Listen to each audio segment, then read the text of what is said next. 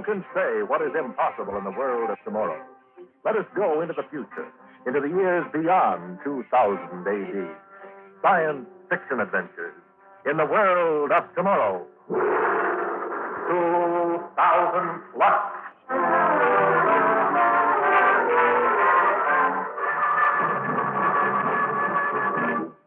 Today, the men from Mars.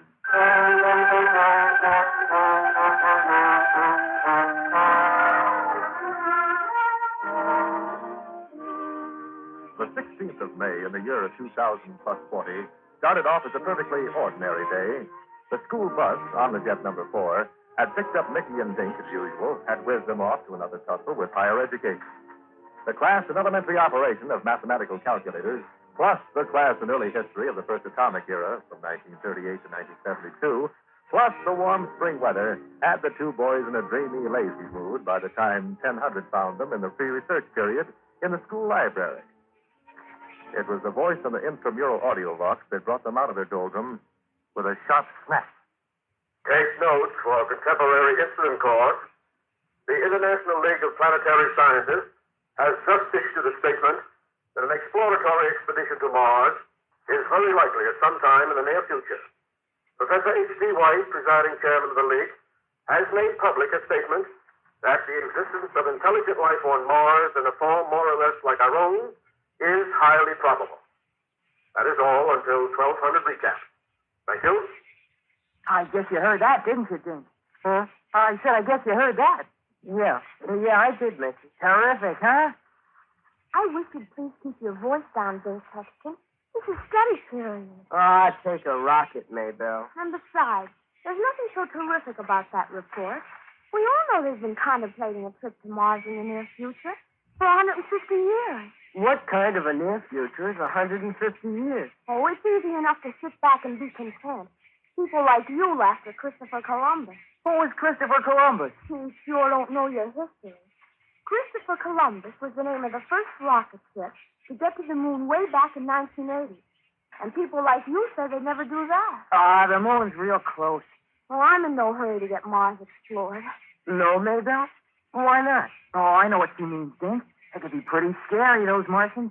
Their ears could be in their feet, and the eyes could be in the tops of their heads, and the mouths, for all I know, the mouths might be in the back of their necks. Oh, it just terrifies me. Nothing to be scared of. Well, if you'll excuse me, I've got to get to my aerologic class. Boy, we sure kidded her, didn't we? Oh, I wasn't kidding, Dink. Did you think I was kidding? Sure, I thought you were. Huh? You weren't kidding? No, I'd like to go to Mars. As a matter of fact, I'd like to go before the expedition does. I'd like to get there first.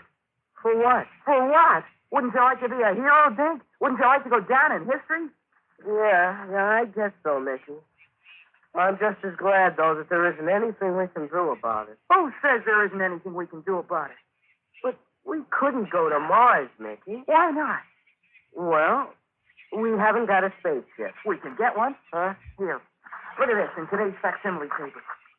Bargains, values, miracles. Don't buy a second-hand spaceship until you see Tillman's terrific values. A 2020 BG Venus Voyager, 8-passenger, $900, like new. You see, we could just buy one. Except we haven't got $900. Thank goodness. Well, I got $60 I made last summer doing our job. And you got $45. But I'm saving that for... Wait a second. Listen to this.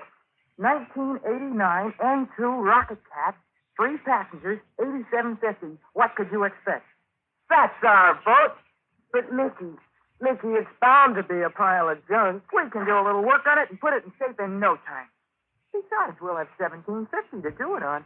Mickey, do you want to go down in history, Dink Sexton? Yeah, but I'm a little uneasy about going up in an 8750 spaceship.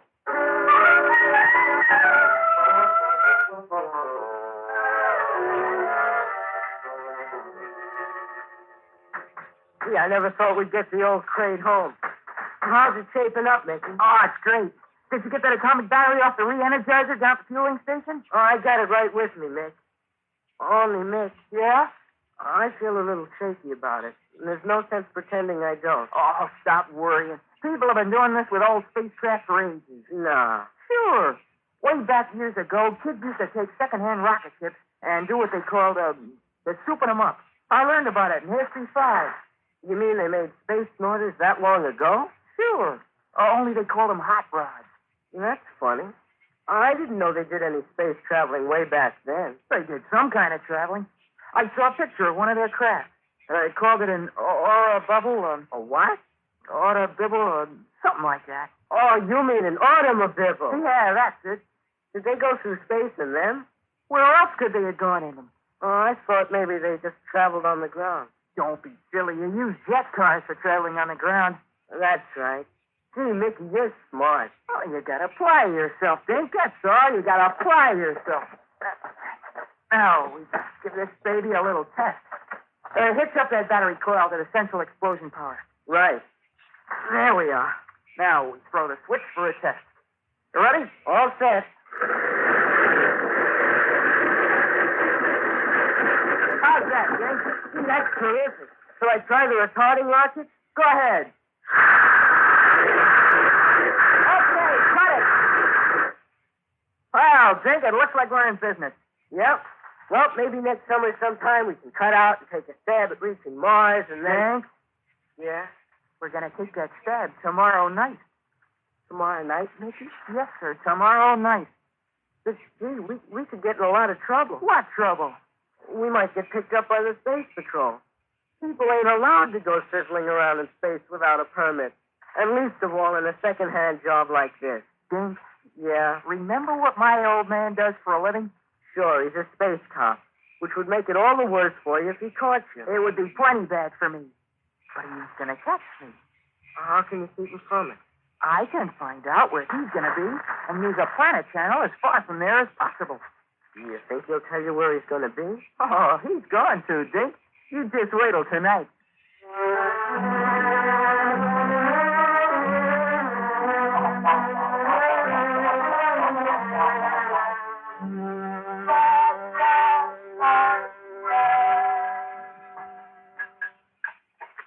I swear they'll put anything in the facsimile paper.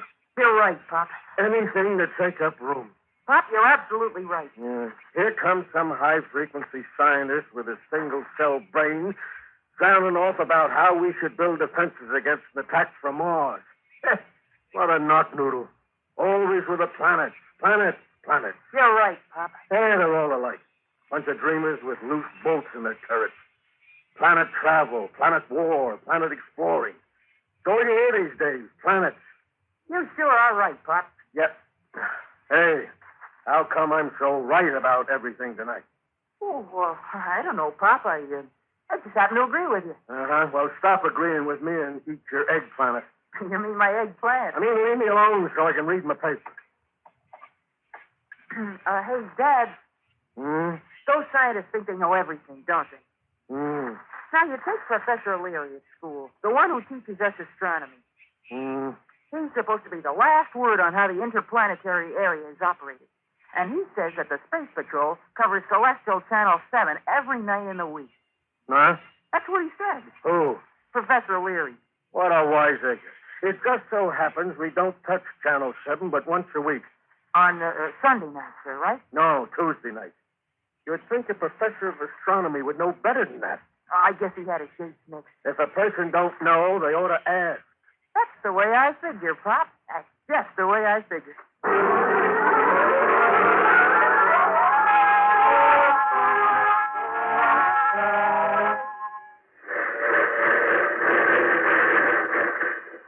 Mickey, we did it. We're on our way, Dink. You sure we won't run into the Space Patrol? Didn't I tell you I found out from my old man last night? Watch this baby go. I'm going to throw her into super explosion. Lower the pressure gauge, Dink. Yes. Light and flat, Rocketeer. I'm letting her out. Okay.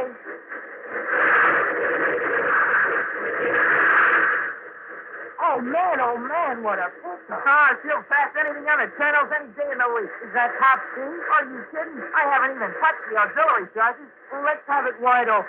Oh, we're doing about 2,400 MPH right now. Let's see if she'll hit 3,000.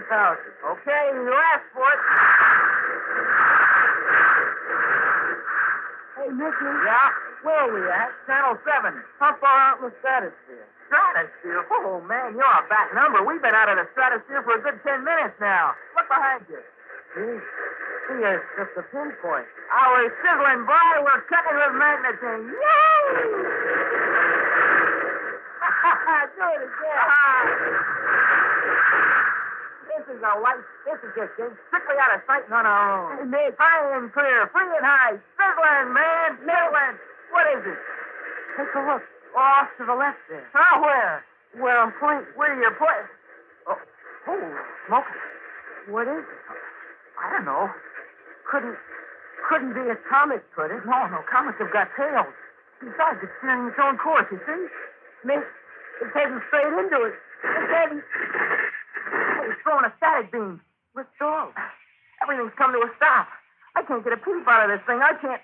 They're going to crash into us. Why don't they get back? Get back!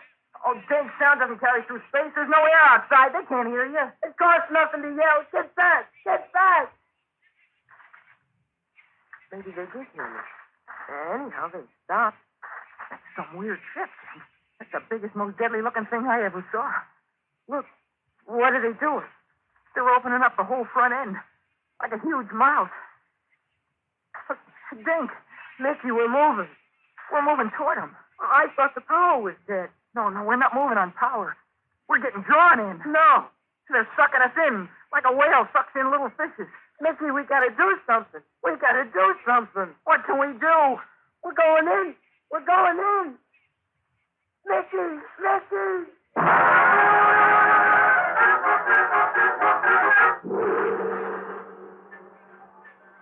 Where are you, Dink? Over here by the control panel. Oh, I can't see a thing. Can you? Black is the inside of a vacuum. I don't understand this, Dink. I don't want to understand it. I'll settle for just getting out of it. Well, we're swallowed up. What kind of a craft is this? It's like something from... What's the matter? On a paper last night about it.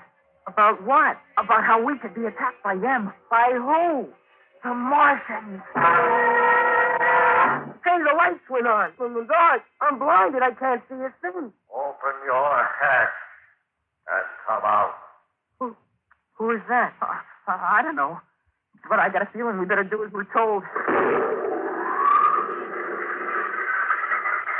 Come out.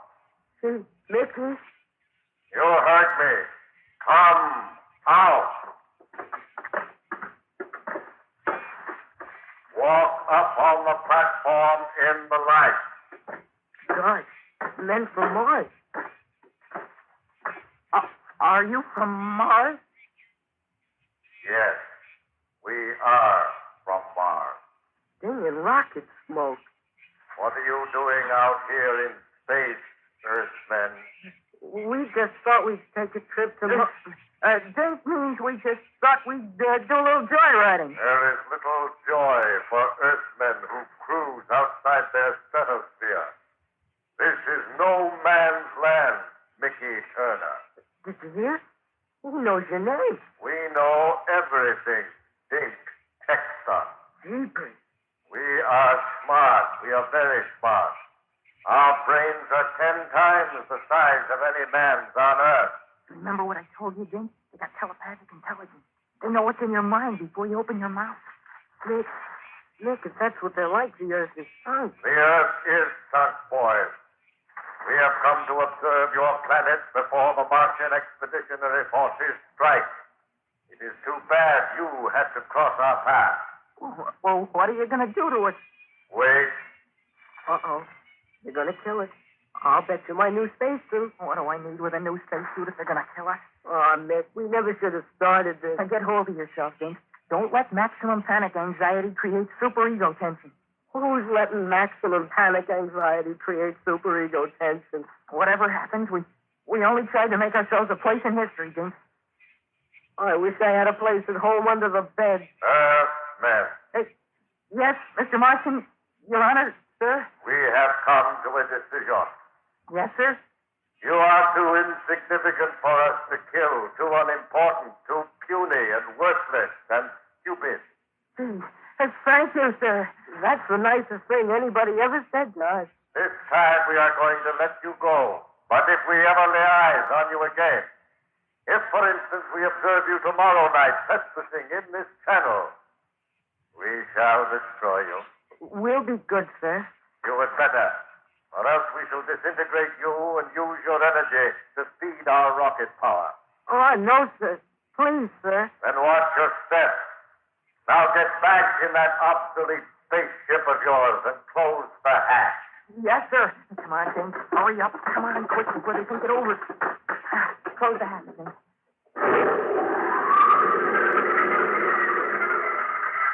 Pharaoh, open our hatch.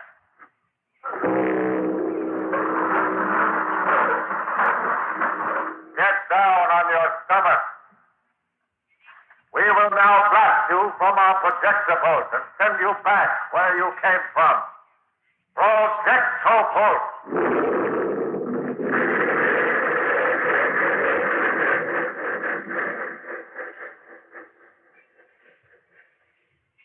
Good night, Earthmen. Pleasant dreams.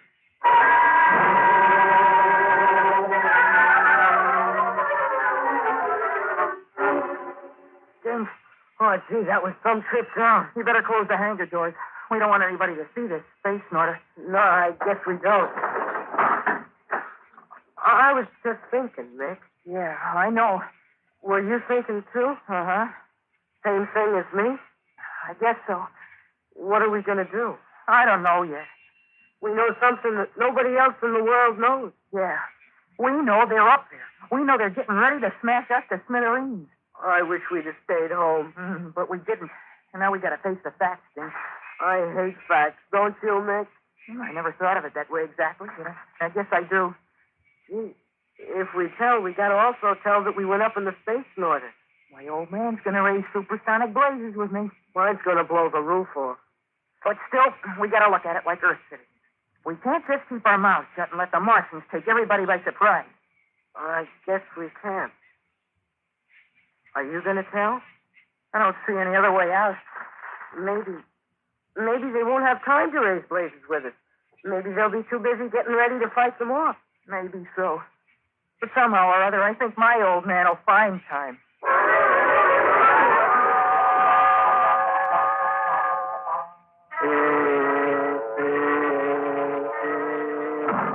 Mickey, what are you giving me here? I tell you, we saw them. Oh, yeah? Yeah, Pop. Pop, you gotta believe me. What do they look like, these Martians? Well, we didn't get a good look on account of the lights and all. Now, listen, you're trying to play on my sympathy with this tall story of yours. You think you could pull the wool over my eyes? Nah. I knew you bought that old crate. You did? Why, sure I did. Tillman told me just before I went on duty tonight. You think he's going to sell a jalopy like that to a space cop's son without even reporting it? Oh, gee, I never even thought of it. Oh, yes, you did. Probably didn't hit you until you was on your way back. So you make up a yarn to steer me off from giving you what you deserve. No, Pop, it ain't like that. They're there, Pop. They're up there spying. They're getting ready to take over the world. Oh, you gotta believe me. You gotta. Look, you might as well stop garbling. You'll get no allowance for a solid month, Mickey. And if I was Dink's father, I'd give him the same treatment. Oh, stop. Okay. Now, will you just sit down and let me tell you about the Martians? Mickey? Gee, Dad, won't you just sit down for a minute? No. You mention those Martians to me one more time, I'll see to it that you won't sit down for a week.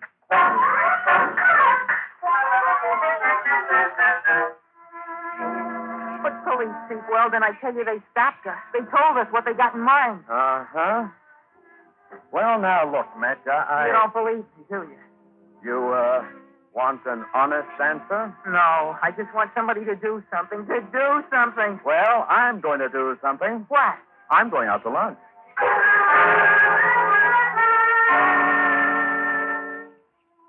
But, Professor Leary, nobody will listen to me. Of course I understand, boy. They were there. We talked to them. They told us. I'm sure you believe it implicitly, Mickey. Huh? This is a fairly commonplace symptom of the imaginative brain. You and Dink were all prepared to see Martians in Channel 7, and so you just projected them. Professor, This can happen to the best of minds, and I'm sure yours is perfectly sound and healthy. Where are you going? I'm getting out of here while I've still got a mind left at all.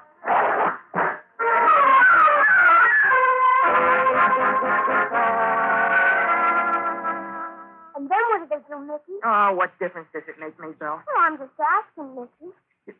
You mean you believe us? Of course I do. Hey, couldn't you persuade your daddy to take the patrol up tonight? What good would that do? Well, don't you remember what you said? What? If they told you that if you dared to come back tonight, they'd destroy you. Yeah? Well, that means they're going to be there tonight, don't it? No, that won't work. Why not? He won't go. That's why not. As a matter of fact, he told me I better not even mention the Martians to him again. He sure makes me mad. And my pop makes me madder. They'll see. They'll start moving when it's too late. When the Martians have taken their homes and their wives and their kids. But now listen. If we went up tonight, and after we were gone a half an hour or so, Maybelle went to my pop and told on us. Oh, no. Oh, why not? Because your pop would call my pop, and they'd get the space patrol and come up, and, you see, they'd spank coins on it. No, they'd be too busy rescuing us from the Martians. You mean we'd let them take us again? Exactly. It's the only chance we got. But you want to go down in history, don't you? You want to be remembered in the future, don't you? I'm getting so I can take it or leave it alone, Nick. We can't afford to think of ourselves now, Dink. We got to prove what we saw. Maybelle? Yes, Mick? At 20:30 tonight, I want you to go see my pop. Tell him we're up Channel 7 in an old space snorter. Tell him it's against the law, and he ought to go and get us and bring us back and teach us a lesson. Will you do that? Yes, Mick. And Maybelle, Yeah, Dick? tell them to come in a hurry, or there may not be enough left of us to teach us a lesson on.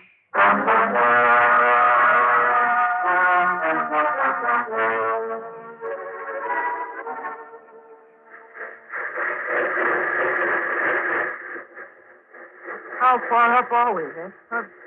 Just about where we saw him last night, Dink. Oh, gee. Oh, gee. Listen, do you hear a knock in the motor? That's not a knock in my motor. That's a knock in my knees. Oh, you gotta be brave, Dink. You gotta realize that we gotta save the world. That's what I keep telling my knees, but they won't listen. Mick, they threw the static beam again. We stopped. Look, to the left. Here they come. Here they come, Dink. They've seen us. Mickey? Yeah. They're opening up, Dink. We're gone in. We're gone in.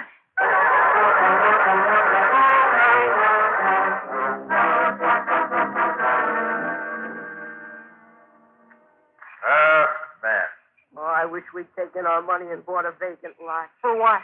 We could have dug a hole and pulled the ground in after it. Oh, you have come back, huh? We shall give you a welcome you won't soon forget. Open your hat and come out.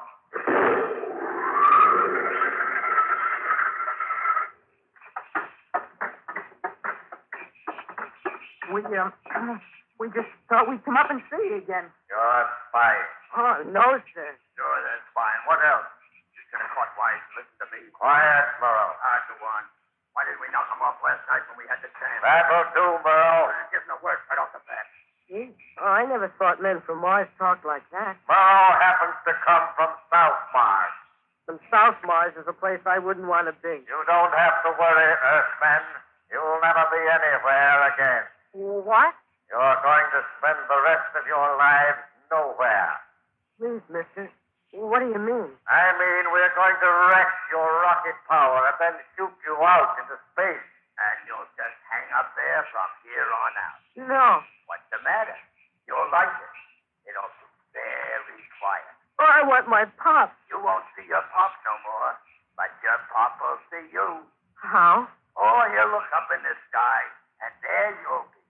A new star. Who knows? Maybe he'll make a wish on you. We're giving these creatures too much time. Disintegrate their rockets, Burrow. Sure thing.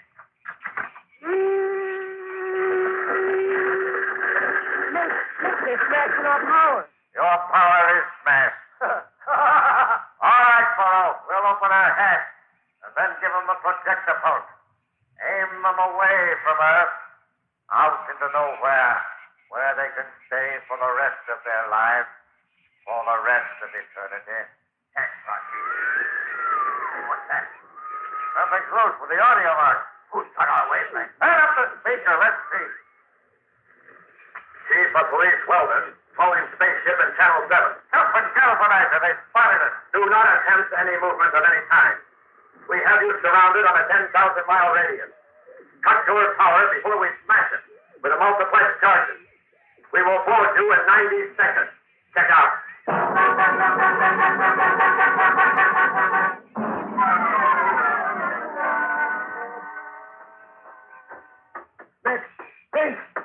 Mickey. Here we are, Pop. Here we are. Oh, thank heaven, thank heaven.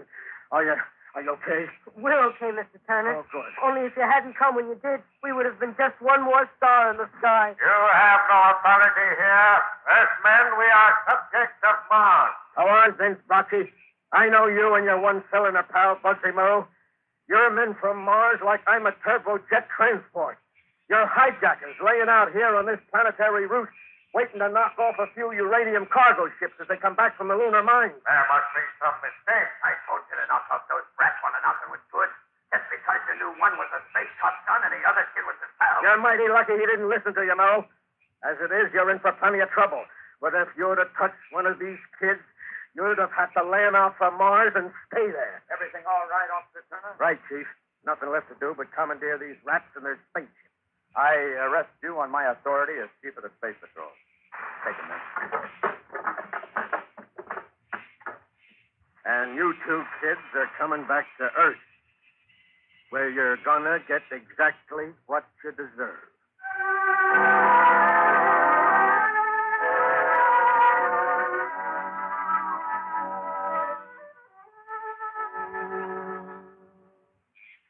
And here's a chocolate pie, Nick. Half for you and half for Jane. Gee, thanks. Only hurry up and eat it before the torchlight parade begins. They're going to carry you on their shoulders to the square, and the mayor's going to make a speech, and, oh, it's going to be wonderful. Gee, it sure is great. I didn't expect anything like this. Terrific, huh, Miss? I said terrific, huh? Oh, I don't know. What's the matter with you? Well, after all, what we started out to do was to go to Mars. I guess you forgot that. Yeah, I know, Miss. It turned out okay, I guess. But what we did won't get us a place in history. We still ain't going to be nobody to generations to come. But this chocolate pie tastes awful good to the generation that's already here.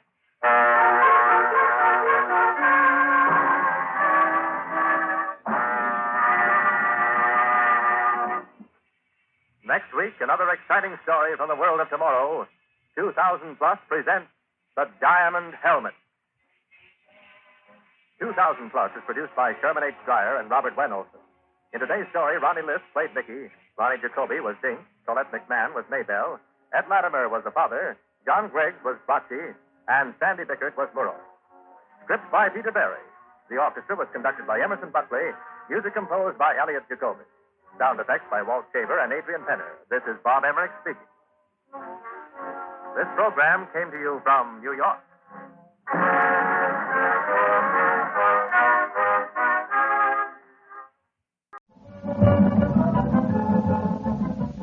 Cows and chickens and pigs. Why, my wife and I... Why? Johnny, you hurt? Of course, you pump your own water and plow and get blisters on your hands. I don't mind blisters. Jane, do you think... Of course. Sure. Very sure. If it's with you. And you can have a human name, not a name with a number. I'm Bob. Bob Thomas. All right, Bob. What do we do now? Well, I've got your escape from the city all planned. We go down... What's that? Who's there? The mine police. Electronic men. The robot mine police. Use the video signal. Let me see you. All electronics disrupted here. Open for inspection. Better open up. All right. Remove device causing difficulty. Oh, that's just an ornament. Remove it. Sure. Take it down, will you, Bob? How's that? Satisfactory. You, guards 2 and 3, investigate other apartments. I will stay. This apartment under protection. Other apartments. We go.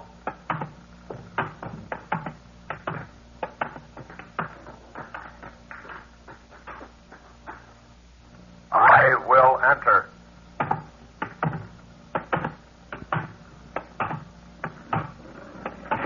Johnny, start the device again. Quick.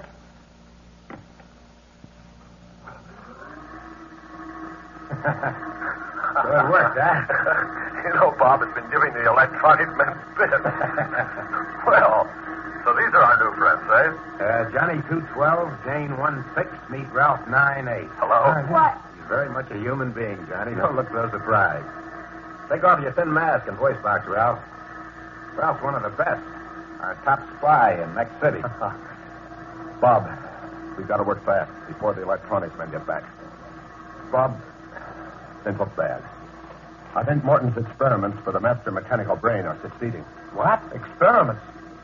For years, Morton's been working to produce electronic men that can make other electronic men. But why?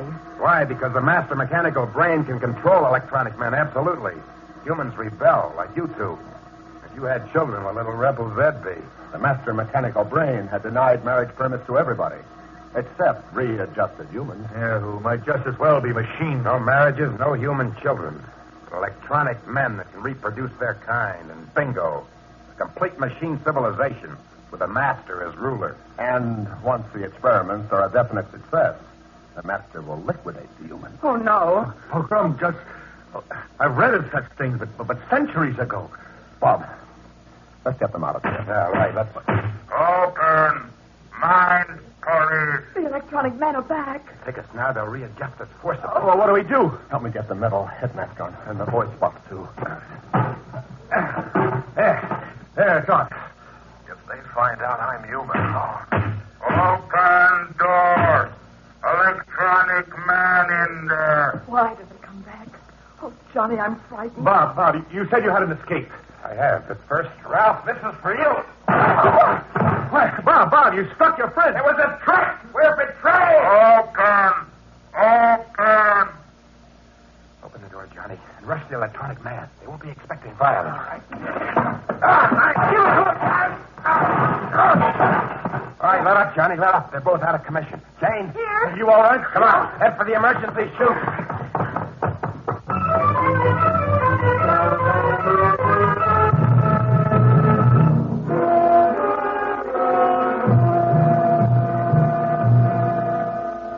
Well, we made it. Where are we? The sewers. Sewers? Oh. They haven't been used since the Atom War. They were used as bomb shelters, lined with lead for protection against neutron penetration. Now, even the master's electronic scanner can't find us. Well, let's get moving. Yeah. Watch that rubber. So, Ralph tried to trick us, eh? I never thought he would do that. He didn't. Yeah, but you said... I shouted he betrayed us, so the electronic men would hear and go on believing he was one of them. Knocked out by those vicious renegades. Hey, that's right. We're Rennies now. But why bother to fool the electronic men? Why didn't Ralph just come with us? He's needed in next city. Without Ralph, we'd have never known about Morton's experiments for the master mechanical brain. And you really think if Morton gets electronic men that can produce others, he'll kill off all the humans? All but the few that Morton will spare for his own aids and desires. It's a logical thing. The master mechanical brain is supremely logical. We'll have subjects at its absolute command. Careful, there's a Oh, yeah. The electronic men act only on impulses the master sends out. They'll act with machine-like logic. They won't fall in love. I got it. Disrupt any of Morton's plans for a perfect machine state. Doesn't this tunnel ever end? Soon. Duck. Oh, ouch! You didn't duck in time. Ducked all right. I just unducked too quick. Bob, there's a light ahead. The end of the tunnel. Hurry. Yeah.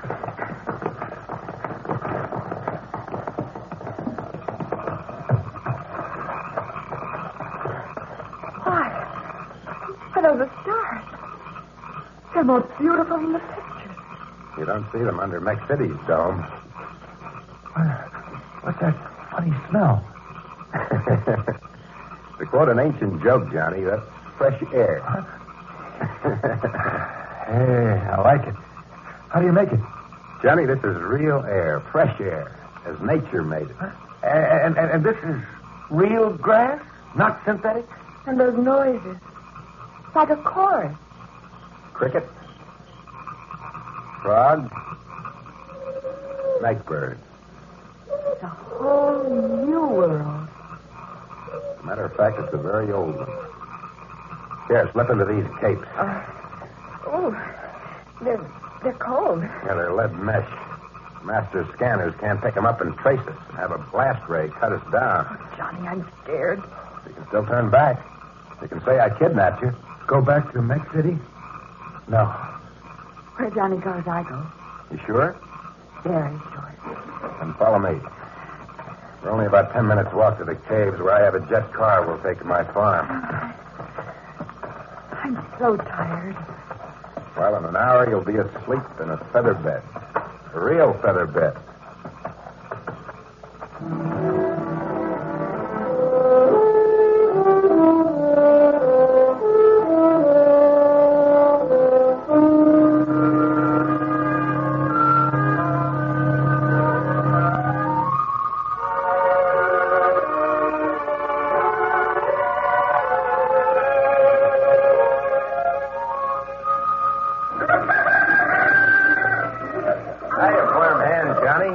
How do you like pumping water? Hey, look, I got my first blister. This is wonderful. I just can't get over the realness of things. Your wife served me some milk. Real milk this morning. She's a remarkable woman, Bob. So she tells me. Taking in the strangers, making us at home. She's a pioneer woman, new century style. Is Jane up yet? Of course I'm up. I've been helping Martha cook. Just imagine, Johnny, she actually cooks biscuits and if those men want to eat what I cook, tell them come and get it, and tell that young man of yours to bring that water in if he's going to wash up for breakfast.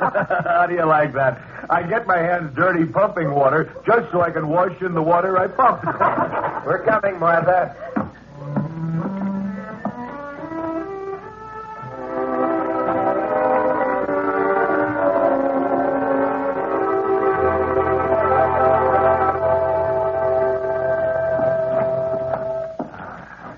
That was a meal.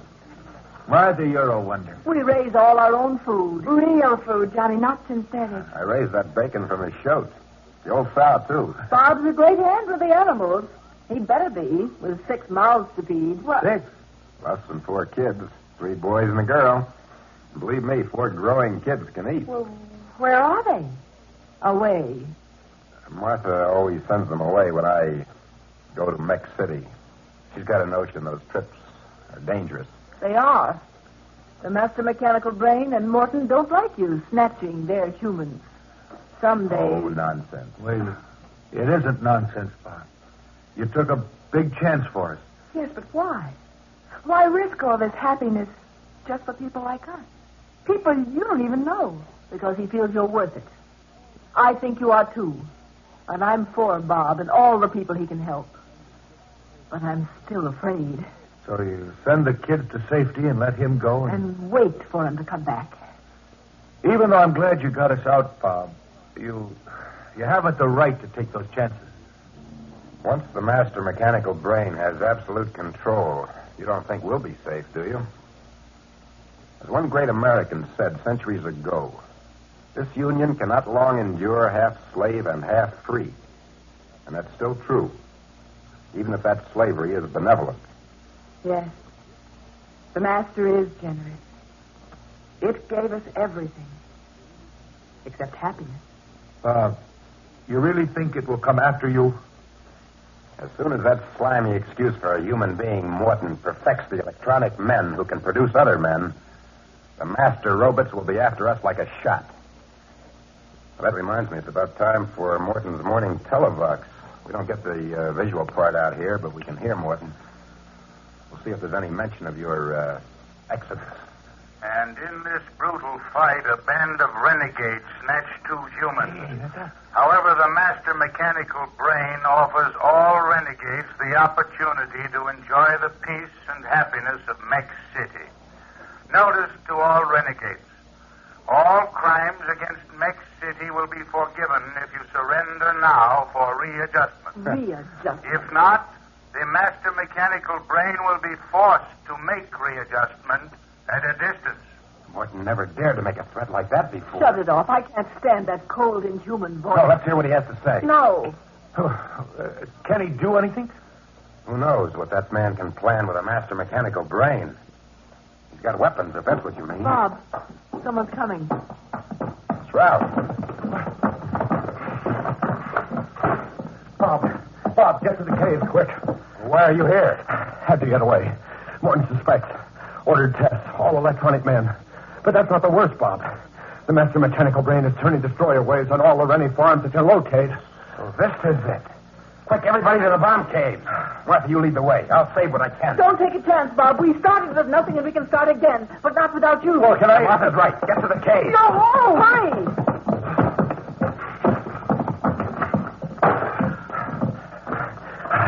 I think Morton's success with the electronic men is the cause, Bob. He's so sure. I'd help the humans in Mex City. Ralph, we gotta go there and warn them. Oh, no, Bob, please. Here, duck behind those bushes. There's a cave in back of them. In here? Yeah. The cave is lead lined. If you go back, Bob, I'm going with you. What's that? The destroyer wave.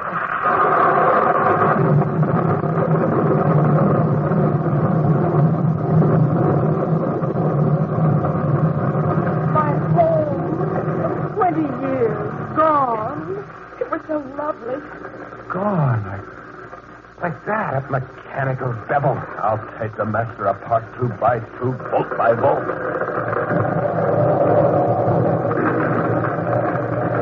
Martha, get on the cave signal system. Alert all the Rennies. Tell the kids I love them. We're going back. Ralph? Sure, I'm going. Johnny? You mean you're going to try to destroy the master mechanical brain? That's right. The time has come. We can't wait any longer. But, Bob, even if you succeed, even if you're not killed first, you'll paralyze Mex City. No food, no water, no air. How will they live? Unless we destroy the masters, they won't live at all. For the rest, men lived once before without machines. They can do it again. Well, Johnny, 212. No number anymore. I'll come. I'm going too with No, Johnny. no, you stay with Martha. Martha has something to stay for, children. I've only got you, Johnny. No, Jane. You stay with... Take her with you, Johnny. I know what she needs. We've got to hurry. Bob, if you don't come back. I'll come back with a master mechanical brain in broken pieces. Oh, of course you will. I'll tell the others. Let's go. Bob. Martha, I'll be back. You must come back. You must. You must.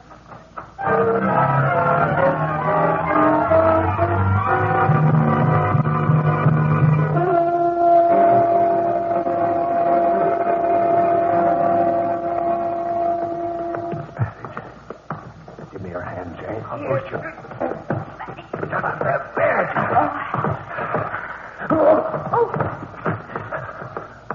I slept.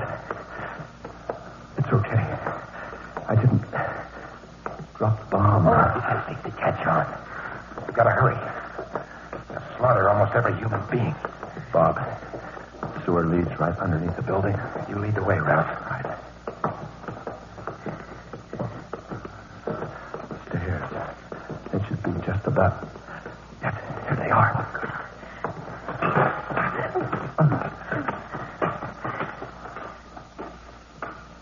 Ralph, shouldn't we be at the master's level? Here. Watch out.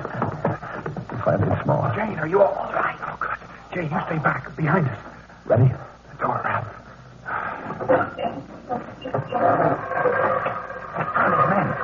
Look at them. Like regiments of soldiers marching out.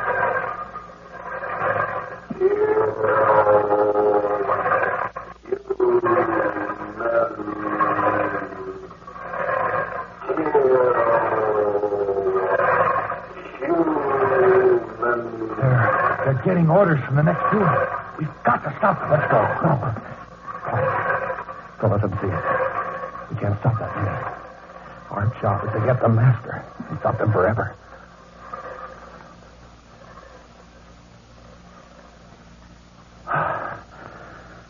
Now they're gone. Quiet. That door leads to the master mechanical brain. Let's go. Wait. Don't touch the knob. It's electrified.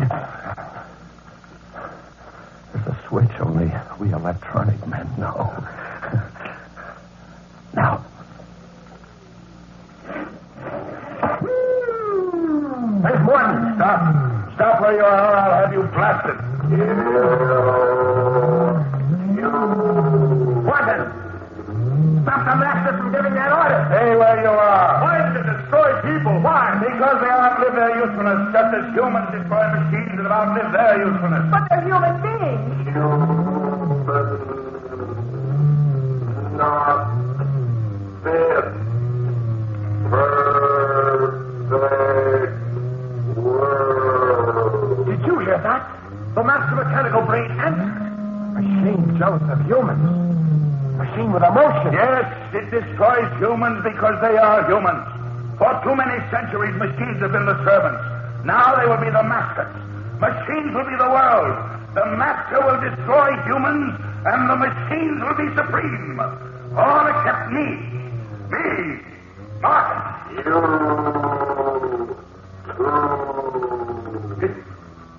It talked back to me. You heard it? It talked back. Master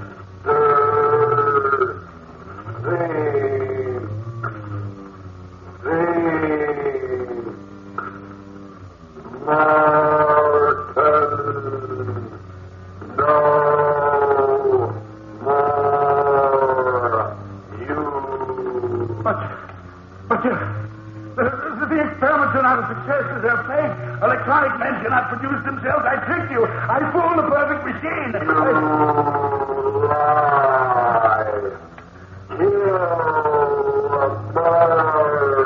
No. You know, Nick, it's hold them back. Over here, quick, out of the way. No, Master. Help me.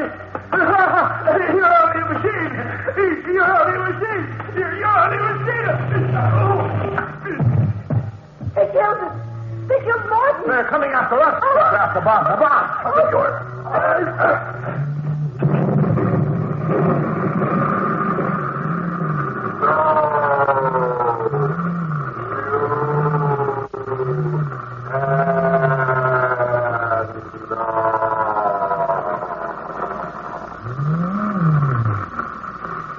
Burning the master's place. Using those delicate wires and tools. Ralph, you did it.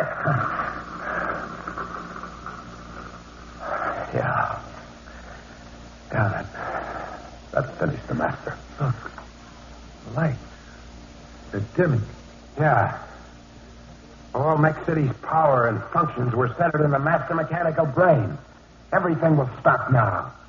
The electronic men, the killings, and the automatic security. Jane, sit close. Hold on to my arm. It's all over. That depends on how you look at it, Jane. For humans, for people, it's all just starting again. Mech City destroyed. The whole civilization ruined, broken. No, Johnny, no. The two things aren't the same. It's true that Mech City is destroyed. But civilization is something more than machines and apparatus. That's something I learned when I joined the Rennies. Civilizations are built on dreams and made secure, not by efficiency, but by dedication. Johnny, Jane, you, and all the others who are alive today will soon learn that the pursuit of happiness, the desire to be with those you love, to think and act in freedom as men, that's the true meaning of civilization. That's what makes us human beings in the image of God.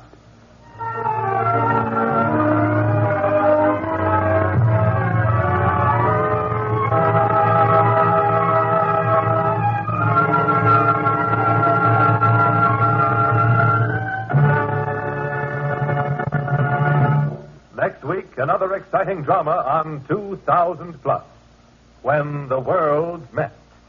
You've heard about the men from Mars. Ever wondered what they'll look like? Ever thought what would happen if the Martians came? Well, listen next week and you'll find out. 2000 Plus is produced by Sherman H. Dreyer and Robert Gwen Olson. In today's story, Ken Williams played Johnny, Charlotte Manson played Jane, Joseph Julian was Bob, Hester Sondergaard was Martin, Arnold Robertson was Morton, and Sanford Bickert was Ralph. The orchestra was conducted by Emerson Buckley, music composed by Elliot Jacoby. Script by Donald Stapleton, sound by Walt Schaefer and Al Layton. Engineer Bob Albrecht. This is Bob Emmerich speaking. Transcribed.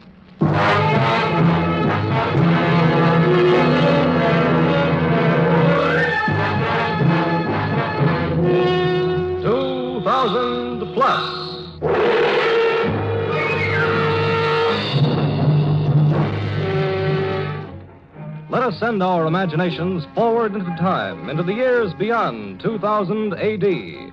What strange adventures, what exciting things will we find in the world of tomorrow? 2000 plus.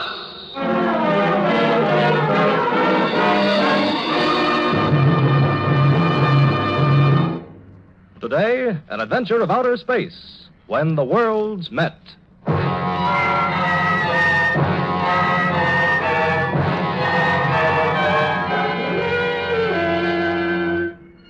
It is the year 2000 plus 20. At the giant spaceport in Washington, D.C., temporary capital of the federated world government, an enormous throng, tense with expectancy, jams every available inch of space surrounding the rocket landing field. All eyes strain upward into the clear blue sky. For today is the day, April 21st, 2000 plus 20. And audio and televox networks of the world are at the rocket field to cover the epic event. Yes, ladies and gentlemen, this is the day we've all been waiting for. In a matter of minutes now, out of that brilliant blue sky will come a ship, a spaceship, carrying in its gleaming hold the first load of uranium taken from the pits of Luna, satellite of Earth. Since the beginning of time... Now, one moment, folks. There's a signal from the tower. This may be it. Take it away, Fred. This is Fred Haskins reporting from the control tower. Our escort planes have been in contact with the spaceship from Luna for the past 12 minutes. They are now approaching the field from the northeast, and any moment now we can expect... And there she is, the rocket ship Pharaohs, 17 hours out of Luna City. Her magnesium hull white hot from the friction of the atmosphere. Her jet brakes belching fire. She's right over the field now. She's coming down. Down.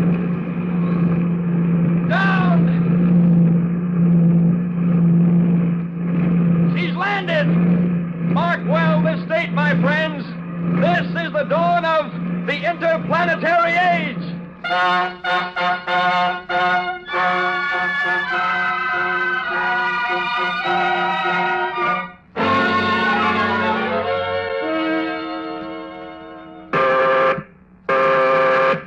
Earth calling moon. Earth calling moon. I'm in Luna City. Luna City, Johnny Dixon. Dixon, where you been? You're 3 minutes late. Sorry, McCabe. All shipments as scheduled, everything routine. Report noted. Check out. Check it. You know, Johnny... What, Paul? Sometimes I think we're crazy. Spending our lives cooped up in this pressurized shell, breathing synthetic air, risking our necks every time we put on a spacesuit and go out into the cold, barren, pitted piece of green cheese. Huh. And for what? Well, you're kidding, Paul. You know the answer. We're space happy. That's all that's wrong with us. Huh. We pulled every wire and practically tore the World Federation apart getting this assignment on the moon. And we'll do it again when the first flight into deep space gets underway. Next month and next year, whenever they get through with their preparations. Yeah, I guess that's it. But right now, Johnny, what I wouldn't give to see a tree again. And cornfields in Kansas. Me, I want to hear a bird singing. And watch the lights go on in the skyscrapers along the waterfront. I want to dance with my girl and breathe in the sweet smell of lilac. Boy, if I... Hey, what's that? Huh? That sound, that vibration, There, do you hear it? Well, I'm not sure whether I heard or felt it, Johnny. Like a current of air passing by me. Yeah, that's it. Some kind of pulsation. Makes my skin tingle. Listen. Sounded different, didn't it? Yeah, a different pitch. The instruments are all steady. Nothing on the visitor screen. The radar's negative. What is it, Johnny? Where's it from? It's not from Earth, I'll swear to that. I got a crazy notion, Paul. A crazy notion that someone's trying to signal us. You mean? I don't know what I mean. Oh, maybe McCabe's right. Maybe I got a touch of... Johnny, what is it? Look, Paul. Look at the direction finder. It's swung all the way around. Those sounds, those waves are coming from outer space. I've got to call... Earth calling Luna City. Earth calling Luna City. Luna City to Earth. Go ahead, Earth. Go ahead, McCabe. Dixon, what's going on up there? What's the idea of beaming out those hammy signals? Signals? Yeah, the harp effect, the music of the sphere stuff. Giving up boys on the monitors down here the heebie-jeebies. You got him too, McCabe? You picked him up on Earth? Certainly. What's it all about? The signals, if that's what they are coming from one definite spot in outer space. Outer space? That's what I said. Johnny, get your spacesuit ready. Better have a conference about it. But listen... Have your men tune up Rocket 307. Blast off at 0800. We'll be expecting you on Earth in the morning.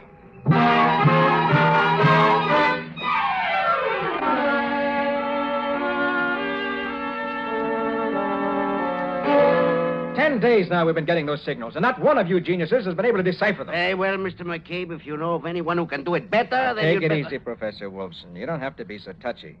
But 10 days. What do you say, Dr. Lee? 10 days or 10 years, it makes no difference. If those sounds or signals are code, it is in a language unknown to man. You're sure of that? We've consulted the foremost cryptographists of the world. We've tried every way to break the code. What does that add up to? That message, if it is a message, does not come from anywhere on Earth or from any man on Earth. I told you, Chief. It's what I've been saying all along. Of course you can't decode those messages in any known language, living or dead, because they come from Mars. Mars, that cannot be. Yes, Mars. My directional finder on the moon indicated it. McCabe's down here pinned it down. Look at the graph. I brought it. Directional signals can be wrong. Yes, sir, but get this. I've been timing those signals. They come at intervals of exactly 24 hours, 37 minutes, and 22 seconds. The length of the day on Mars. Yeah. And if we were trying to signal them, we'd do it, say, every night at 1800. That's what they're doing to us. In that case, the next signal is due in 10 minutes and 13 seconds. And we'll be sitting here like lummoxes, feeling our scalps tingle while the message drifts past us. Gentlemen, excuse, please. But it seems to me the message need not necessarily drift past us. Why not? What do you mean? By the message, I do not mean the sounds or the words that are being transmitted. I refer to the thoughts themselves, the thoughts that perhaps are being transferred from the Martians to us. Thought transference? That's telepathy. We have discarded that word, Mr. Dixon. Too many charlatans use it. But we do know that there is extrasensory perception of thought impulses, just as there are sound waves which your ear has learned to interpret and light waves which your eye and brain transform into a picture. So there are thought waves, electrical impulses discharged by the brain which vary with the particular thought. An intriguing idea, Dr. Lee. If only we had some instrument that could pick up and sort out these impulses. There is such an instrument, Professor Wilson. What? I have been working on it for many years.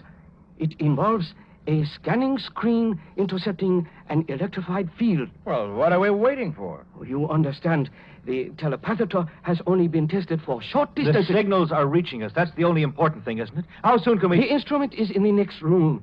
I took the liberty of bringing it with me, hoping it might conceivably be of some use. This way, gentlemen. You say this little machine can take thoughts and turn them into words we can hear? English words? Not only English, Mr. McCabe.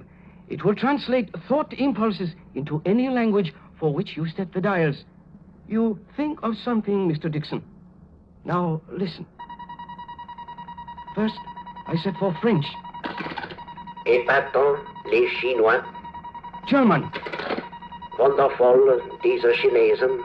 And English? Darn clever, these Chinese. You must understand... Oh, excuse me, Dr. Lee, but we'll have to postpone this. 15 seconds to go. Better set your dials for a remote pickup. Stand by, everyone.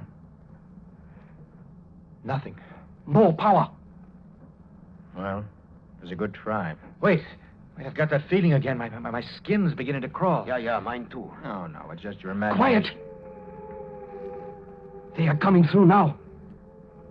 Planet 4. Greeting, Planet 3. This is Mars. The fourth planet from the sun. Greeting, Planet 3. Planet 4 calling Planet 3. We are trying to reach you, Planet 3. If you receive our signal, respond. If you receive our signal, respond.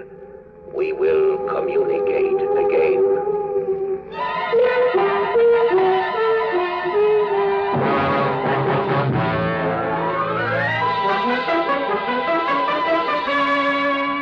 Life on Mars. This week, ladies and gentlemen, the question that has bedeviled mankind ever since the day he first stood erect and gazed into the heavens, has been answered. There is life on Mars, intelligent, articulate life. The country, the world, tonight seethes with excitement. Has Mars received our response? Has our telepathator succeeded in projecting as thoughts the messages spoken into it by human beings? Or can it merely receive the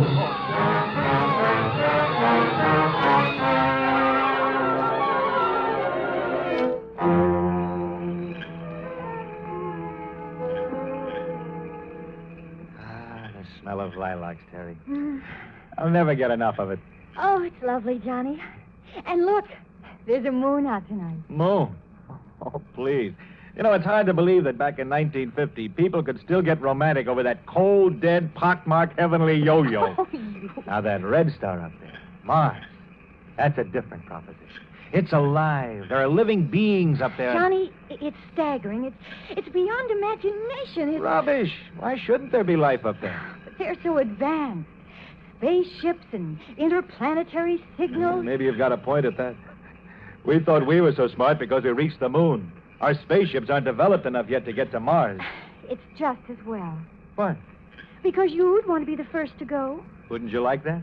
I'd be quite a hero. You could point at my picture and say, hey, that's my guy. You're my guy anyway, Johnny.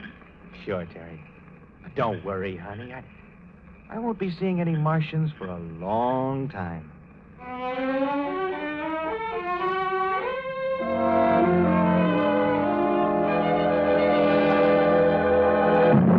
All personnel, stand by. Stand by for XM signal. That'll be Mars. Hop to it, Johnny. Telepathator setting 212 degrees, 18 seconds. Frequency 600,000. Got that, Johnny? Check. Planet 4 calling Planet 3. Planet 4 calling Planet 3. We greet you in peace. Your response received. We got through. The time has come. At this moment, which marks the beginning of the great interstellar age between worlds, it is fitting that there be between us a meeting of minds. Therefore, we are sending a ship to visit your planet. No, it can't be. The ship will depart tonight and enter your magnetic field in 7 of our days. Have landing instructions ready. We come in peace. We come in peace.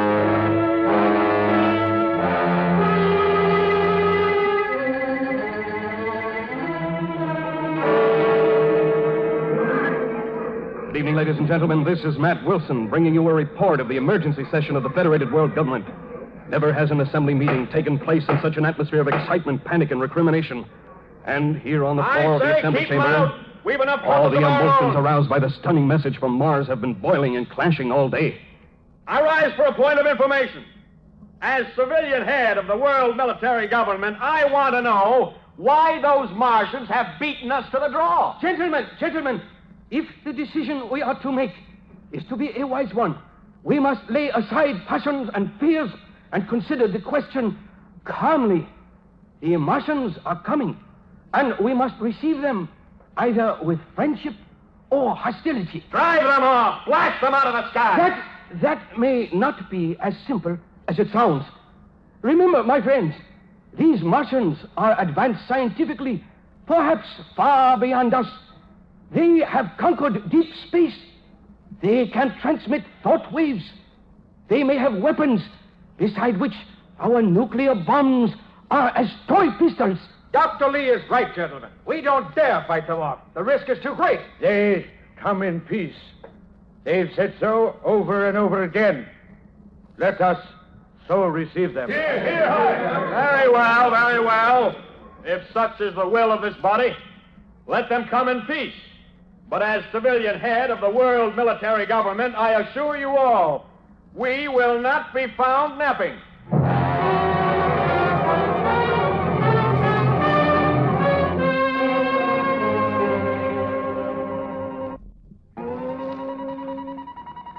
Earth calling Martian interstellar ship. Earth Calling Martian interstellar ship. Here are the landing instructions of the Federated World Government. 3 Earth days from this hour, which will be the 6th Martian day of your flight through space, you will be met by an escort of 20 rocket ships. We will greet you in the name of peace. The 20 rocket ships will escort you. Instructions to Commission of Defense. All escort rocket ships assigned to accompany Martian spaceship will carry the following armaments: death fog sprays, magnetic disintegrators, atomic missiles Class B. All weapons shall be on the... And upon your entry into the Earth's atmosphere, you will circle our globe once and then make landing at our spaceport at Los Alamos, New Mexico, which will be ready to receive you. The spaceport of Los Alamos shall be mined to a depth of 50 feet with tritonium landmines. The field shall be encircled with radioactive flamethrowers and a reserve force. From the landing field, you will be conducted to the seat of the world government at Washington, D.C., where you will be received and housed in suitable accommodations. We will welcome you in peace. Check out. We will welcome you in peace. We hope.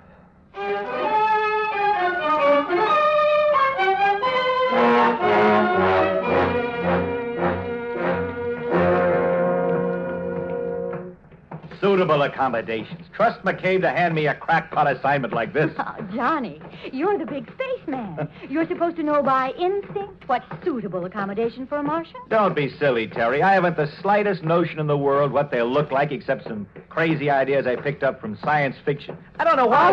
All right. That's why we're here. The head of our anthropology section has more ideas than any science fiction writer you've ever read. Now, here we are. Ah, Terry, come in. Hello, Professor. This is Mr. Dixon, the young man I told you about. I know, Mr. Dixon. Professor, I've got a problem that's driving me... Terry and I have discussed the problem. It is my theory that the Martians will, in most important respects, have the characteristics of the Earthman. Oh, what's the basis of your theory, Professor? It's very simple. The accomplishments of the Martians parallel our own. Only a being with opposable thumbs can fashion the intricate devices necessary for spaceships. Only a being with a nervous system like our own could master communication. Only a creature with a brain like ours could dream of peace. Makes sense, Professor. That's one side of it, Johnny. A lot of other anthropologists think differently. Yeah, that is so. They feel that the Martians, living on a dry planet with little vegetation and very little water, will be creatures that crawl on the ground like our insects, enlarged a few thousand times. They may look like enormous ants with oversized antennae. I give up. With 48 hours left, I can't prepare accommodations for every conceivable form of life. I just have to improvise after they get here. I just hope they don't get too sick when they first look at us.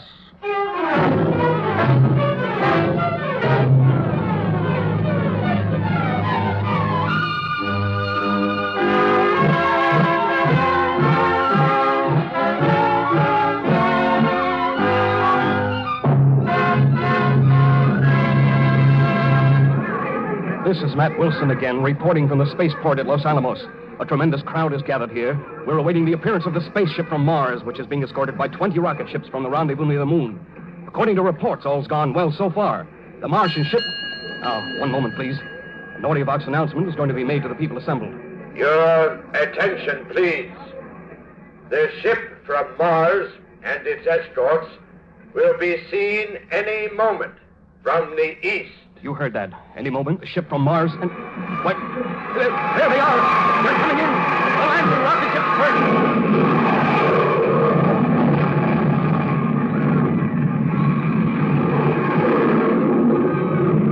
And now, the ship from Mars! The Martian ship is idling over the field now, casting a huge shadow over the landscape. It's an awe-inspiring spectacle. The ship is tremendous. 18 to 20 stories in height, several city blocks long, and its large windows are fashioned of some kind of transparent metal. Civilian commander to Special Defense Patrol. Man battle stations. Our technical experts are staring at the craft in open-mouthed wonder. Mr. McCabe, what is your reaction? I am dumbfounded. The ship doesn't seem to operate on a rocket principle. There's no belching fire, no clouds of smoke. I keep wondering what kind of fuel they use, what principles of propulsion. What metals? Thank you, sir. The ship is almost touching the ground now, and the crowd is getting uneasy. Why, they're falling back, as though there was something. I see it now. Why, it's a blue haze misting about the Martian ship, forming a 20-foot blanket of whatever it is. Command and Defense Patrol.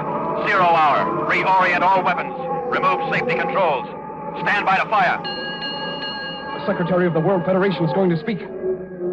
As your great ship settles on our soil, we salute you, the emissaries of space.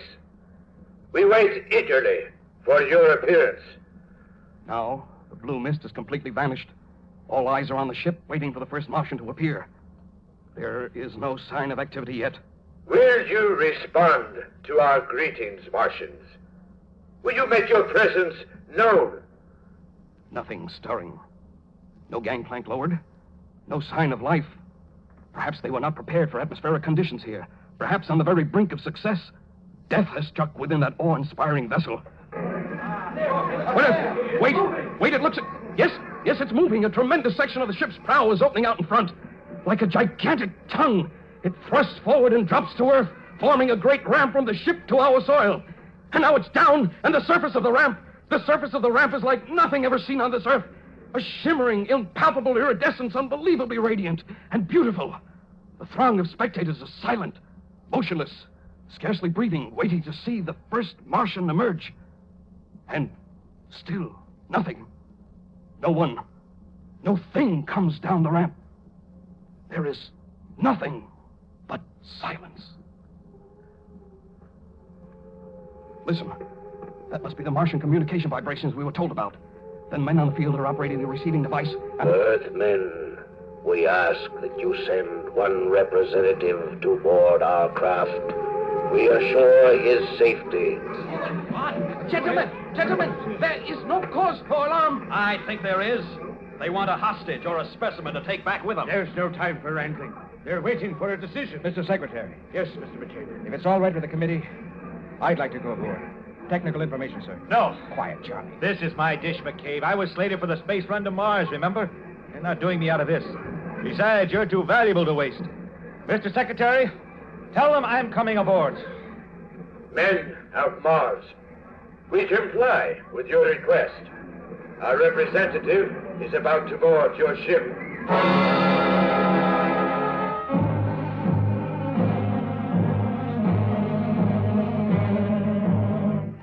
Get ready, Johnny Dixon. This is it.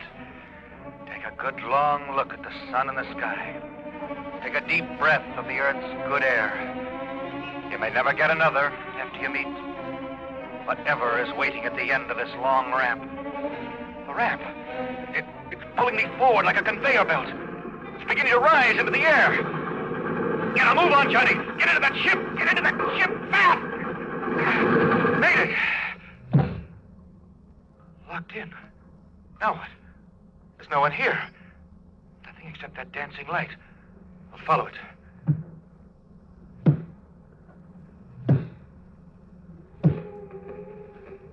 Enter, Earthman. Huh? Well, how can I? I'm closed in by 4 solid walls. Follow the light, Earthman. The walls will not impede you. Molecular reorientation? Changing the density of solid matter at will? We achieved that 10,000 cycles ago, Earthman. Where are you, man of Mars? This room is flooded with light, but I see no one. We are not ready to reveal ourselves.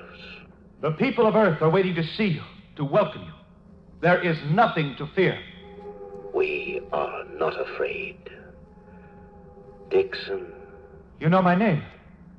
We know many things. That is why we are sad, filled with revulsion. I don't understand. What do you mean? Through the dark spaceways we came to you in peace. You said to us, come in peace. But the escorts you sent to honor us were armed for destruction. The very ground on which we now rest seethes with radioactive potential. Wait! You've misunderstood us. These weapons are for defense against you, not attack. Many cycles ago, we of Mars learned, as you Earthmen will someday learn, that wars are fought, men are slaughtered, civilizations wiped out by those who attack with weapons of defense. But our world is at peace now. Your peace is not peace. It is a thin cloak which covers the hates and fears and savagery of primitive beings. Observe, Dixon. On this large screen, we have for hours been viewing your people in many parts of your Earth. Watch. The senator. Listen. I warned you it was a trap. We'll never again see Dixon alive. I told you not to trust foreigners. Just give me the word and I'll blast them all into Kingdom Come. You must not be deceived. He's only one man. The rest of us are different. Are you? Look at this. From another part of your civilized Earth. You have been a traitor to our party. You've been guilty of bourgeois thinking. You have sold us out to the enemies of our people. You will pay the penalty. But first you will confess. Confess! Confess! That's a backward part of our planet. It's not fair to judge by them. Then we reveal a more civilized area. The country of your birth, Dixon. No! The law be damned! Trial too good for him! Hang him, I say! Hang him! The rope! String him up from the highest tree in the square! Lynch him! Lynch him! Lynch him! Now you know why we shall not reveal ourselves to you. If you are like this to these of your own kind, what will you think? What will you do when you see us, strange as we are? Don't go.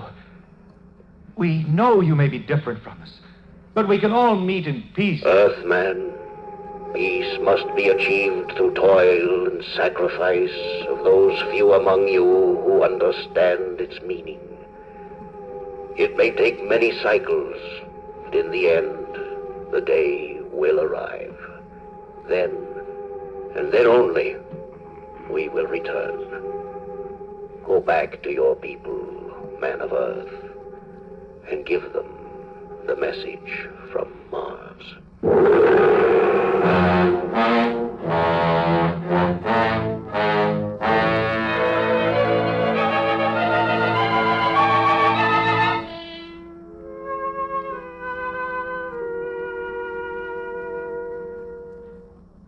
Next week, another exciting drama on 2000 Plus, The Silent Noise.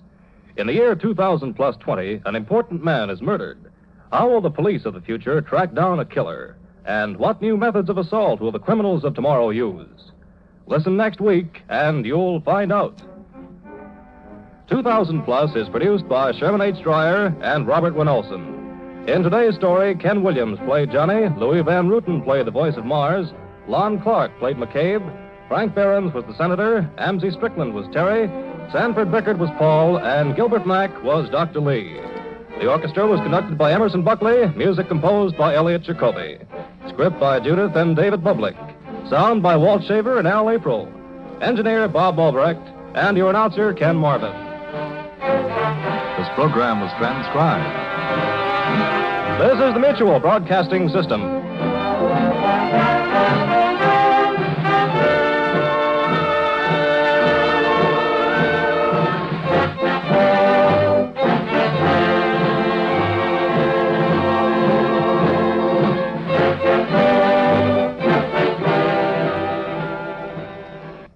Isn't the following program recorded?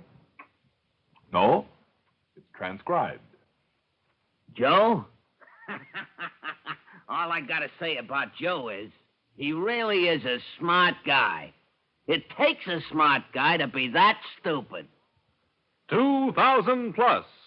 Science fiction adventures from the world of tomorrow, the years beyond 2000 AD. 2000 Plus presents The Brooklyn Brain.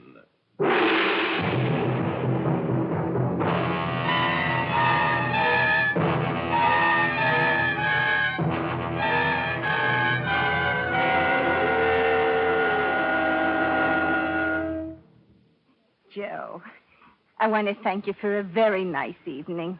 The pleasure was all mine, Clarice. I'd have you come up, only it's after 12 and Pa's asleep. That's all right. Well, good night, Joe. Clarice, Yeah, Joe. you had a good time, huh? I mean, really? Good night, Joe. Oh, well, wait a minute, Clarice. I got something to ask you. No. No what? No kiss. I gave you one in the helicopter bus. I am not distributing my favors with largesse. Boy, you certainly know big words. It's because I try to give myself culture. Every day in the facsimile newspapers, I do the crossword puzzle. Well, sure, Clarice. I think that's fine, only I got something to ask you. I told That isn't what I mean. Something else? Clarice, will you marry me? I mean, that is... Will you? This is so sudden. Gee, I've known you 3 years. That ain't so sudden. Well, a girl likes to get proposals, but matrimony, it's a very important thing. It should not be entered into lightly. I got a good job, a good future. It isn't that, Joe. What isn't that? I mean, like they say in psychology. I don't know what you're talking about, Clarice. That's what I mean, Joe. You don't understand things like psychology. I always read the Handy Hints for Mental Health column. It's written by a psychologist. From such pursuits, I have learned that culture is what counts in life or marriage. The partners have to have a mental affinity for each other. Mental? Take Sam Witzenberg. He knows about music. Or Fred Daniels. He knows about art. Or take Harry Lester. He knows economics. He knows economics. I had to loan him $5. What has money got to do with it? Huh? Joe, leave us not quarrel. Yeah, but I was... You have paid me a very high honor by asking me to be your wife. But I can't say yes. Oh, you mean... On the other hand, I didn't say no. I can't pretend I don't like you, Joe. You're basically a nice boy. Only if you'd only get some culture, learn about things so we could have something to discuss, to talk about. Art, music, economics? Or similar high-class subjects. Joe, see what you can do. Okay, Clarice. I'll try. And then I'll let you know. Sure. And, Joe. Yeah? In light of the circumstances, I rescind my previous refusal. What does that mean? It means you can have a good night kiss.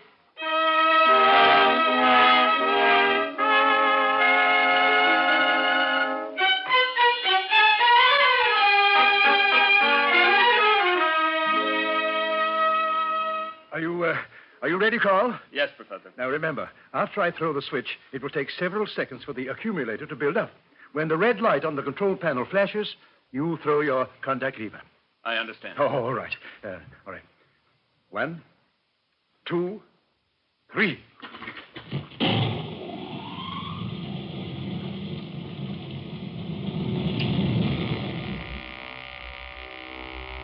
It's working, Professor. It's working. Good. Excellent. Try it again. Wonderful. All right, Carl. Turn it off. Now, I've checked every dial, every meter as the machine was running, and they all coordinated precisely. Then it will work on a human being. Are you sure enough to let me try it on you? Well, it isn't that, Professor. It's just that you kind of need me to help you run the machine. Oh, yes. Yes, I understand, Carl. And since I am the inventor, it would also be foolish for me to volunteer to be the first human guinea pig. Well, obviously, we need someone else to try it on. That's right, Professor. Imagine. 11 years' work. Here is a machine that takes a tape recording of a human voice reading facts, figures, anything, and transforms it from sound waves into electrical waves.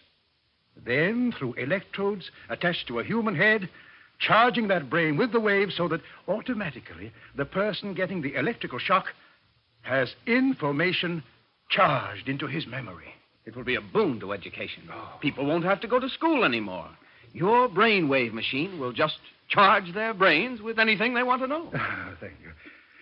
Well, there's a lot of experimenting we have yet to do, but so far as we can know up to this moment, the machine should work.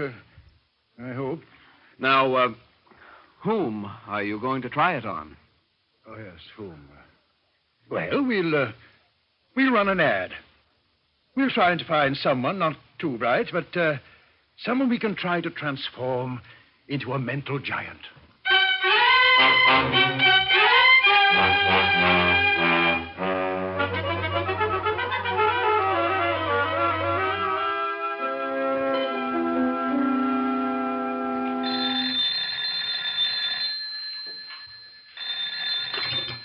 Hello? Yes, sir, this here's Joe. We sent him 6 dozen boxes like he ordered. 10-day billing. Yes, Charlotte, tend to it right away. Flora, take the letter. The boss ain't got a check from St. Louis and he's mad. It doesn't pay to be mad. It's not good for customer relations. To whom is the letter going? Dear sir, Dear sir, who? Aren't you feeling well? Gosh, I don't know, Flora. I guess my mind ain't on my work. Where is it? I'm going to Clarice's Thursday night for dinner. She's your girl. It should make you happy. Be happy. But she's having Sam Witzenberg for dinner, too, and he's got culture. You got a job. Flora, you're a smart girl. You know how to find things in the files. Tell me, how do I learn about things? How do I get culture? Study. How much time have I got? Thursday is 3 days from now. What can I learn in that time? Not culture. That's what I mean. I'm licked before I start.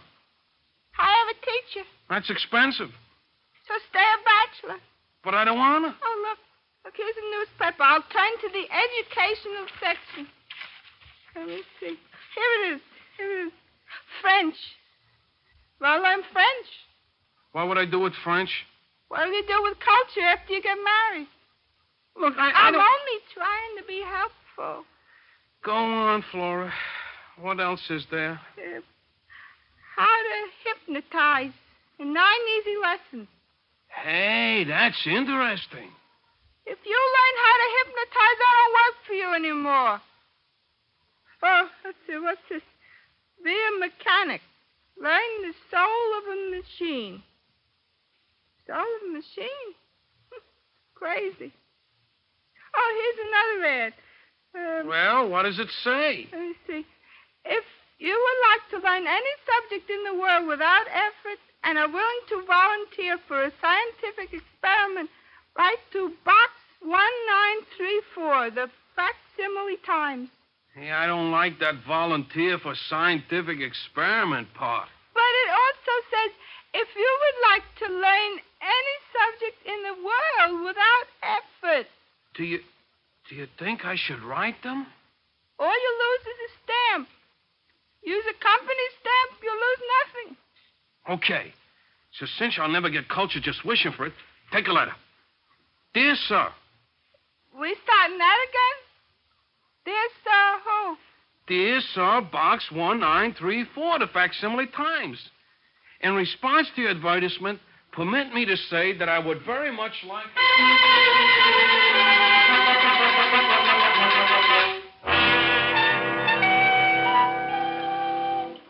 Carl, have you read these letters from people who want to volunteer for our machine? All 6 of them.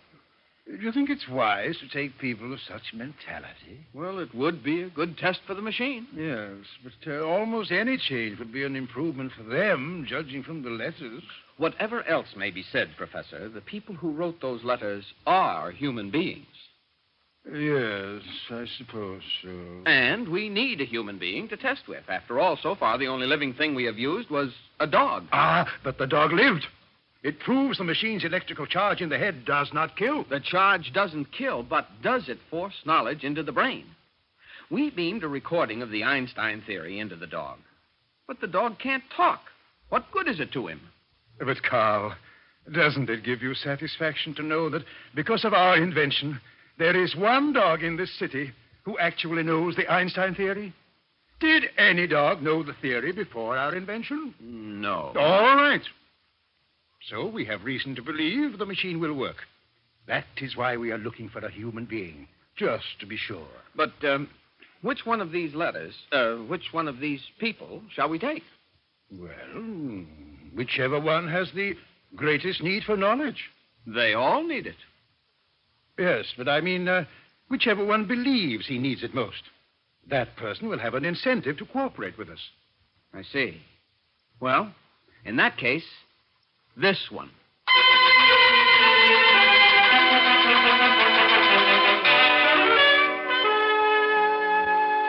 Flora, look! I got a letter. They selected me. Congratulations. It says here, please choose your subjects. Art, music, economics. That's for me. You should also add another subject. How to get St. Louis to pay its bill. That ain't culture. Who says the ladies' garment business is culture?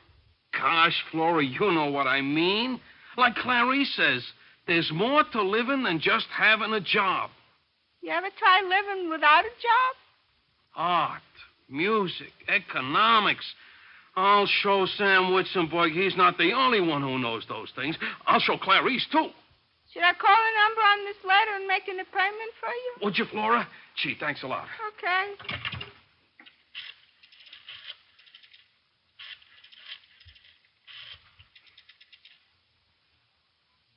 Hello? I'm calling for Mr. Joe Martin. You sent him a letter about... Yeah, that's it.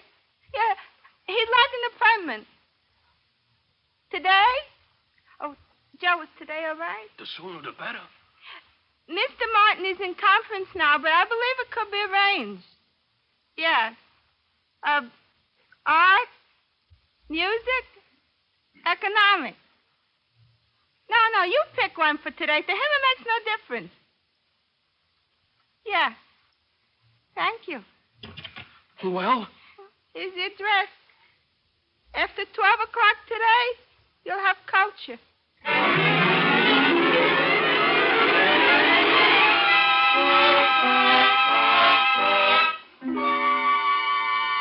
Now, Mr. Martin, if you'll just lie down here on this surgical table. Surgical table? I didn't come for an operation. I came for an education. Oh, and you shall get one, my boy. You shall get one. After today, you'll be an expert on art. You know, painting and sculpture and all that sort of thing. Lie down, please. What are you going to do? Well, you see, Mr. Martin, you have brain waves. I have? Everybody has. You see, the brain gives off power. That's why. Now, what we do, to describe it simply, is play a recording of some subject you want to learn. Now, the sound waves are transformed into electrical waves and are charged into your brain. The result is you have the knowledge impressed into your mind. Isn't that wonderful? I just remembered I got another appointment. Oh, no. Mr. Martin, in your letter you said you wanted to show your girl that you could learn things, be smart, get culture. Where did I put my head? Here or there? Your head up here, your feet down there. Splendid. Now, Carl, attach the electrodes to his head, will you? Yes, Professor. Will it hurt? You will never know what hit you. I mean, not at all. Just relax, Mr. Martin. Everything is ready, Professor. All right, Carl. 1, 2, 3. Now, it's just warming up, Mr. Martin. Don't be so nervous. No, sir. Shall I start the recording now? In one moment. You see, Mr. Martin, Carl will start the recording that he dictated this morning, and then I'll charge the knowledge into your brain. You see? Begin the recording. Yes, Professor. Among the new school of paintings which have excited modern critics and which are likely to have a profound effect upon future interpretive forms, the new circular school of impressionistic painting is outstanding. Now, for the charge. Employing vibrant...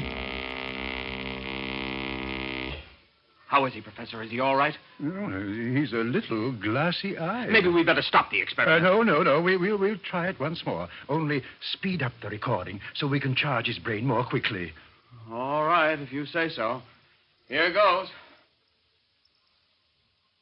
Coordinate relationships which stimulate the senses and excite the imagination. The circular school manages to get around traditional obstacles of comprehensibility. Among the leading exponents of the circular school of impressionistic painting, Figaro and Martinelli are... Now, the charge. Another school which has managed to retain... That's enough, Carl. Shut up the equipment. He is alive, isn't he? I think so. Mr. Martin. Mr. Martin. Wake up, Mr. Martin. He's coming to. What? Oh, what happened? Oh, is it over? Yes, that's all for today. And I got culture? So far as we know, everything seemed to work. I got a headache, too. Would you like a glass of water? No, I think I better go now. I gotta get back to work. So long, fellas.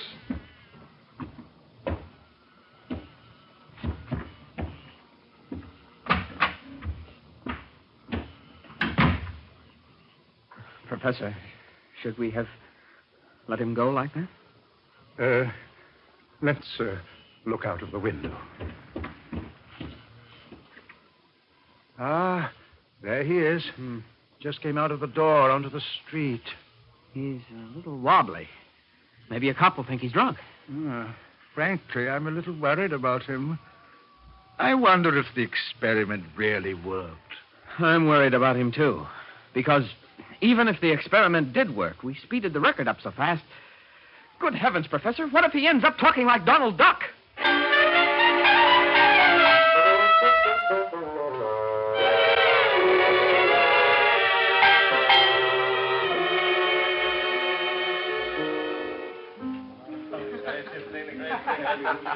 Oh, Sam, you play the piano so beautifully. Sam Witzenberg is not known as the Beethoven of Brooklyn for nothing. I know exactly what you mean. When Myrtle Baker said you looked like a bum, you never got a haircut, I said it's because you're artistic. Not getting a haircut, I mean. Oh, excuse me, there's the doorbell. More company? It's probably Joe. That peasant. Now, Sam, don't you and Joe start anything. Hello, Clarice. Come in, Joe. Nice party. I hope you like it, Joe. Clarice, have you made up your mind yet? Made up my mind? You know, Clarice, about us. Joe, this is not the place to pursue that question. Well, I just thought that maybe if you... I don't know yet, Joe. Come into the party. Sure, Clarice. Well, if it isn't Joe. How are you, Joe? Hello, Sam. Sam was playing the piano. Yeah, I heard. Read any good books lately, Joe?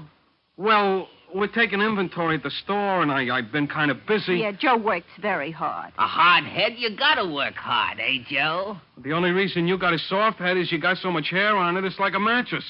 But, Clarice says it's artistic. Clarice says... Did you say that? Well, Joe, I meant he looks like an artist. Artists wear long hair. And, speaking of artists, Joe, what do you think of the new circular school of impressionistic painting? Well, do you think the dynamism of the blues is more effective than the interpretive qualities of the vibrant yellows? Well, the real... Sure, Joe. You're absolutely right. By the way, Clarice, how about you and I go to the Arts Institute tomorrow afternoon? Oh, that's very nice, Sam. Joe, what's the matter? Sure, go with him to the Art Institute. Maybe he'll get a job. They'll use him as a hair mop to dust the paintings with. Joe! You want to know what I think about the new circular school of impressionistic paintings? I'll tell you. I think the brushwork of Figaro is infinitely superior to the technique of Martinelli, but that the interpretive approach of both of them is immature. Joe! You're so smart, Sam Witzenberg. Let me ask you a few questions. Why does Gregory Thompson, the British impressionist, conceive all legendary characters in his paintings as cubistic? Why? Well, it's because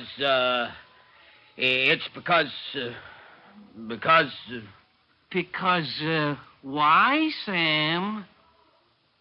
I don't know. Sam, you don't know? You don't know they're cubistic because Thompson is a cubist and not a circular school at all? You didn't know that, huh? But You're a blockhead. So you, of all people, should know a cubist. Now, let me tell you something else. The important news in art circles is the recrudescence of 19th century painting with particular emphasis on the portraiture of that period. In fact, I think I will go myself tomorrow to the Art Institute and just look at that 19th century stuff. Would you like to come, Clarice? Joe. Okay. Now, we can't go tomorrow. It's Friday. I gotta finish inventory. Oh, that's all right, Joe. We'll go Saturday. Anytime you say, Joe. Okay. But you only go with me to the Art Institute, you understand? Oh, yes, Joe. So, what are you gonna do tomorrow, Sam? I think I'll get a haircut.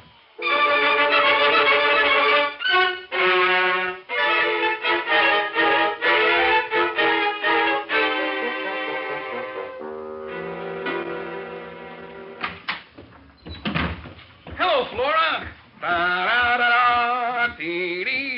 All ready for morning's work. Where's that there file from St. Louis? You feeling all right, Mr. Martin? Great. Like $1 million. All from culture? Flora, you should have been there. I was so smart, the words were so big, even I couldn't understand what I was saying. That's some education you got. Science is wonderful. Imagine those professors doing what they did to me. They shoot me full of brainwaves. 1 minute I'm a dope, and the next minute I'm an expert on Art? Music? Economics? Which one is it? I don't remember. That's not good. Let me think. Sam was there. Art.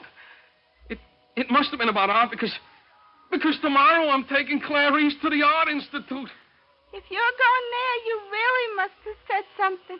I know, but I can't remember what it was. Flora, ask me some questions. Maybe it'll come back to me.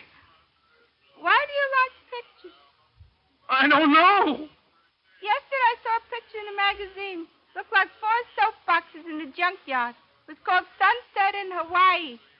Magazine said it was a cubist picture. Does that make sense to you? No. Couldn't you explain it even if you couldn't understand what you were saying? No. You need another shot in the head. Yeah, that's right. Flora, call the professors and make me another appointment. I gotta take Clarice to the Art Institute tomorrow. And I can't remember anything at all.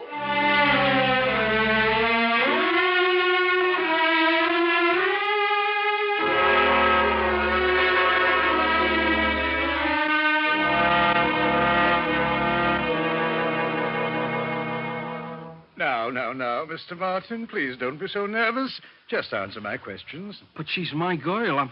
I'm finally making progress, and this has to happen. Yes, Carl, put on the recording again.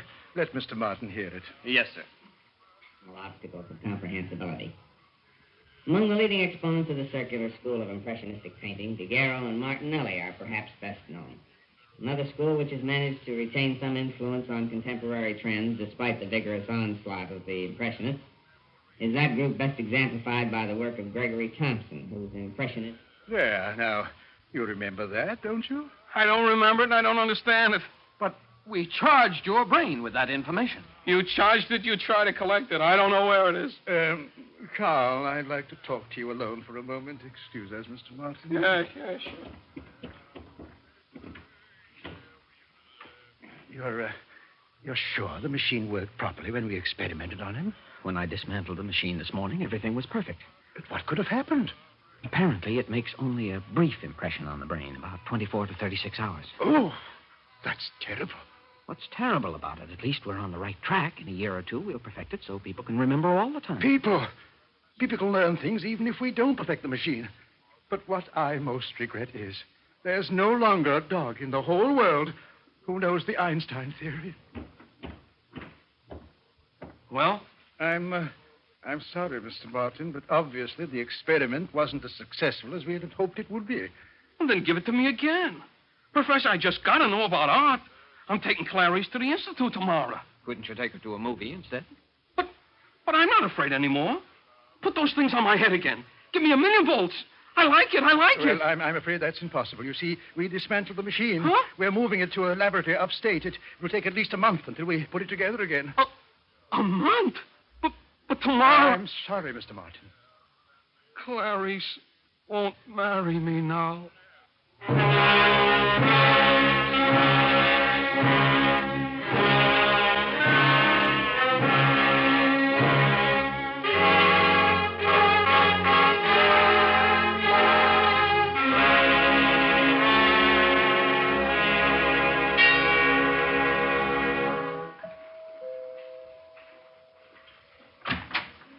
Oh, hello, Joe. You're right on time for our trip to the Institute. Oh, I'm so excited. Come in, Joe. Hello, Clarice. We'll see all the pictures and you'll explain them to me, won't you, Joe? Clarice, there's something I want to tell you. Yes, Joe. It's about my culture. About what I said about art the other day. Oh, Joe, you were wonderful. I thought Sam Witzenberg had dropped dead. You know what? After you left, he said you knew more about art than anybody he ever knew.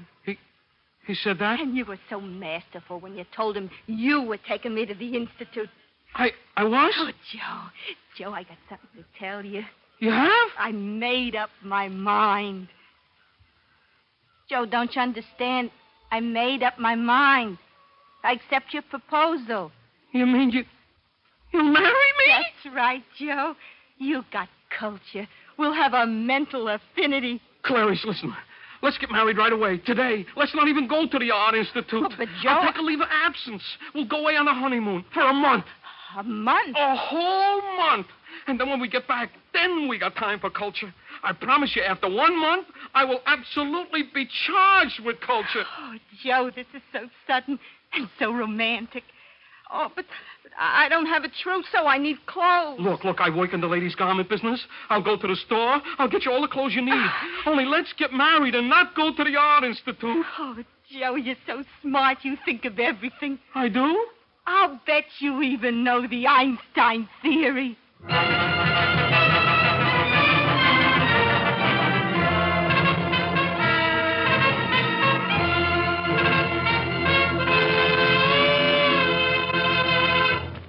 Next week, 2000 Plus presents a thrilling melodrama of adventure and terror. Be sure to listen. 2000 Plus is produced by Dreyer and Winolson Productions, Incorporated. In today's cast, Bryna Rayburn portrayed Clarice and Flora, Gilbert Mack was Joe, William Keene was Sam, and Mercer McLeod was the professor.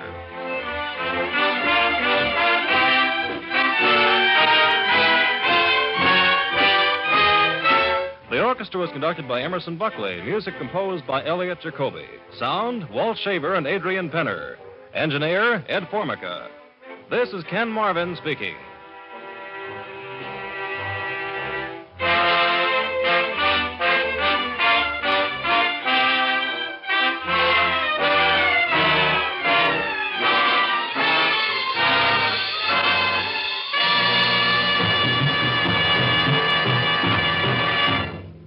This program came from New York.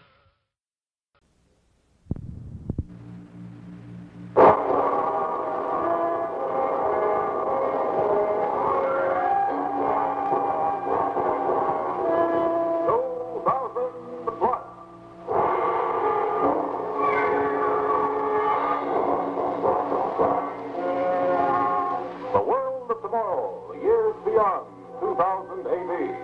The age of rocket ships, interplanetary travel. A time for adventure.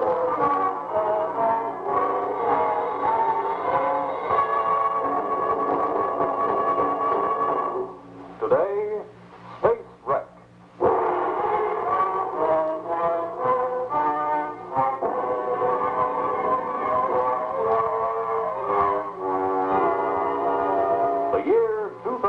plus 370. 3 centuries since man first loosed from the confines of Earth and mushroomed out into the vast expanses of the universe, studding the stars of heaven with colonies of Earth people.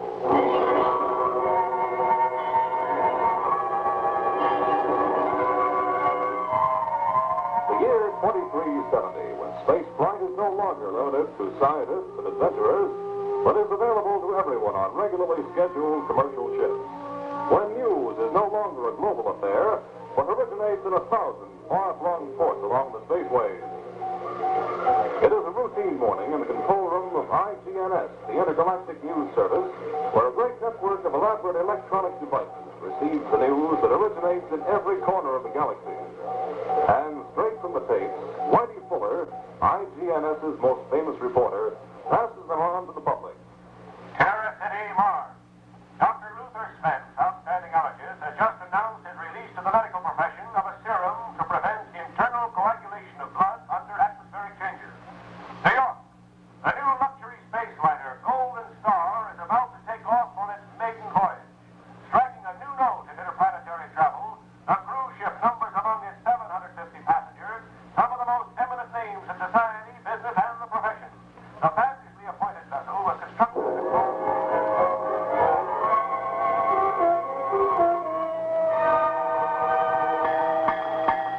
Captain North of the spaceship Golden Star to all hands. Prepare for the takeoff at 1600 hours. Final check of rocket engines and airlocks at 1500. That is all.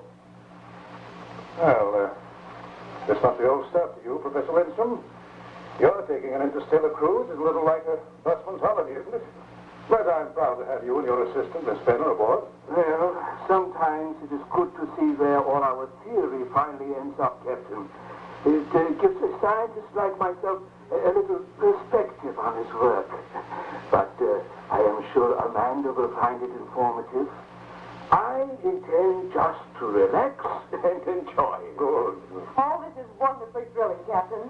May I have permission to watch the preparations for the blast off? Why, certainly, my dear. Just go down that corridor there and ask Lieutenant Romilly. He'll show you everything you want to see. Thank you. Captain North.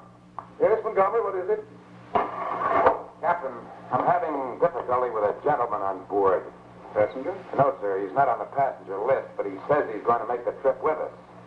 Get rid of him, Montgomery. That's your job. He won't go, sir. He insists on seeing you. He's waiting just outside. I haven't the time. Oh, very well. Bring it in. Step in, please. There he is, sir. Now, what's the meaning of this? What makes you think you can crash the maiden voyage of the first interstellar luxury cruise? It's not a matter of crashing, Captain. I'm Whitey Fuller. I'm covering the Golden Star story for 136 news agencies, and you must find room for me. I must, eh? That's all I've been hearing for 2 months, ever since this cruise was announced. Every big shot in every capital wants to get in on the act. I'm not interested in your act, Captain. This is just another job to me. News is my business. And I'm not interested in your business. Aren't you, Captain? Then how would you like to lose $2 million worth of publicity? If I don't make this trip, I guarantee you that not one picture, one story, or one bulletin of the Golden Star cruise will ever reach the public. Do I go? You go, Mr. Fuller. But please keep out of my way.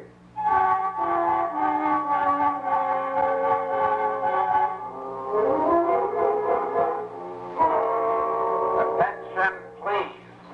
All flight passengers will proceed to the grand ballroom on C deck for takeoff instructions. All passengers proceed to C deck for takeoff instructions. Ladies and gentlemen, Captain North. Good afternoon.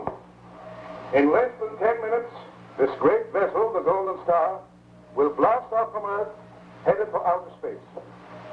To many of the 750 passengers aboard, space flight is doubtless a new experience, but even those among you who've had some contact with it in the past will find this epoch-making voyage an experience beyond their wildest dreams.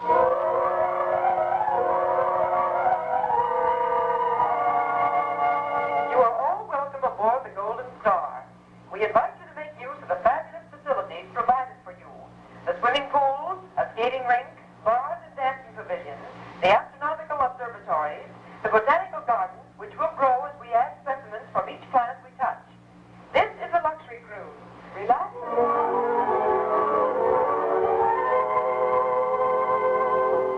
Have you seen the itinerary? No, not yet, sir, not yet. Well, gee whiz.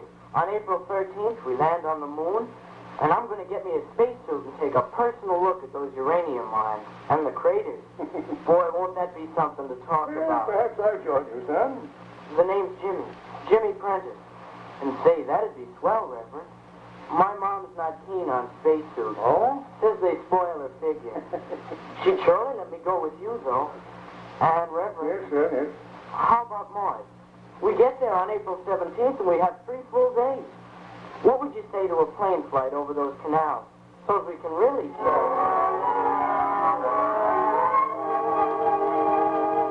Ladies and gentlemen, we take off in a few moments. All space passengers aboard the Golden Star will be required to swallow 2 anti-gravitational tablets, to lie down on the cots which the steward has set up for you on C-deck, and to strap yourselves down and remain horizontal until escape velocity has been reached. Are there any questions? Passengers will please carry out instructions now.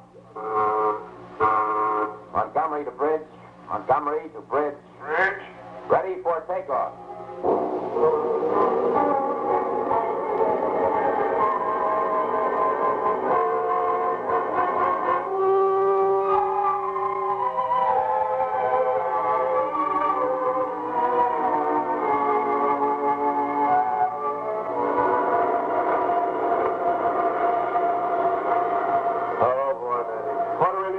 Out of that harness and off that cot. I'll never get used to acceleration pressure. Oh, Whitey, it felt just the way it did when my kid brother used to start the car too fast. I bet my back was going to push right to the bottom of this ship. Yeah, but it's worth it, isn't it? Just look out there.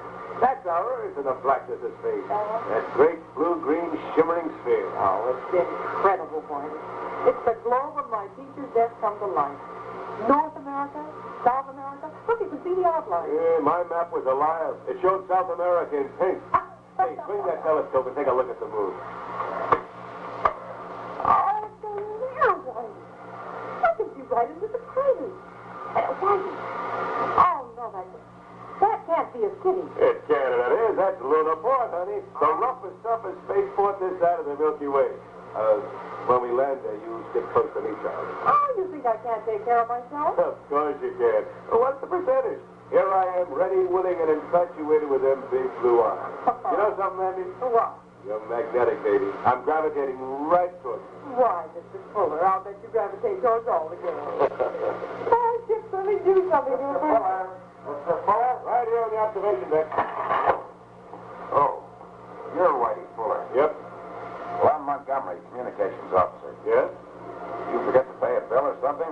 Earth's calling you on the audio sensator. Oh, no. That editor of mine. I'll never get away from him. You can take the call at my deck station. It's just outside the door here. Thanks. See you later, beautiful. Sorry, miss. I didn't mean How are you, Montgomery of Communications? Huh? Also of Duluth, Minnesota? Duluth? Hey, come out of that back corner. No, it can't be. It is. How you doing? Nancy. Nancy, brother. What are you doing out here? Thought you'd gotten away from me, didn't you? Well, here I am, Dick. Large as life and still dragging after you. You're a liar, man. But who am I to quibble? Something tells me this is one space flight I'll never forget.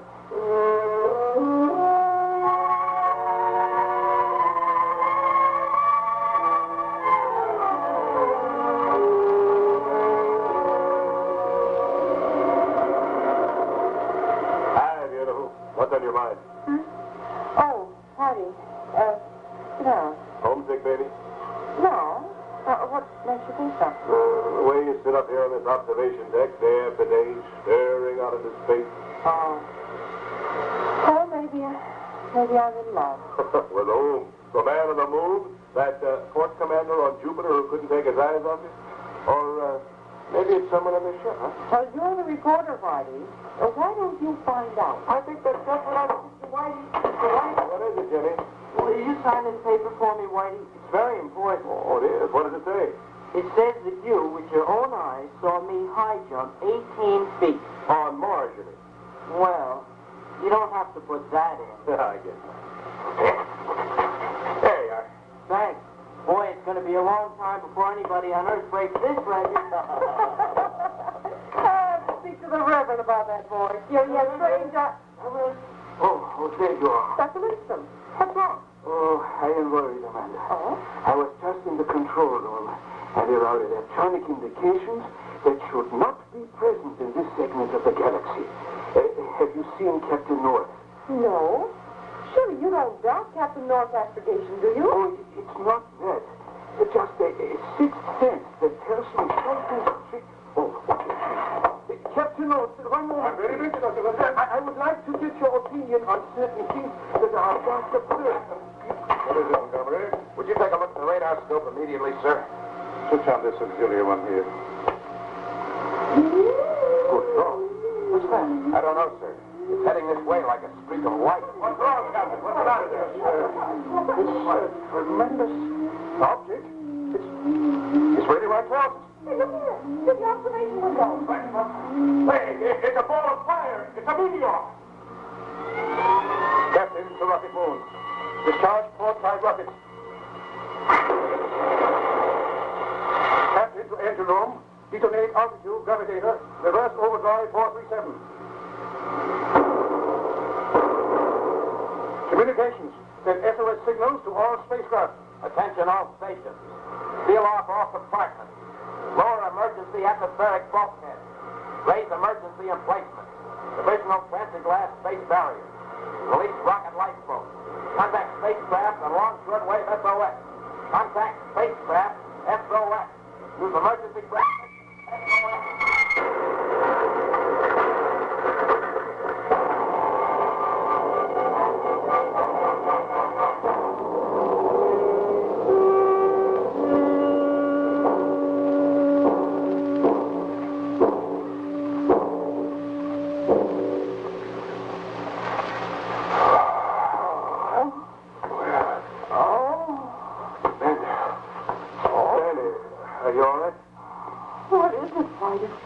What's happening?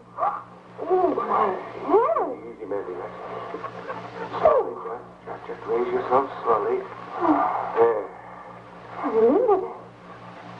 Big fiery thing rushing at us. Steady, steady. The ship. The golden star.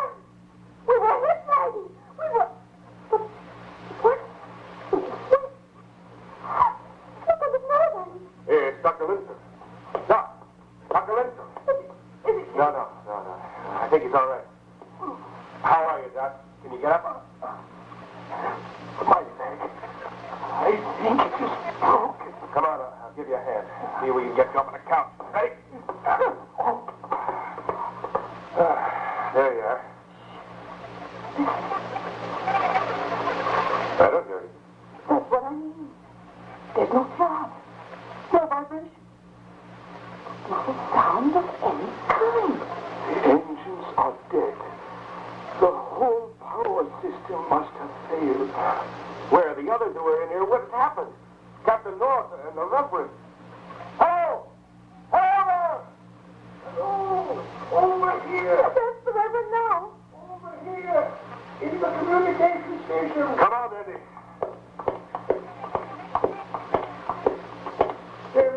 They're checking to see the extent of the damage. The captain and Mr. Montgomery. Red, you're all right. Mandy, thank God. How bad is it, Captain? Horrible. Horrible. I can't stand it. Get hold of yourself, Captain. Our bulkhead's held here. We've been trying to communicate with other parts of the ship. There are no other parts of the ship left. The meteor struck just behind this observation deck, between us and the rest of the ship. No ship left? Are you sure? Take a look at this visit screen. We can swing it about 280 degrees around. There's nothing. Oh, it's horrible. Ship's smashed like a strawberry farm. All those people, hundreds of them. I've got to go to them. Don't you understand, Reverend? There's nobody to get to. The ship, the people. They're out there floating in space like driftwood. This little room, this glass compartment, suspended in a vacuum, is all that's left of the Golden Star. Where are you going, Captain? I want to check the sail up here. There may be a leak. Oh. Jimmy! I hear Jimmy! Over there! Behind that sofa! Jimmy! I want my mother. Oh, my head hurts. She's downstairs. Get her. Jimmy, no, your mother. Oh, I can't tell. Let me talk to the boy. Son, listen to me. There's been an accident, a shocking accident. There has? Yes. Well, my mother, where is she? What's happened? You all look so funny. What's happened to everybody? The ship is smashed up, son. Now, son, you must be brave. Smashed up? But there aren't any other spaceships around here. And anyway, nothing in this room has been smashed. Nothing's even broken. I don't believe it. We were very fortunate, Jimmy. You see, the ship was divided into compartments like a tool chest.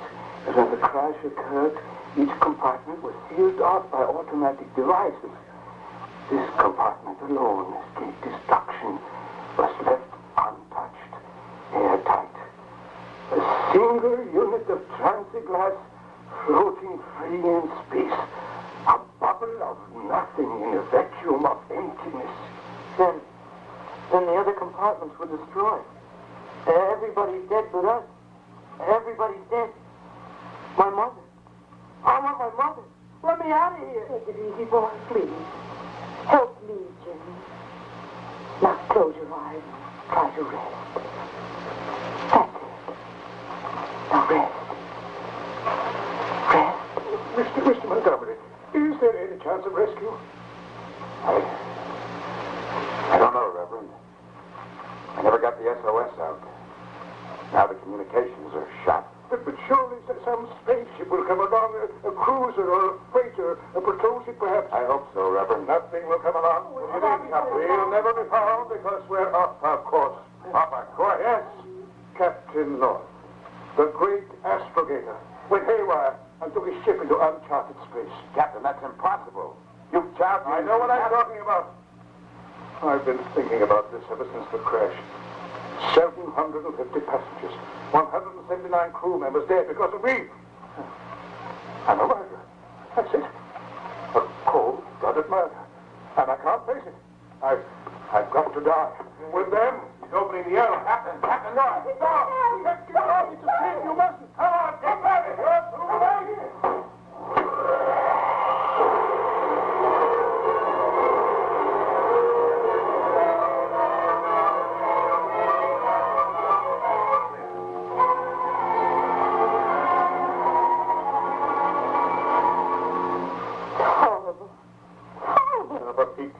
Can't you stop looking through that transiglass wall? It's driving us all crazy. Here comes some more, Whitey. A table, a child's hobby horse, and a marble pillar. Oh, swinging round and round us day after day for 7 days. What's it to do? Take off for some distant planet? The wreckage is adrift in space just as we are. Every last fragment of the ship that wasn't carried off with the meteor. Now it is all beginning to move around us in an orbit. They are our satellites. It is a law of nature, Manda. There's nothing to be morbid about. I can't stand it, I tell you. Well, if it's unbearable, why do we keep torturing ourselves, staring out at that fantastic nightmare? Stand back, all of you. What are you doing, Whitey? I'm closing these shutters over the observation ports. And the first person who... Dick, come here quickly. What is it? Look, do you see what I see drifting over there toward us from the port side? I can't believe it. One of our own rocket lifeboats. Yes, we have a chance. What's in back from here, Whitey? Rocket lifeboat. If there were only some way to get to it, to bring it alongside. There is a way. I'm going out there after it. No, you'll die. I'll be all right. There's a space suit to this. Oh, you fool, Montgomery. You cannot control your movements out there in that vacuum. You will drift like the rest of the flotsam. Don't worry about me. Just give me a hand with this space suit. Maybe this is one of the miracles you've been praying for. You may be skeptical if you like, Whitey. I choose to think it is. I'll reserve judgment. Suit okay, Dick? Yeah, fine. Now secure the helmet. Let's go. There you are. Connect the emergency pressure line. Have someone manned well enough. I'll handle it, Dick. Don't follow the cable as you go over. Dick, don't go. Don't leave us. Commander Carey, just pray for his safety. Stand by and open the airlock. Ready. Let's go.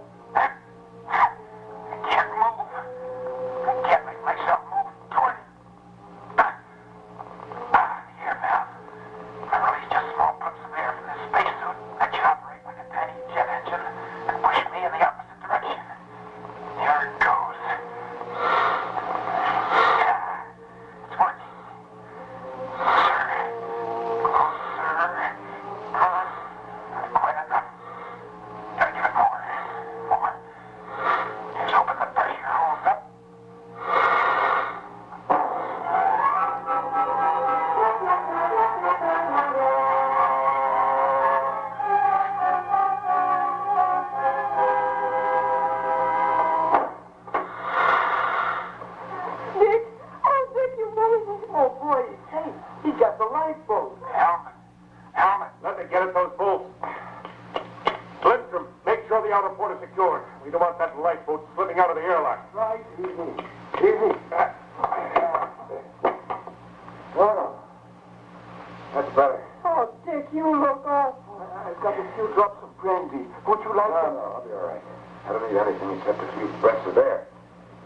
And I'll be ready to take off in that one-man rocket lifeboat. You take off? You kidding? What do you think? I mean, Montgomery, you did your good day for today. I'm hopping off in that life rocket. You're staying here with your ship. You? Do a solo space hop at your age? With that white hair? Don't let the white hair fool you, son, or the crow's feet around my eyes. Radiation leakage got me when I piloted an atomic ship in the last war. This is my dish of tea, boy. I'm no hero, because I'm on my way out anyway in a year or two. Well, do I go?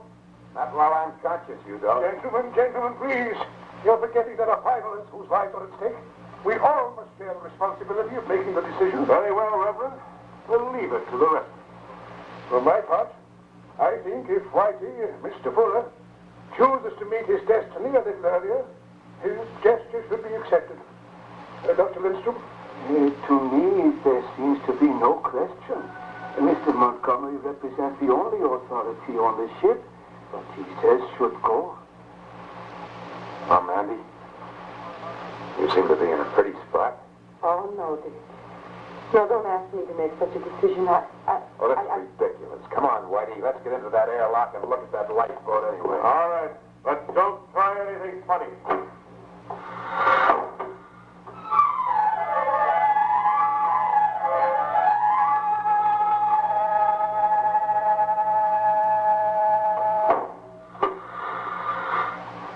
Okay, Mandy. The decision's been made for you. Who's going? Nobody's going. The dinghy's worthless. Worthless? Yeah. Its whole molecular structure has been shot to blazes out there. The craft is as porous as cheesecloth. Won't hold 1 pound of pressure. Now sit down now and relax. This is the end.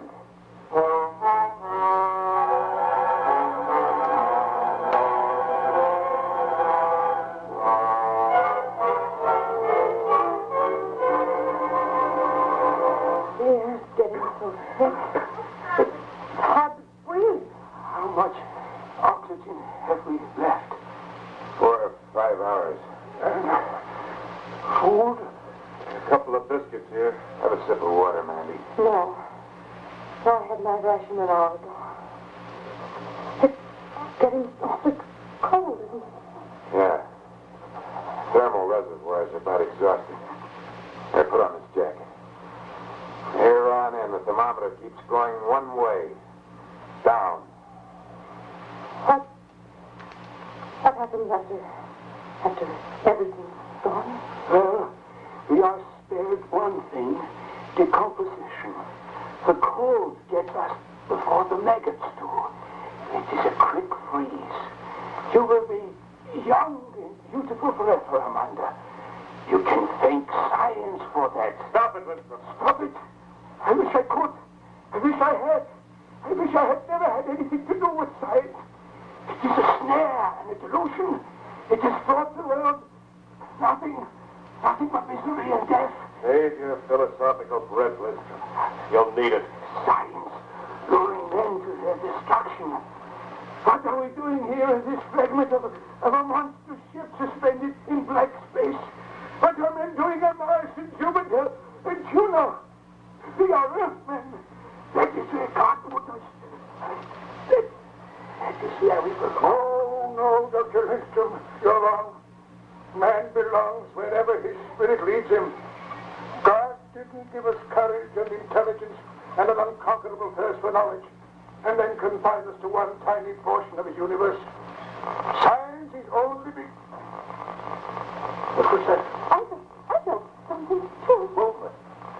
We're not drifting anymore. You're moving in a straight line. The shutters. Come on, Dick. Let's unfasten them and take a good look out there. We're moving fast enough.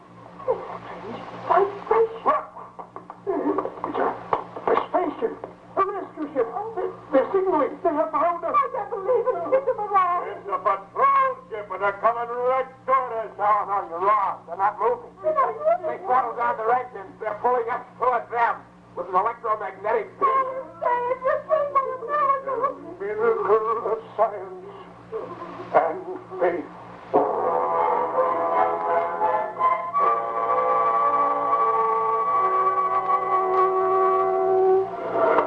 Listen to that sound of those wonderful engines. Well, Miss Amanda, feeling better? Feeling wonderful, Commander Stein. Commander Stein, Whitey here and I are still bewildered.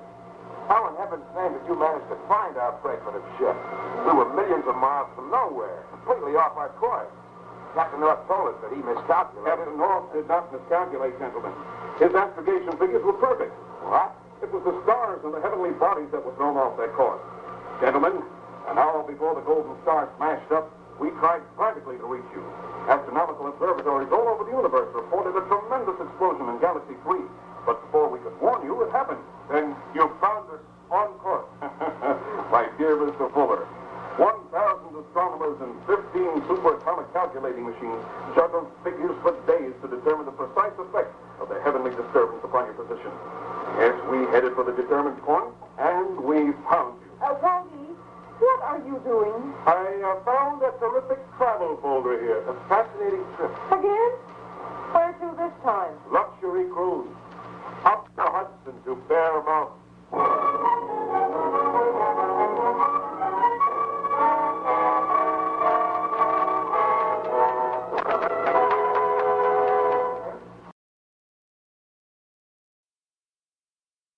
Transcribed. Story of a soldier and a war beyond the moon. A GI in the years beyond 2000 plus. 2000 plus. Science fiction adventures from the world of tomorrow. The years beyond 2000 AD. 2000 plus presents A Veteran Comes Home.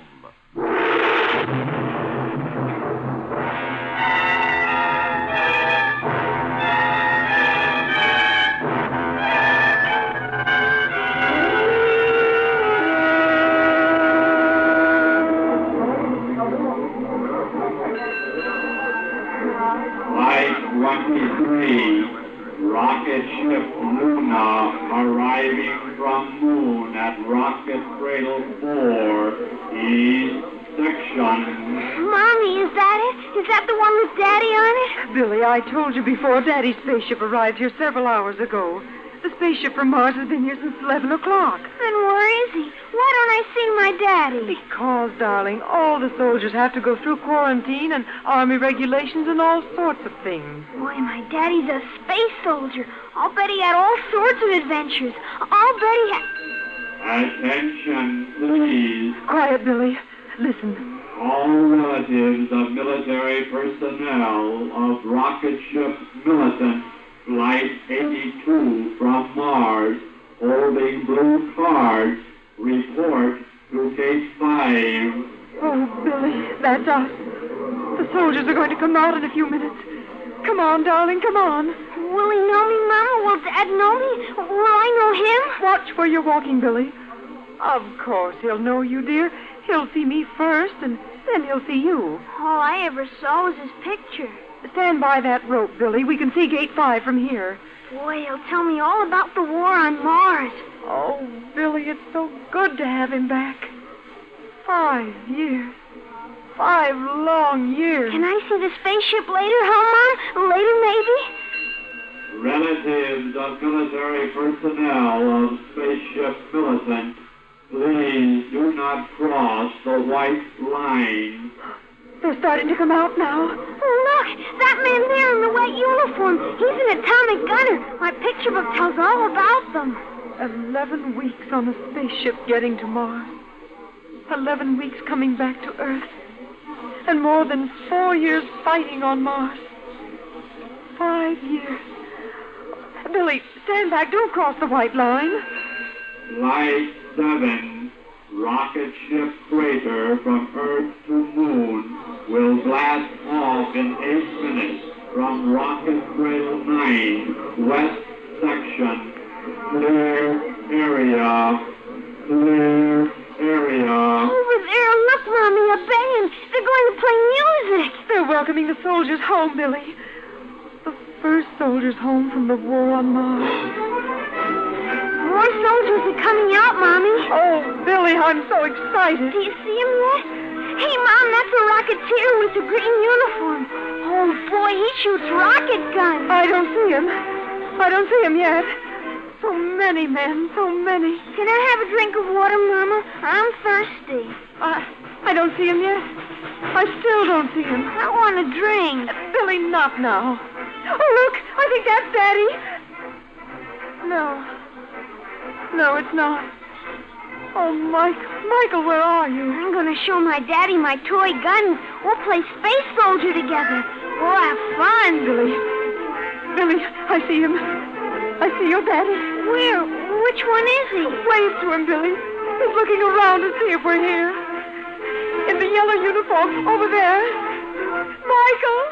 Michael, darling, here we are, Michael. He sees us, Mommy. He's running to us. He's pushing the other people away. Oh, he looks so wonderful. But tired. Michael! Mommy, why are you crying? Because he's come home, dear. Michael's come home. Hey, Dad, here we are. You! Hey, Daddy! Here he comes. Oh, Michael. Mary, darling. Darling. Oh, so long since I've held you. But, Michael, you've got to meet your son. Hello, son. Hello. Well, is that all you've got to say to your daddy? Oh, he doesn't have to say anything. Just let me look at him. Oh, you've got forever to do that now, darling. Because you're home. Our soldier has come home.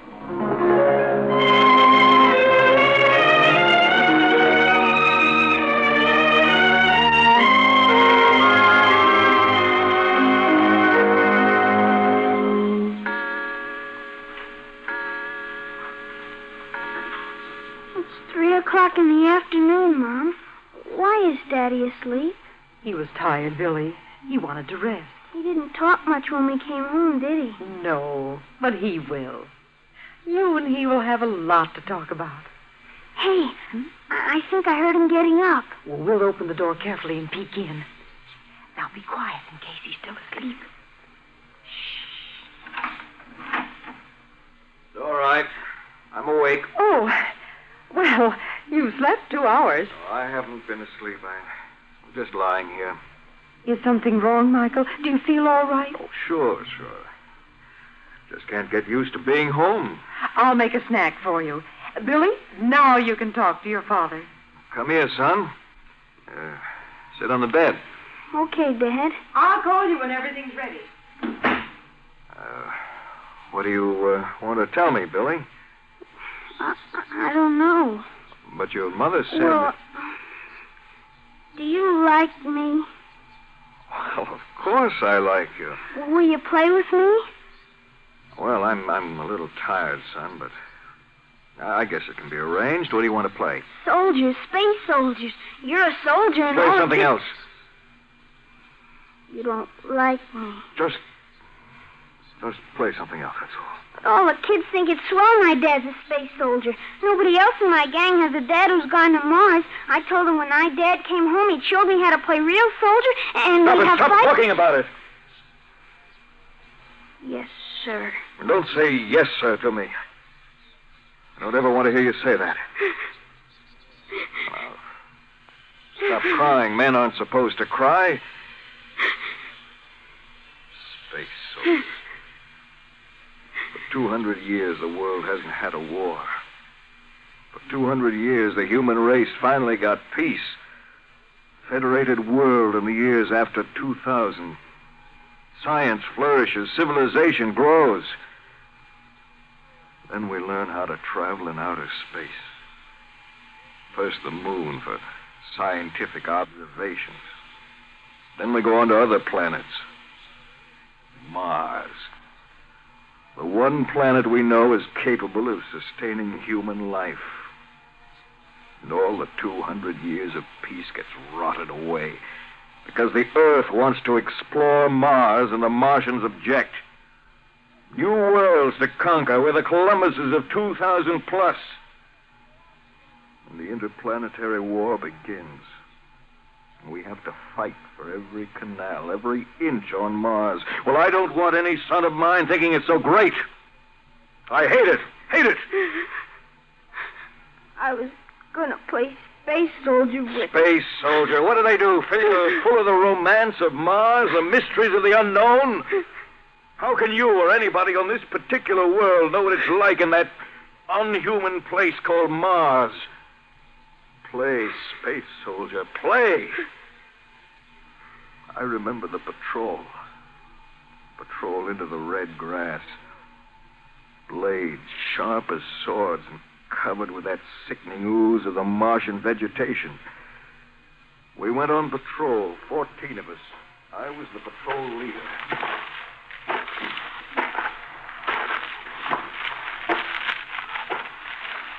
All right, let's stop a minute. Oh!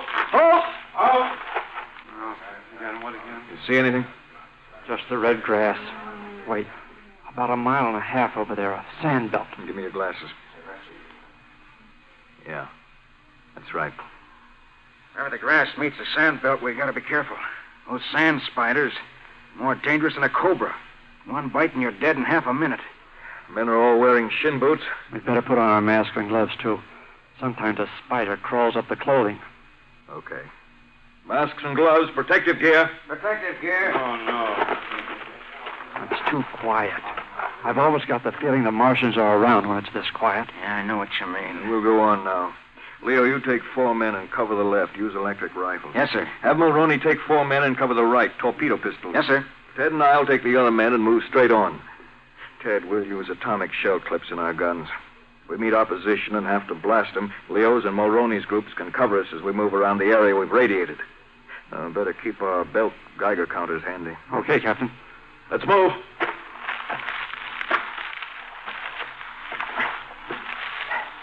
This slime from the grass sticks to everything. Careful of those sharp rocks. There certainly aren't any Martians on that sand belt, or we'd see them. If they're around here at all, they're between us and the sand belt, hiding in this red grass. Look out! What? Jump away! You almost stepped on it. Good Lord, I didn't see it. A tooth flower. Those flowers are hard as ivory. It's a carnivorous plant. If you walk too close to it, it'll bite your leg in half. Mars. The nightmare planet. And we'll keep moving. And keep your eyes peeled for killer vegetation and enemy Martians. Oh, it's getting hot. Always gets like an oven about this time of day. Leo's group is moving ahead. Apparently they found nothing dangerous yet. Hello! Hello! They're waving. Everything's okay. Don't be too sure. Look over there. Sandstorm. Whipping across the sand belt. They come up in seconds, blast by at hundreds of miles an hour. Everybody down! Hit set! Hit your ass! Slimy grass. Ooze all over us. Those grass blades like an Indian faker lying down in a bed of knives. Hug the dirt. Here comes the sandstorm.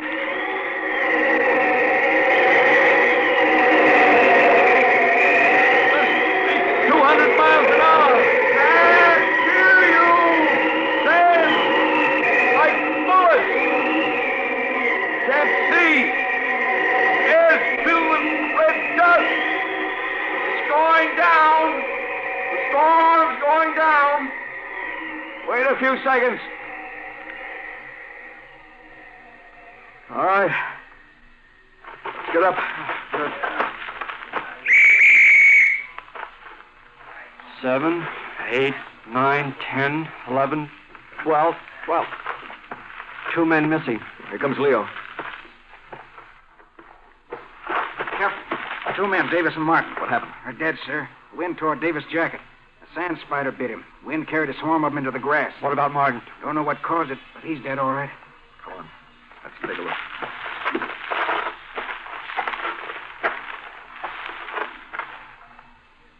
There he is, sir. His skin is natural, not blue the way it turns when a sand spider kills you. Let me see. Good Lord. What's the matter? The Martians. Martians? They got him during the sandstorm.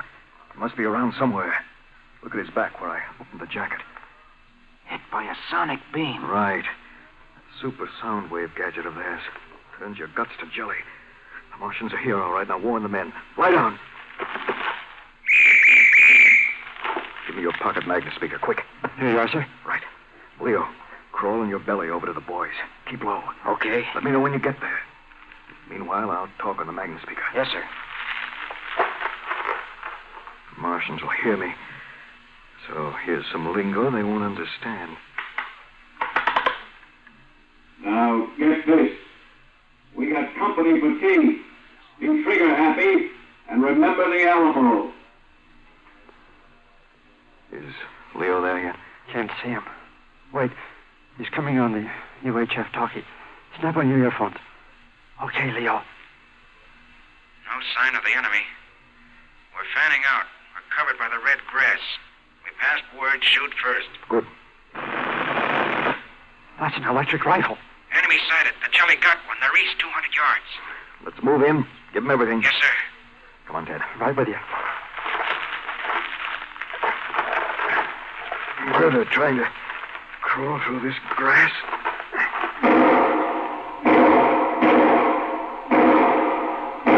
Torpedo pistols. Maroney's group has made contact. Leo. Yeah? Whoever reaches 100 yards, throw atomic grenades. Right. The Martians haven't returned any fire yet. They're probably waiting till we get closer.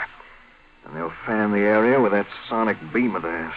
Shedlov's at 100 yards. He's throwing the cookies any second. Plug your ears. Check.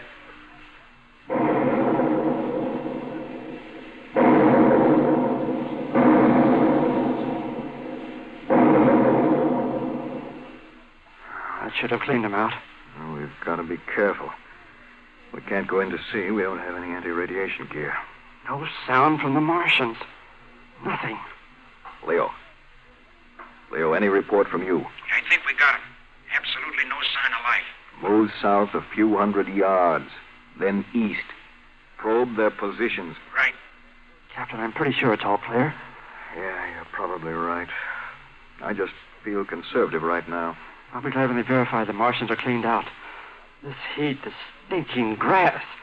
What a planet. Well, at least the moon is dead. Why weren't we satisfied when we got to the moon? No, we had to go on to this forsaken... Listen. The sonic beam. The Martians are attacking. They must have had a group to the south. They got someone.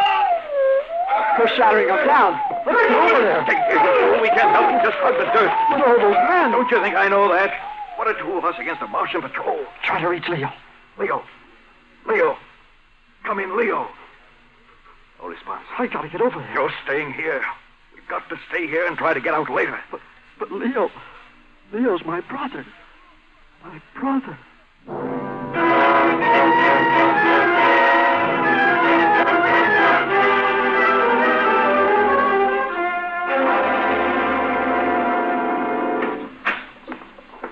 Well, here's your snack, darling. I hope you like... Where's Billy? I thought he was in here with you. He went up. To play? I don't know. Oh, he has been so looking forward to having his daddy back.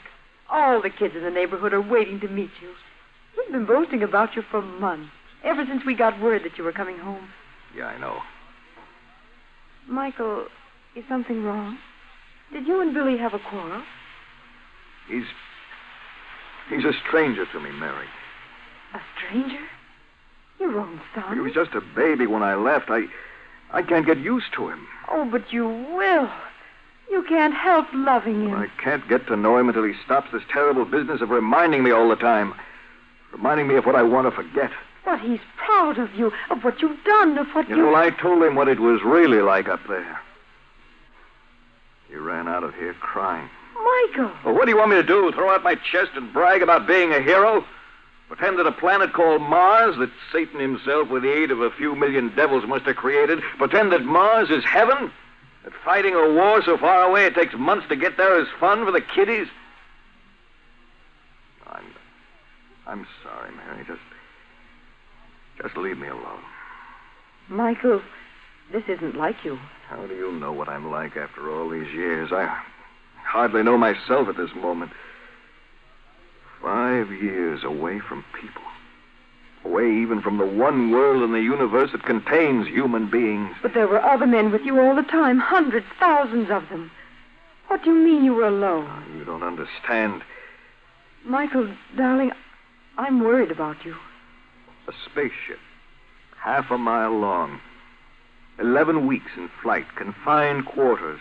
The same blank faces of men torn from their planet, catapulted into infinity. A fleck of controlled cosmic dust. And being alone. And on Mars, the base dug underground, living in plastic shells for barracks. Never being able to move except on patrols. All of us men in a nightmare. And being alone, in our souls alone. Give me some coffee. All right, Michael.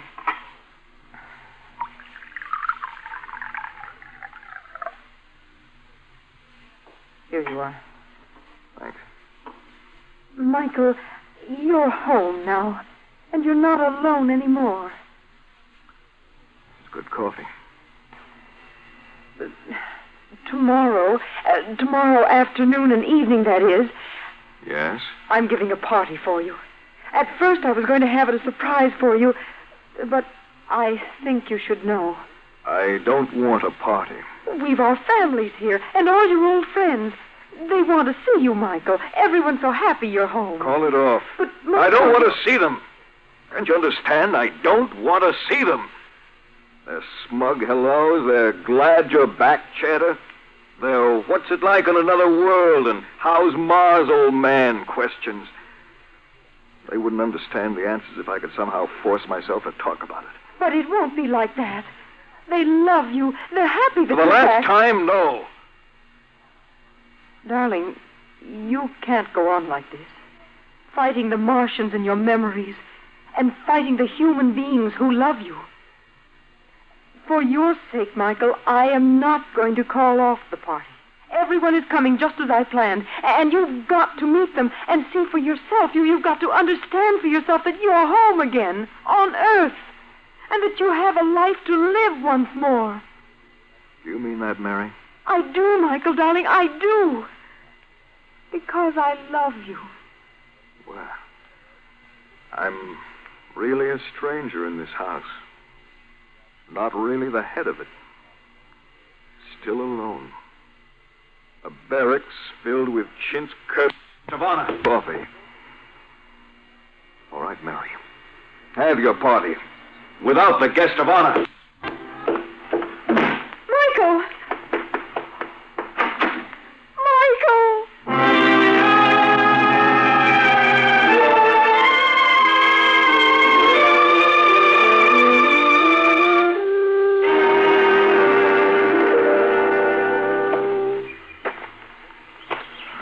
It's good to get out of the house. Walk, I'll walk forever. Sun shining, beautiful and peaceful. Trees, tall trees, green and yellow leaves. No red grass anywhere.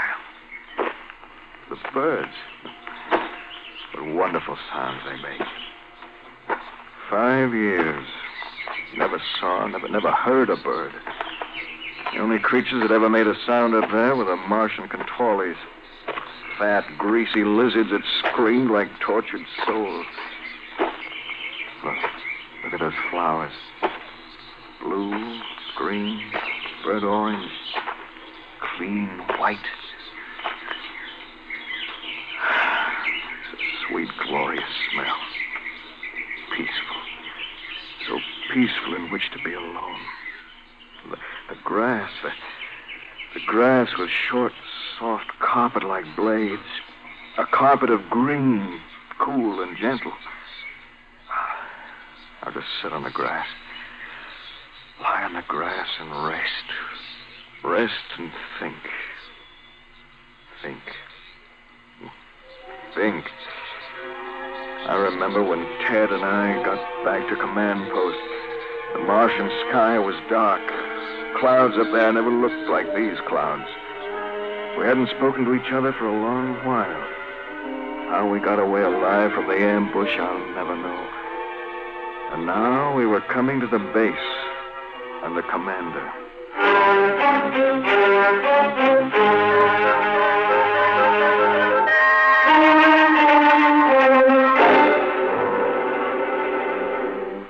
And that's the full report, Captain? Yes, Commander. That's right, sir. The fourth successful ambush by the Martians in as many days. We're going to have to do something drastic to stop it. Air observation doesn't help. Endless miles of grass and sand. The Martians are small.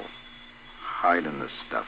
Take on its coloring like chameleons. If it weren't for their sonic beam, those killing sound waves, they could probably handle them. I know.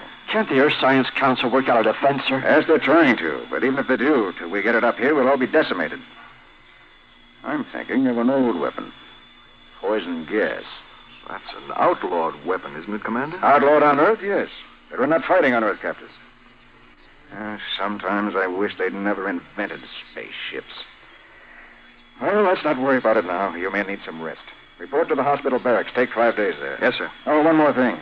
Lieutenant, of the 12 men on the patrol who were lost, one was your brother. Am I right? Yes, sir. I'm sorry. Thank you, sir. Now get to the barracks and get some rest. We've got a lot to do in 5 days. That's all, gentlemen.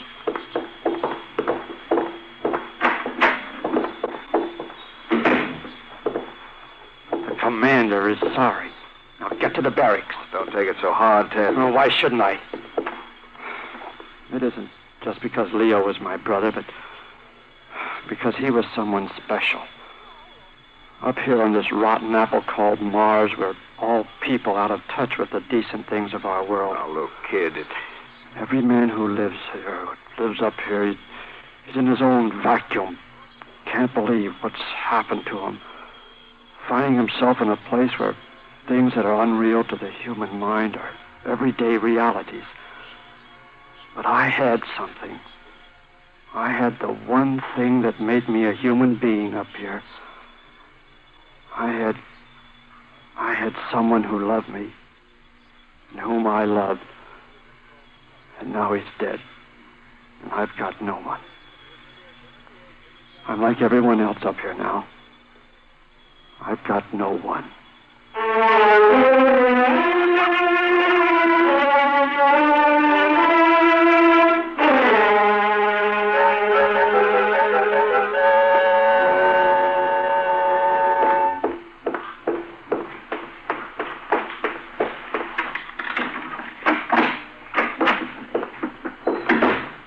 Mary? Mary? Mary? Mommy isn't here. Where is she, Billy? She was crying. She went next door to the neighbors. Why'd you make my mommy cry? You're not nice. I don't like you. I'm sorry, son. I guess I haven't been very nice at that. Come here, Billy. Son, I brought back a lot of bitterness from the other side of the universe. But a little while ago, I thought back to what another man told me on Mars. And I realized something that I didn't understand at the time. I'll be all right from now on, Billy. You and I are going to be real friends, real pals. Can we play soldier? How would you like to play baseball or build model jet planes together? Or go on a hike in the woods? Gee, that'd be swell. I'd like that. You didn't care what you did with your dad, just so you did something with him, huh? Mm-hmm. And all you could think of was soldier, because that's what I did. Just proves how right Ted was. To be together and to love someone, that's what makes us human beings. Michael. Hello, Mary. Daddy and I are going to play baseball and have a hike and everything. Oh, Michael. Michael. It's all right now, darling. It's all right. Your soldiers come home.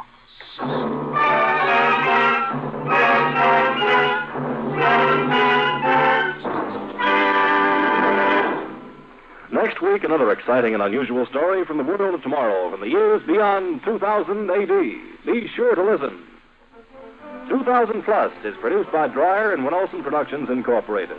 In today's cast, Bill Griffiths portrayed Mike, Joan Shea was Mary, Alan Shea was Billy, Charles Smith was Ted, and Lon Clark was the commander. The orchestra was conducted by Emerson Buckley, music composed by Elliot Jacoby, sound Walt Shaver and Adrian Penner, engineer Bob Albright. This is Ken Marvin speaking.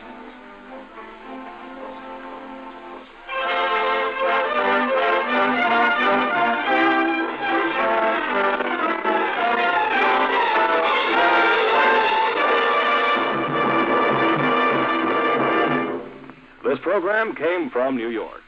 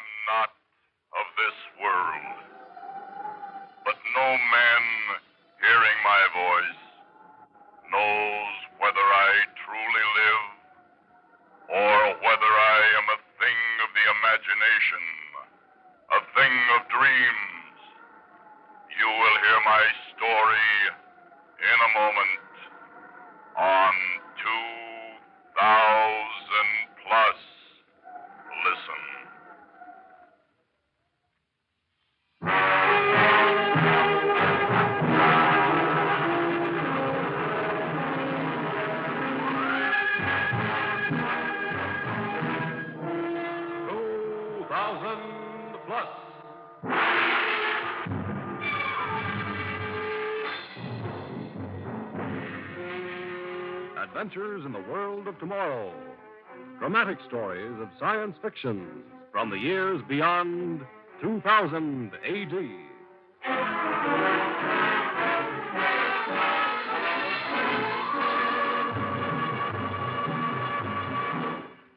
Today, the story of a horrible nightmare that wouldn't stop, even when the dreamer woke up. A story called The Green Thing.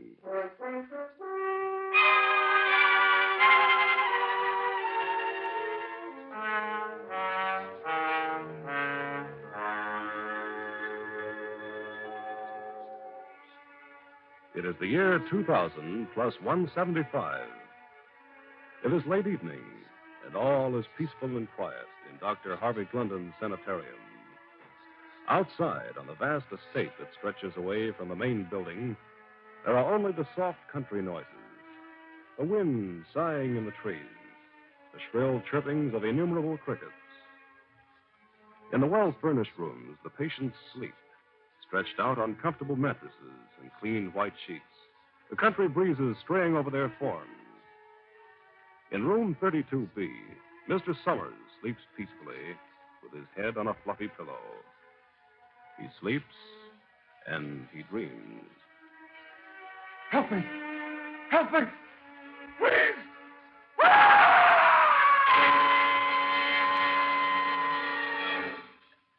So, in the light of the growing psychological problems facing our nation, the government has sent me to you, Dr. Glendon, to enlist your aid, since you're the country's outstanding psychiatrist. Well, I'm honored indeed, Mr. Carley. But I don't know that there's much I can tell you about the advancement of psychiatric research that isn't being published in the medical journals. Well, Dr. Glendon, isn't there anything that you're working on now, something definite? I know you're a cautious scholar, but... Look, Mr. Carley, it isn't possible to announce sweeping new generalizations in our kind of science. Our work is painstaking, complex, highly subjective. You take the case of one of the patients here in the sanitarium. Oh, Betty, will you bring our records of Mr. Summers? Oh, yes, Dr. Glendon, just one moment. Summers is about 40, 41. He was admitted 5 months ago, suffering from a melancholia. Here are the records, Doctor. Oh, thanks, Betty. Now, as you can see from these notations, he's been feeling much better the past few weeks. Mm-hmm. Yes, I see. Until last night, when he suddenly woke up screaming in his bed. He was being attacked, he shouted, by some sort of green devil. We had the hardest job getting him under control. Now, in the past, Summers had spoken quite often of a green hat that he lost as a child. His father, he remembered, had punished him severely for losing it.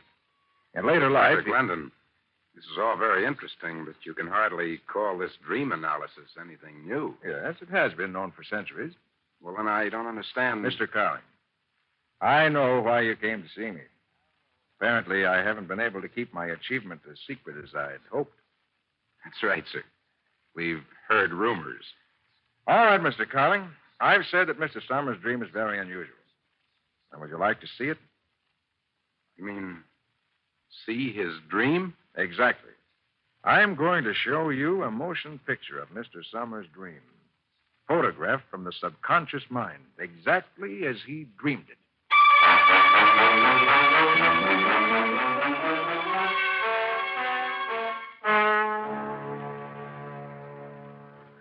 I attach special nerve electrodes, and these electrodes pick up the current impulses of the brain. Then these impulses are transmuted back into pictures on the film of the machine. Really very similar to the method of wireless photography. Here's Mr. Summers' dream reel, Doctor. Oh, fine. Thanks, Eddie. The projectile tube is ready, so I just place the dream reel in it. And there. Hold on to your hat, Mr. Carling. You're going to see an actual dream. Yes, very well, Mr. Klauber. 3 slices of lemon drops will do. He thinks I don't see him putting the pennies in his pocket when he knows they belong to me. 3 slices of lemon drops it is, little boy. I'm not a little boy, Klauber, and you know it. I'm all grown up, and I don't come to your store anymore. I don't even live here anymore, and you steal pennies. All right. Get out now, little boy. Take your lemon drops and get out. Get out. Music. I didn't know Klauber had music in his store. I don't like his music. I'll slam his door. I'll go out in the street. Now there won't be any more penny-stealing music. Oh, what's that? It won't go away. It won't go away. Summers, I am calling you. What's that? It's not Klauber. It's green. It's a monster with great pink eyes on long stalks. It's standing in front of me. It has claws. You're not the little boy anymore, Summers. No, don't touch me with your claws. Come with me now, Summers. You are mine. You belong to me. No. You're touching me. Don't. Help me. Help me, please.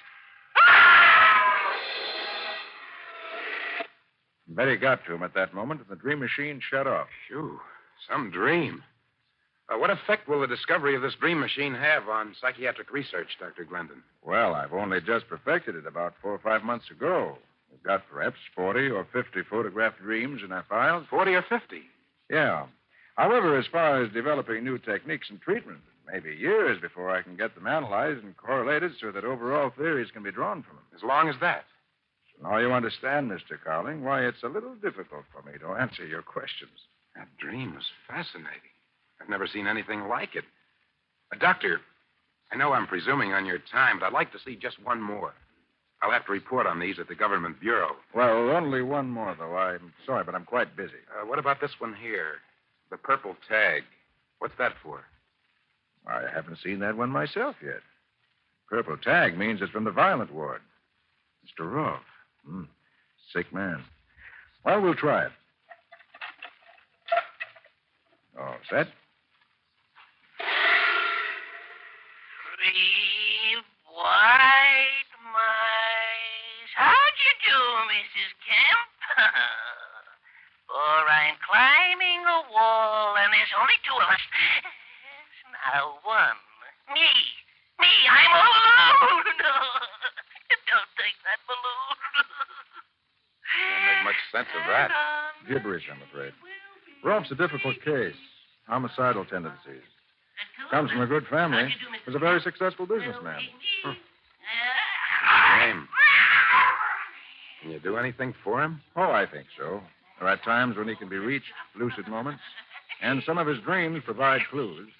Here, see? Now 74. That'll show him. 74. You're not frightening me. I'll believe you. You can't scare me. Oh, no. Don't touch me.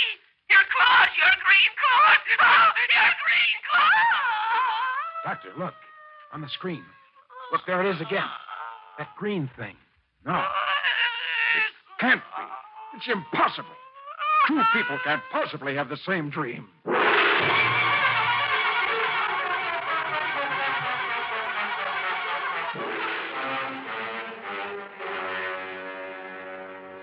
I don't understand it, Betty. I can't understand it.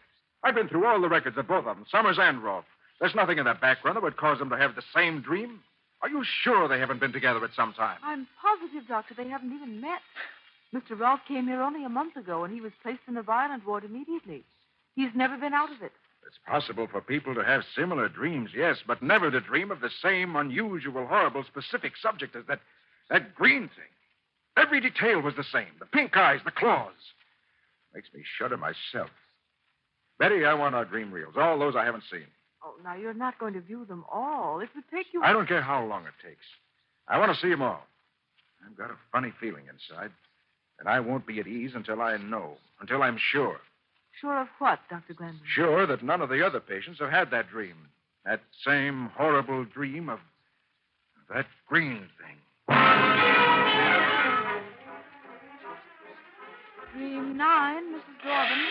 Shall I put the sound on? Oh, no, not necessary. We can see it if it appears. No, nothing here. Dream 10, Miss Farnham. No, nothing. I don't think we'll find anything, Doctor. It must have been a freak, a coincidence. Keep going, keep going. Dream 11, Mr. Craig.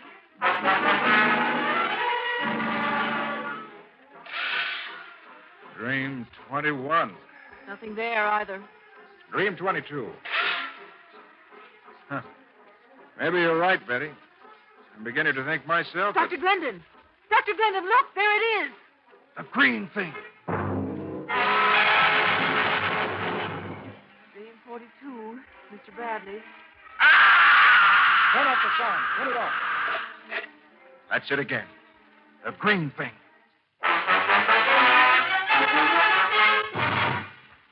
Four of them, Carling. 4 dreams of that monstrous green thing. Each one from a different patient? And each one during the past week. Carling, there's something there. Something to make even a psychiatrist feel frightened.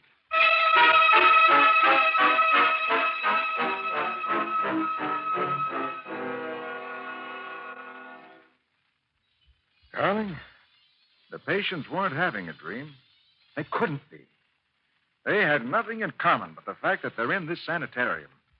Why, even the nature of their illnesses are different. Doctor, aren't you getting a little mixed up yourself? Huh? You saw those dreams. I saw them. Betty saw them. I know it's incredible. Listen, to have a dream means that you create that dream. You and nobody else. You mean you think the patients didn't create those dreams? They're not their dreams? There is such a thing as thought projection. Mental telepathy? Yeah. Why should anyone want Someone to... may have found out about the dream machine. Maybe jealousy or grudge or a hatred of psychiatry in general. There are many reasons. What we've got to do is to find out where it's coming from. The patients must be protected. How? First, we've got to find out whether this telepathy is coming from inside or outside the sanitarium. Then we've got to track it down. I tell you, Carling, whoever's trying this terror by mental telepathy isn't going to get away with it. I'm not going to stand by while a lifetime's work is destroyed by a campaign of terror against my patients. I'm going to institute protective measures at once.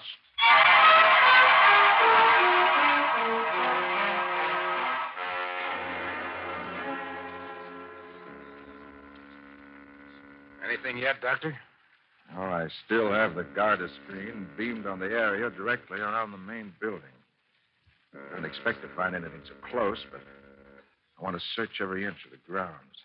You still feel whoever it is on the grounds? Can't be sure of anything, except that I'm convinced that the staff is loyal, and I have a hunch that whoever is transmitting these thought waves will want to be close enough to judge the results.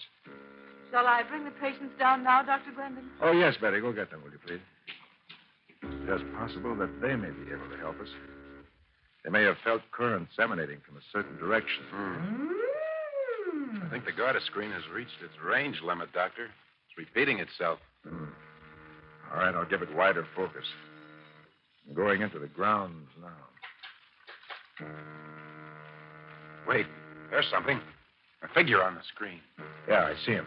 He's carrying a club, a stick or something. Who is it, Doctor? Can you tell? I don't want to alarm him.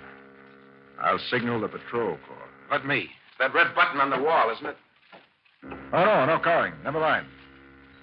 That is one of the patrol corps. I can see his armband. Too bad.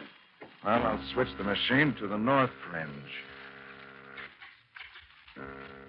There's another figure. Is that... It isn't. We seem to be well guarded. Another member of the patrol corps. Well, let's hope the patients will be able to... Here's help. Betty. Doctor. Doctor. She's alone. Betty, where are the patients? They're gone, Doctor. What? They've disappeared. And a fifth patient has just begun screaming in his room, the green thing, the green thing.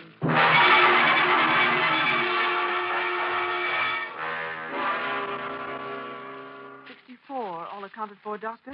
The 4 that are missing would make 68. That's how many patients we have. I checked the nurses, 8 besides Betty. And they're all here. And the patrol corps have checked the rest of the staff. And no one has left the grounds except the 4 patients.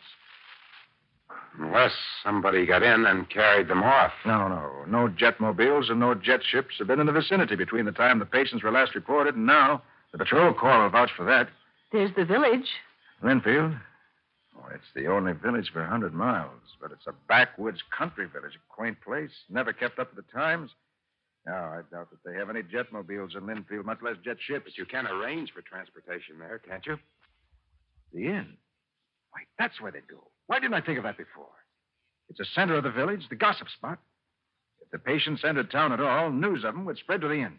Betty, you take charge here. Carling and I are going to Linfield. How long will you be gone, Doctor? Until we find them. Or learn they're no longer alive.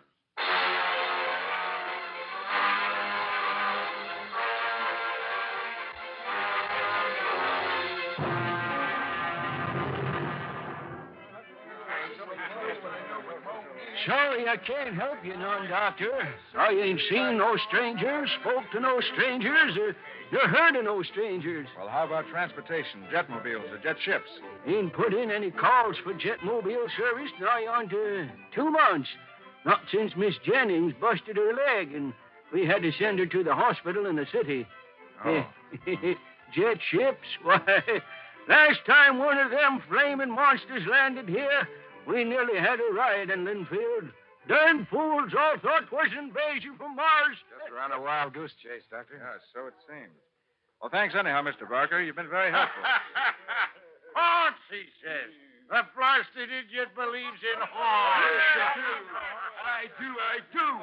Everyone knows there's ghosts everywhere. Idiot! There's no such thing as ghosts. There are ghosts. There are ghosts in every village and town. Quiet down, you boys. You'll be getting right into bad reputation now.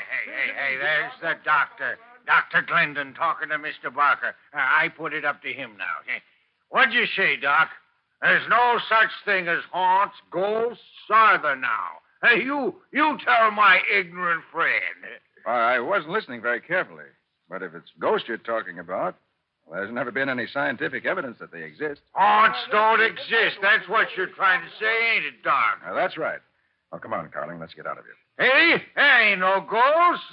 This Doc's an educated man. He knows. Yeah? Then suppose you tell me what that green thing was floating around down near the caves. And we ain't the only one who's seen it. Right, boys? A green thing? Where? Where are these caves? Right down at the river. Why, Doc? You ain't going there. It's nighttime now. Carling, will you risk it? I've got my ray gun. Doc, you're crazy. I'm telling you, there's a haunt. Why, there ain't a man in this whole village go with you tonight. Well, if it's only a ghost, you needn't worry. But if we're not out of those caves by dawn, you better come for us. It won't be a ghost that's holding us.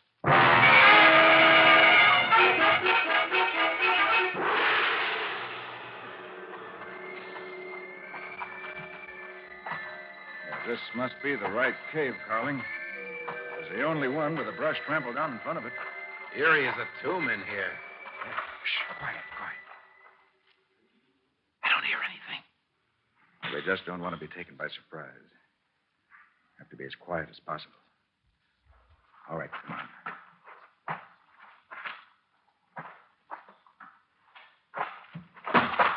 what's that?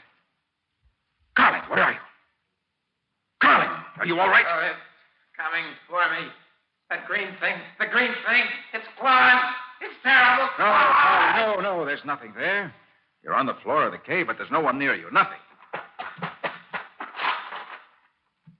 He's asleep. He's having the dream. That same dream. That green thing. Come on, Carling. Come on, snap out of it, Carling. It's only a dream. Only a dream. Coming. It's something that green thing. I feel dizzy, tired. What's the matter with me? I'm falling asleep. No, I won't hurt myself. Dr. Glendon. Dr. Glendon, I am calling you. You must come with me. No, I won't. I'll fight you. Come with me, Dr. Glendon. I control you now. No, the claws! No! It's just a dream. I know it's a dream. I'm going to wake up.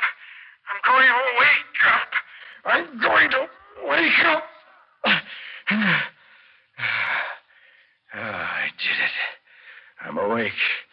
I conquered the green thing. Did you? Did you conquer me, Dr. Glendon?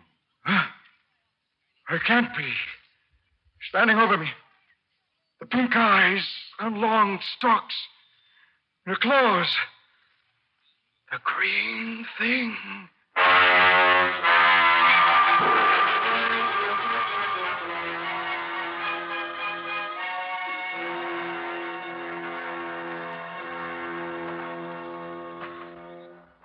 Right in here, Dr. Glendon.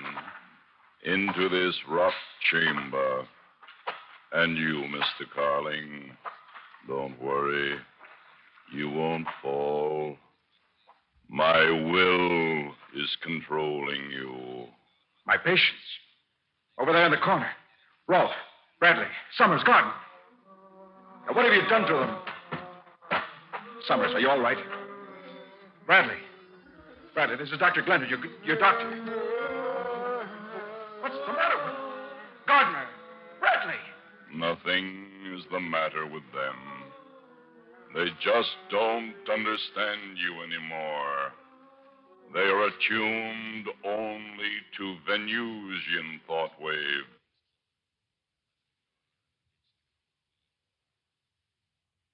Venusians? You're from the planet Venus? That is right. For a long time, we have been observing your Earth, your resources, and your remarkable technology. But we did not know how to conquer you. For we of Venus have no strength or physical dexterity, only mental power. You shouldn't have told me that. I'm going to beat that horrible body of yours to a pulpy green mess. You hit only air, didn't you? I'm growing tired of this game. Stop.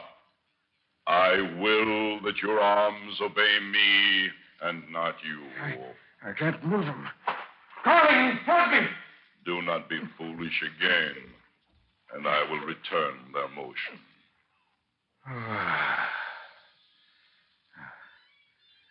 You hypnotized my patients the same way, didn't you? Are those dreams? A little more complicated than what you earthlings call hypnosis. But it is mind control. I have come to Earth to prove to my planet that this is the way to conquer your Earth. We will control the minds of its inhabitants and thereby control their strength, their physical dexterity. I began on your patients first because their minds are more easily controlled. What do you want of them? Their bodies. They can perform physical acts that I cannot. With their bodies, we Venusians can continue our investigation of your planet at close range.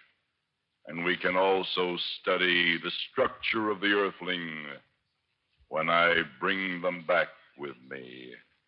Bring them back? To Venus? Do not worry, my dear doctor. I shall not separate them from you. I will also take you and your companion with me to Venus as rare prizes. Earthling, bind these two men. No, don't do it, man. I'm your friend, your doctor. No, let me go. Let me go.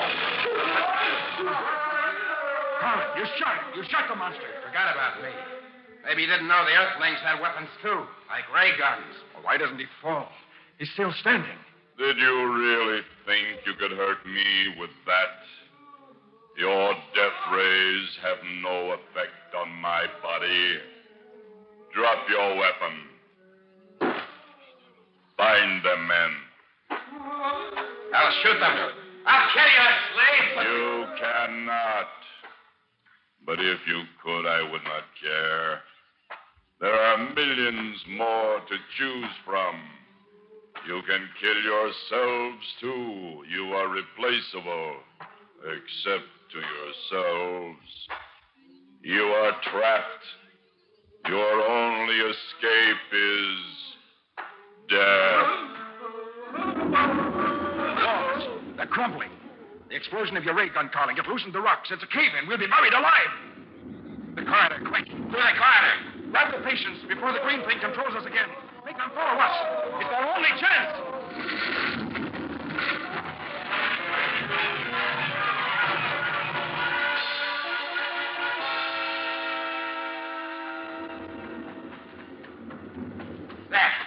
There's the mouth of the cave. Hurry, Doctor. It's blocked. The rocks have fallen here, too. There's one big one just at the mouth. If we can move that one, I think we can make it. All right, help me, Doctor. I'll get the patients, too. All right, come on, men. Here. Pull. Pull. That's right. That's it. Pull. It's moving. All right. Let's go on. There. Now we can squeeze through now. You go first, Doctor. Pull the patients after you. All right. All right, I'm out. Now, Rolf, come on. That's it. All right, Bradley, you next. Come on. That's the way. All right, you, Summers. Hurry, Doctor. Quick, now, come on. All right, Gardner, quick. You, all right. It's all right there. All right, now you, Carling. I can make it. Help. Good. Help me. Earthlings. I cannot escape. You can't squeeze through. He has no physical strength. Earthlings. Earthlings. Come to me. Patience. They're going to him. He still has power over them. Come on, Carling, quick. Before they release him, help me shove this rock over the opening. Come on, quick.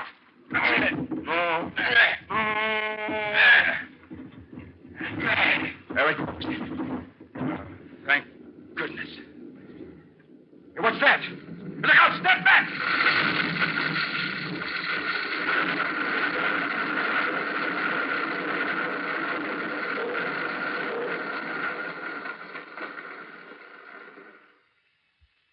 It collapsed.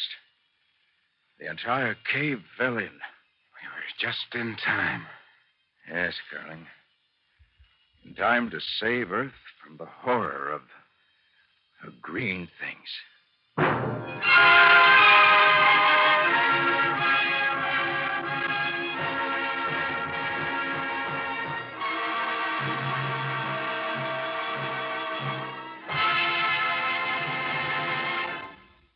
Next week, an incredible story about a man of science who dared tamper with the secret of human life. Be sure to listen to That Which Lived in a Head of Steel. 2000 Plus is produced by Dreyer and Winolson Productions, Incorporated. In today's cast, Lon Clark played Glendon, Joseph Julian was Carling, Hester Sondergaard was Miss Connors, Gilbert Mack was Rolf, John Griggs was Summers, and Henry Norrell was the Green Thing. The script was written by Edgar Marvin.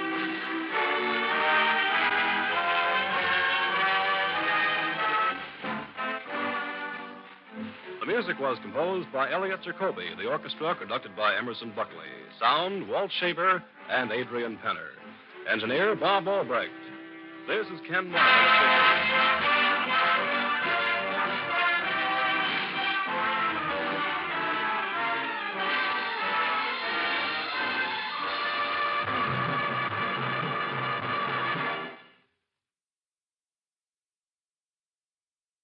It was like a terrible nightmare.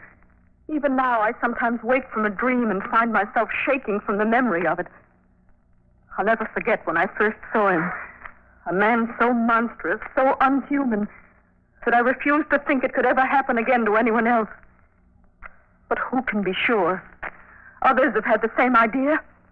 Oh, yes, the law forbids it, but laws are broken every day. Will it happen again to someone else? Someday, in the future? Perhaps. Perhaps it will happen to many. I don't want to see it. To hear the story of this strange monster, listen in a moment to 2000 Plus.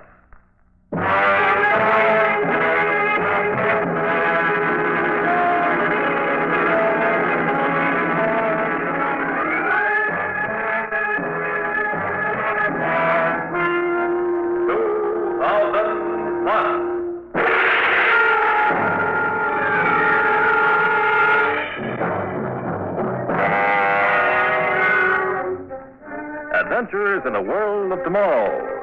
Dramatic stories of science fiction from the years beyond 2000 AD.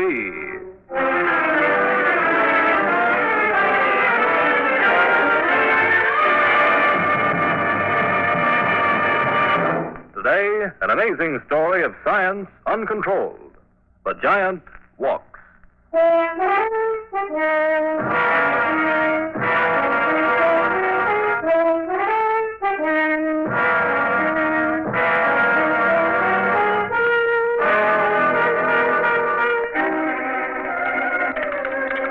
Monsters, that's what you are, monsters.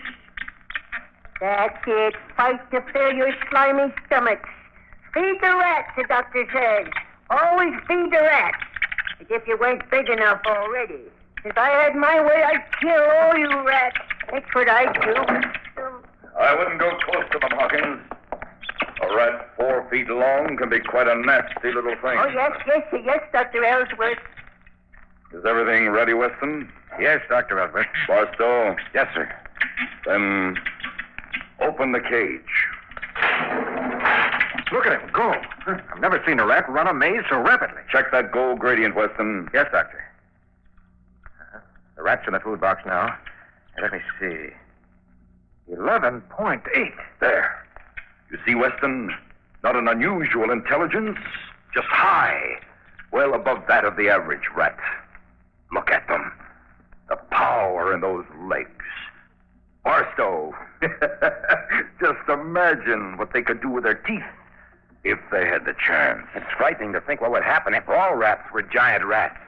If they got loose. It's evolution, Barstow. Merely the scientific elimination of growth barriers. Now that your experiment's a success, we can tell the world. Your theories will be accepted. You'll regain your rightful place in science. Not yet, Barstow. Not yet. I'm already at work on what I consider will be an ultimate experiment. It's only a matter of calculating, checking, and verifying data on the rats so we can build a larger pituitary revitalizer. What animal do you have in mind for this new experiment, Dr. Ellsworth? What animal? Well, there's only one that I could possibly be interested in now. It's the next logical step. Surely you can't mean... Yes, Barstow. A man.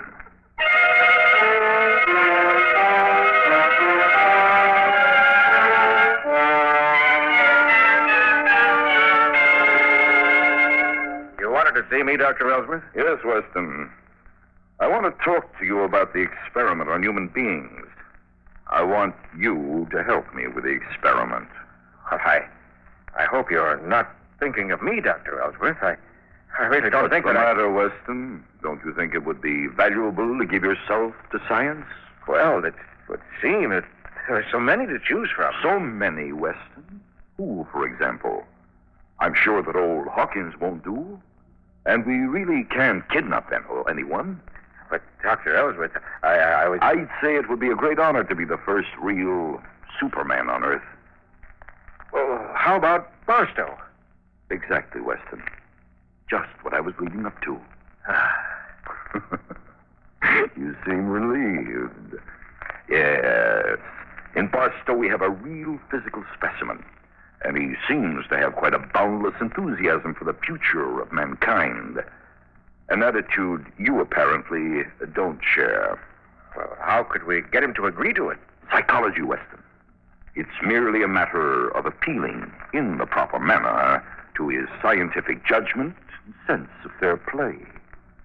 Now, here is what I want you to do when he gets back.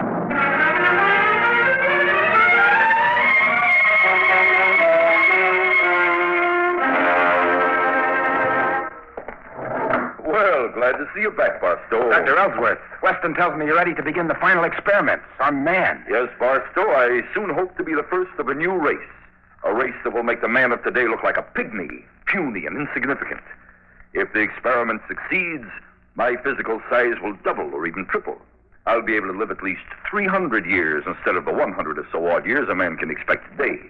The brain cells will probably also expand, giving me an intelligence that will make you and Weston look like products of the Stone Age. Well, I don't think it's fair for you to sacrifice yourself. It's not fair to humanity.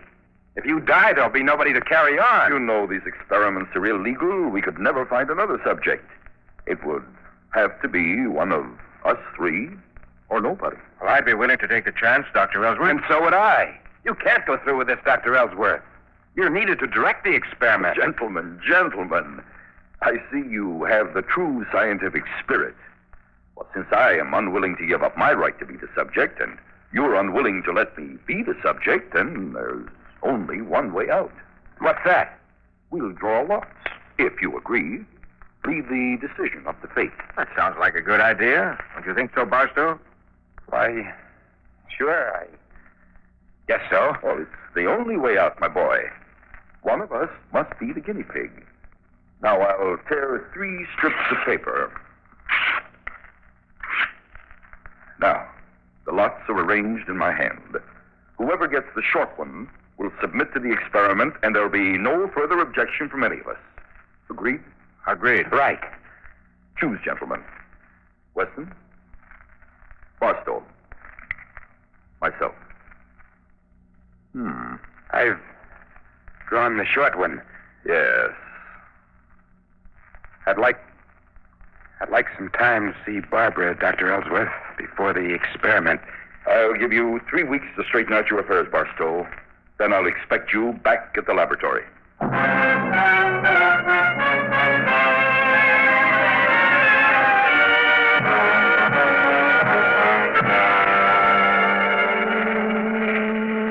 Contacts are wide open. Cut the circuit, Weston. That's enough. Well, Barstow, are you ready? Quite ready, Dr. Ellsworth. As you know, it may be painful at first, but after the primary series, I don't think you'll notice much. I'm not worried, Dr. Ellsworth. No, of course not. Well, good luck, my boy. Thank you, sir. Contacts open, Weston? Yes, Doctor. Then pipe the circuit. Now, that's fine. Now, keep it steady at 3,000. Prepare for the first injection. We'll give him 5 electronic unit charges. Valve open.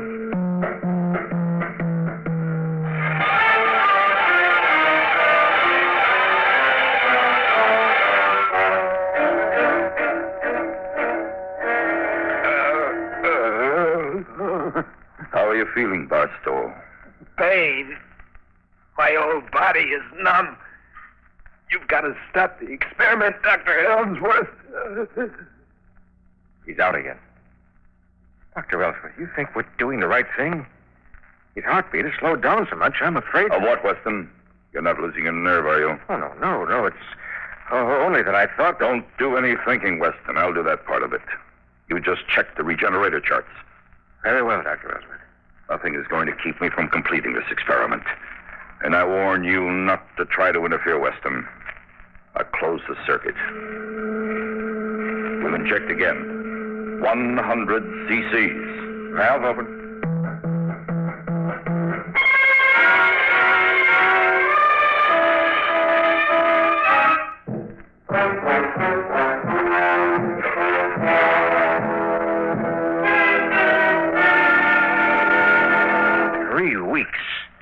I can't believe it, Dr. Ellsworth. Look at him. 12 feet tall, and he weighs 750 pounds. Of course, Weston. As I told you, there's very little difference, really, between a rat and a man.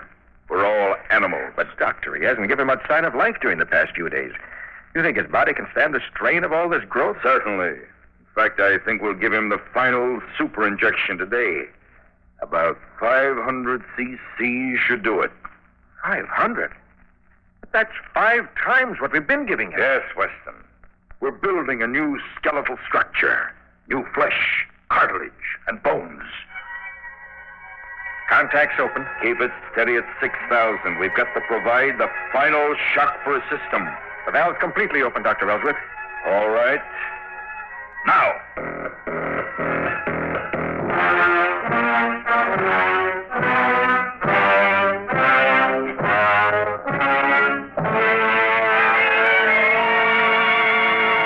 Look, Weston. We've done it. He's 30 feet tall if is an inch. Barstow, can you hear me? Can you understand what I'm saying? You must talk slowly, Barstow. Slowly. You're not an ordinary human being anymore. Look, he's getting up. Hey, what's happening to me? Why is everything so small? Our experiment is a success, Barstow. You're a Superman. I've made you a Superman. But I can't move. My head is touching the skylight. Stoop down, Barstow. There's a rolling door in the side of the laboratory. I think you can crawl through that. Easy, Barstow. Very slowly. That's it. Well, how does the world look now that you have some elbow room? Small. The world is very small. 30 feet of muscle and bone. It's my creation. My creation.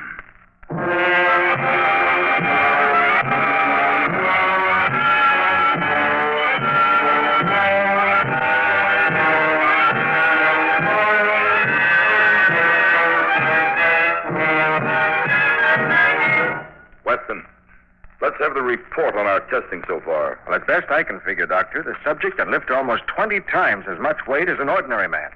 Can run approximately 60 miles an hour without difficulty. Oddly enough, though, he appears to get along fine on 4 or 5 hours sleep a night. But he's consuming food at a rate that's all out of proportion. Well, that's understandable. It's still making an adjustment. Go on. Mentally, very superior.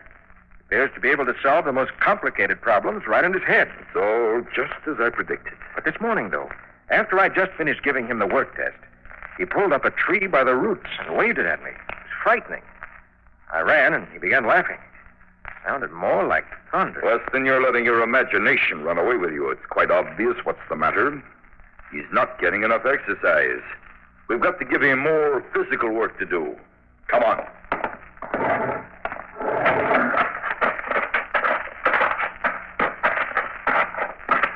There he is.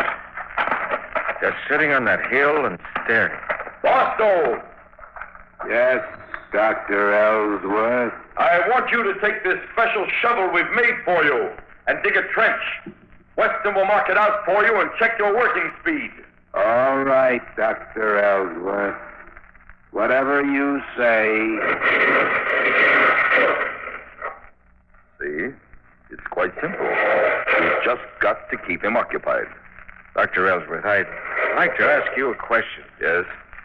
What are we going to do with Barstow? I mean, what are we going to tell the world about him? We can't go on continually this way. Of course we can. Once we're sure of ourselves, we'll get other men. We'll make giants of them. We're building a race, Weston. A race of supermen with which we can rule the world. We've only to learn how to control Barstow so he'll respond to our every command. And then we'll build an army. Doctor, that's not right. You know, Weston, you're a good assistant. It's only when you think that you get into trouble.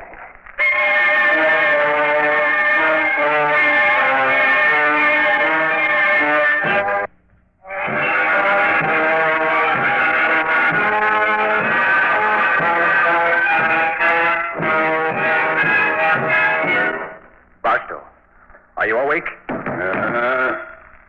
What do you want? I must talk to you. Dr. Ellsworth wants to use me for the next experiment. Oh? What's that to me? I don't think you understand. He's working on a method to control you electronically as a giant. It's what he's been waiting for. And when he can finally control you, he'll begin to make more giants. Wants to build an army of giants so he can take over the world. That isn't true. Dr. Ellsworth is interested only in science. You just don't want to be a freak as I am, cut off from everything, just because I was unlucky at drawing lots. No. Not unlucky, Barstow. Framed. Dr. Ellsworth and I agreed to volunteer just to get you to volunteer. We arranged the lot so that you would be chosen. Don't do anything to me. Oh, please, Barstow. That's why I let you know. I wanted you to do something about it before it's too late. Now, what are you going to do? Where are you going?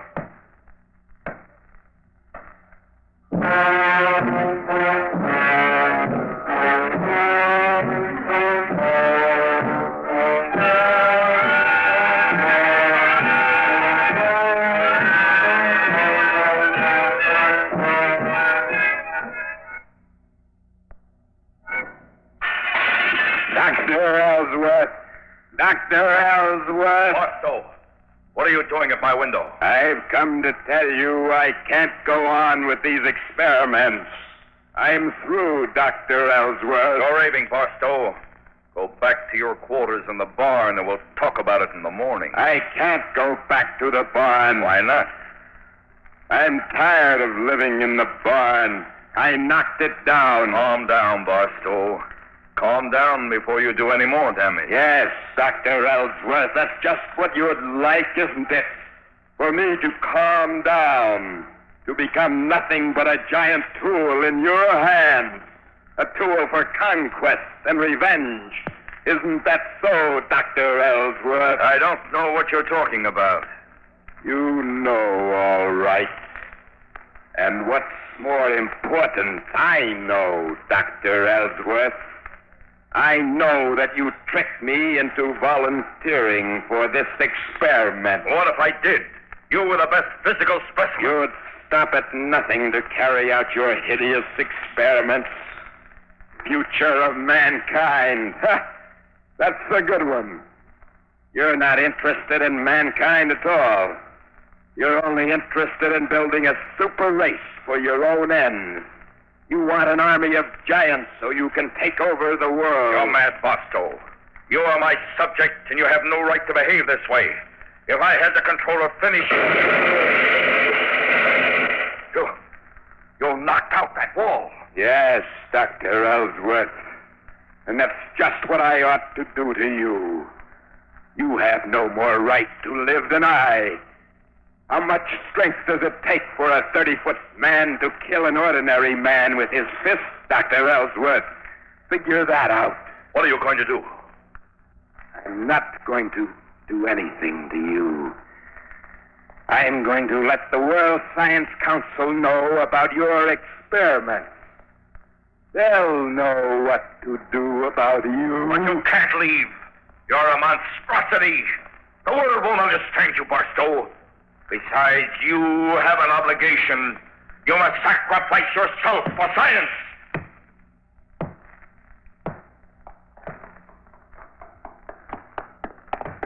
He's gone? Yes, all my plans ruined. Yes. Weston, you did this to me. You told him about my plans. Yes, Dr. Ellsworth, I did. You've ruined the experiment, Weston. You betrayed science. You have no right to live. Who are you to decide these things? Come inside, Weston, now. A gun? Right. Come along now, Weston. There's one last experiment I want to perform. I'm curious to see how a man can stand up against a giant rat. No, please, Ellsworth. I'll do anything you want. I don't want to die. I'll be the subject of a new experiment. Too late, Weston. Should have thought of those things before. Stand still. There. Right by the cage. No. Now. Don't push me in. No, let that go. Take your hands off me. No. No.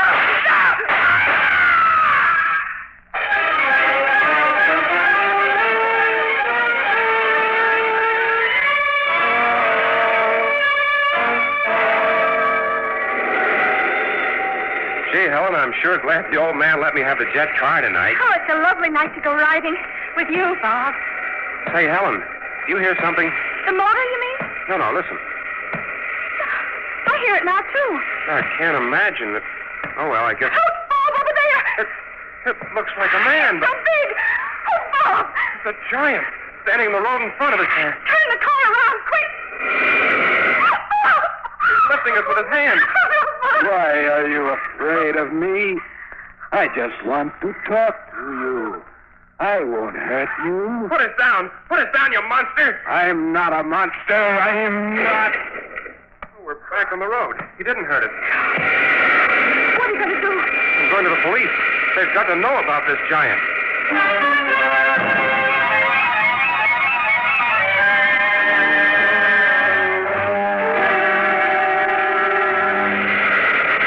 Calling all rockets, ground and space patrol.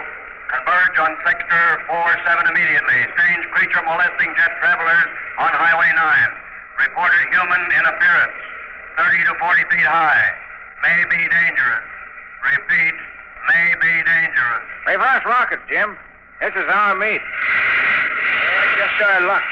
Probably an invader from Mars. To all rockets, check destroyer guns before moving into danger area. Repeat, check all weapons.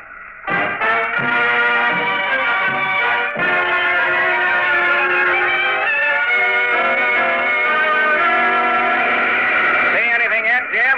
Nothing, sir. Hold on. Here's something moving in field 7. Well, I'll be. It's a man. But what a man. Rocket 117 to control tower. Located creature moving rapidly in the direction of McKenna City. We're closing in. Very good, 117. Keep on it. We'll have all available rocket cars join you. Okay, Tim, we're near enough now. Safety off destroyer guns. We'll fire a couple of warning shots to slow him down. Safety off. Fire. He's stopping. He's waving his hands. We'll circle him. Keep circling. 17 to Central Control. Come in, 117. Come in. Circling giant, preparing to move in for a closer look. Guns ready. Orders.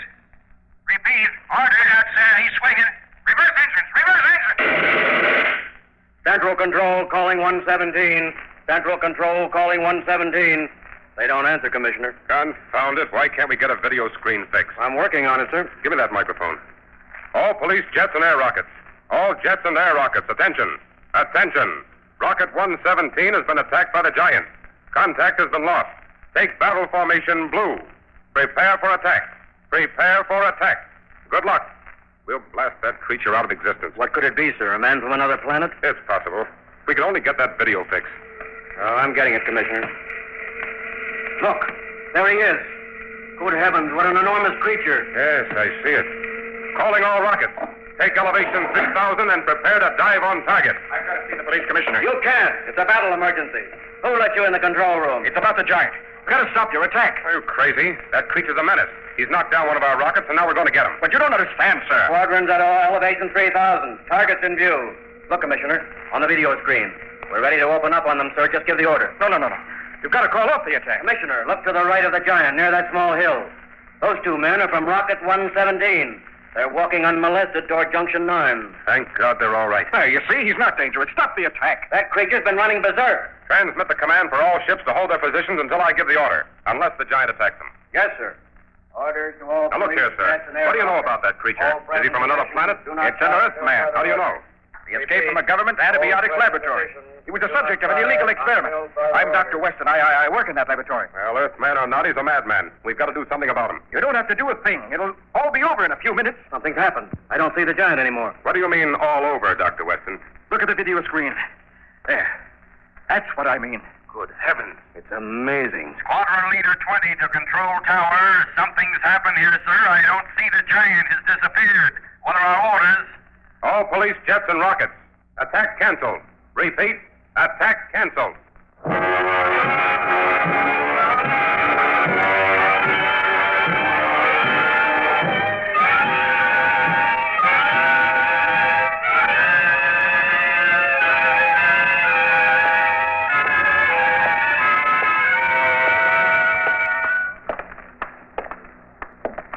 So you see, Barbara, I had to thank Weston after all. He's a disagreeable character, but if he hadn't acted so promptly, as soon as he found out, those rockets would have finished me. Ellsworth tried to kill Weston, didn't he, after you broke away? Yes, with the rats. Weston managed to get outside the cage, and they killed Dr. Ellsworth instead. And shortly after that, the rats fell into a coma, and Weston examined one by X-ray, and he discovered that the new bone structure was in the process of dissolving into cartilage, and that cartilage into flesh, which would soon melt away. And he realized their size had only been maintained by the injections, and they'd soon be back to their original skeletal structure. That's why he went to the police. Yes, but how did he know you'd shrink, too? Because they stopped giving me the injections. Oh, seeing you here like this, I can't believe all those stories in the paper about you. A horrible picture. I can hardly believe it myself, Barbara. It's like a bad dream. Oh, yes. Here's what I came back for. Dr. Ellsworth's safe. Oh, what's in it? Here they are. And here they go. You're burning them. Years of scientific research up in flames. Huh. But I don't want another man ever to go through what I did. Cut off from humanity, to be just a specimen in some scientist's zoo. I found out one thing, Barbara. Bigness isn't a matter of size. A man can be 30 feet tall or he can be 6 feet tall. It's what he has in his heart that counts. This world doesn't need bigger, more powerful physical specimens. It needs men with bigness of soul, who can love, respect their fellow men.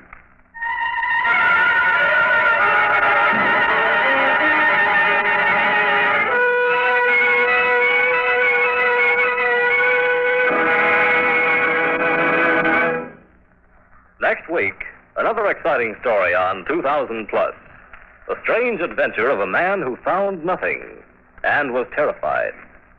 Be sure to listen next week to Alone. 2000 Plus is produced by Dreyer and Winolson Productions Incorporated. In today's cast, Joseph Julian was Barstow, Henry Norrell was Ellsworth, Lon Clark was Weston, Bryna Rayburn was Barbara, Morton Lawrence was the police commissioner, and Bruce Evans was Hawkins. The script was written by Julian Snyder.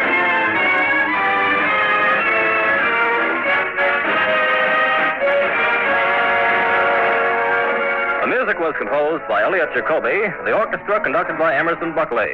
Sound, Walt Shaver and Adrian Penner. Engineer, Bob Albrecht.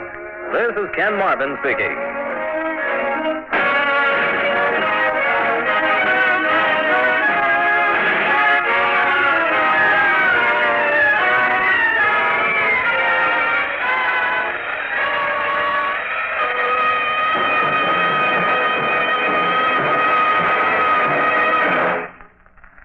This program came from New York.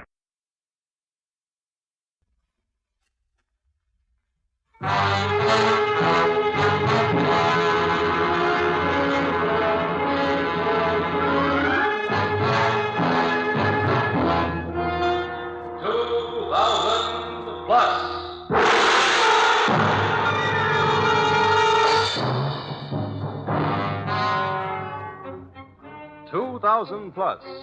Adventures in the world of tomorrow.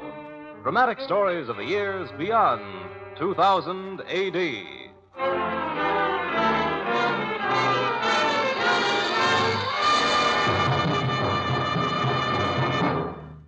Today, a story of the world of 2000 plus 60.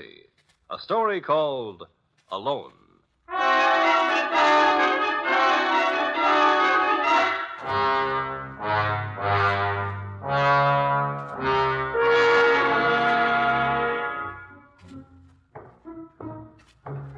I listened to my footsteps as I walked down the long corridor. Just my footsteps. For the first time in so many months. No nurses, no doctors, no burly attendants at my side. I was walking alone. I was well. I knew who I was and where I was and what I was going to do. I walked past the photoelectric cell that operates the huge bronze doors, out into the brilliant sunshine. And down the road leading toward my laboratory in the heart of Nuclear City. I passed up the hospital limousine service. I wanted to walk, to breathe in the air of freedom, to drink in the sunshine, the peace of the quiet countryside. I walked slowly because I realized that all too soon I would be engulfed by the noise and the tumult of the Earth's top research center. And finally, I reached the city proper. I started up the broad avenue lined with laboratories. And then suddenly, something was wrong. Terribly wrong. I stopped a moment and listened. And then I realized what was wrong. Not a sound. On this avenue, normally bursting with activity, with the whine and groan of machinery and the roar and rumble of nuclear bombardment, there was nothing. Not a sound. Not a voice, not a soul, not a single solitary human being.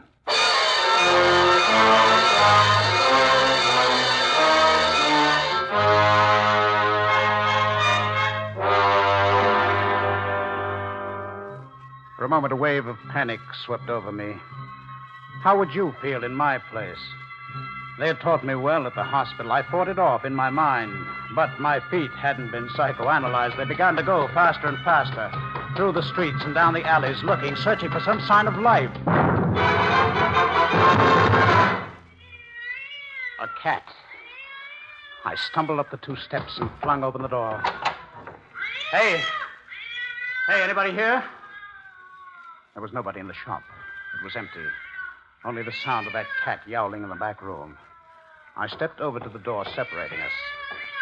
All right. All right, Kitty, take it easy. I'll let you out. Just let me slide this bolt. Ah, here we are. Now, let's see what you look like.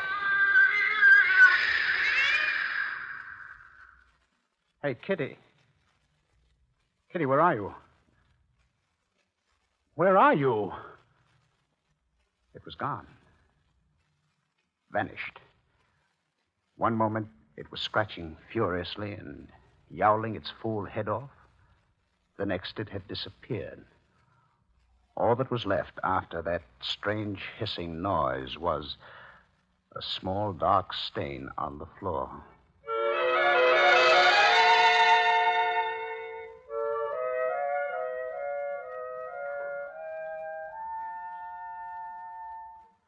When something suddenly happens to your nervous system, when you find yourself with trembling fingers and a racing pulse, it's a good idea to do something physical, some familiar mechanical act.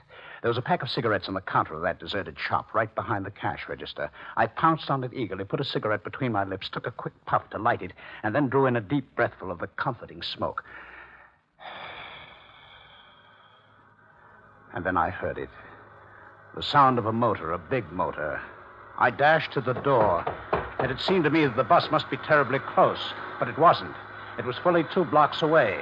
Only the unearthly quiet of Nuclear City made it seem so near. I sprang to the middle of the street, waving my arms wildly, shouting with relief, "Hey, driver, this way!" A bus, a 300-seater that would be bringing people, voices, news about this terrible silence that had fallen over Nuclear City. It was 150 yards from me now, and my skin began to crawl. There was something wrong. Now it was 100 yards from me, 50, and still the juggernaut hadn't slowed down or honked or swerved or given any indication that I was blocking its path. At the last split second, I jumped.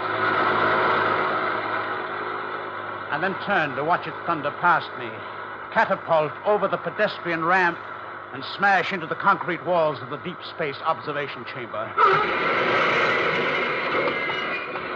The bus was a tangled mass of twisted steel and lucite. That was all that was left of it. And the people? I forced my way in, through a gaping hole in the side, and thrashed through the wreckage looking for some survivor, straining to hear a cry, a faint moan.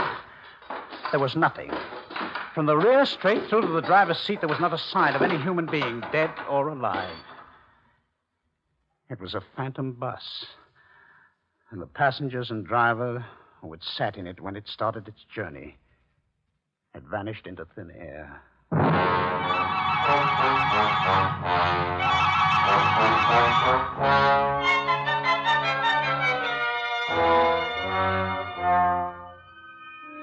I staggered away from the incredible spectacle, my senses reeling. It would take more than a cigarette, more than a familiar mechanical act to quiet the rising terror that was beginning to grip me.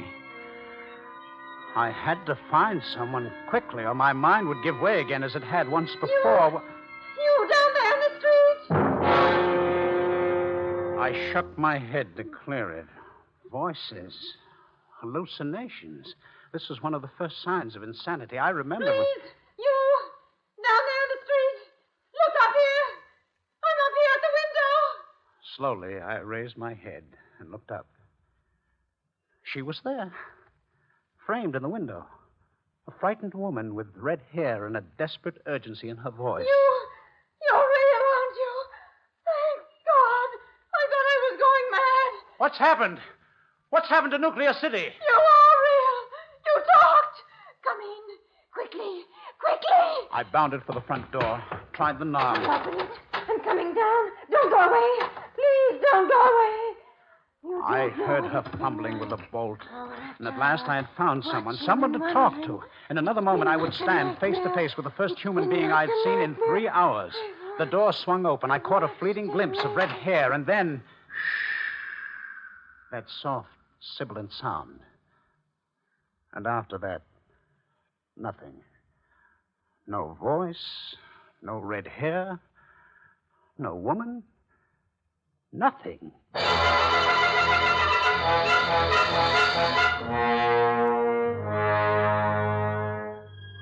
All at once, it dawned on me.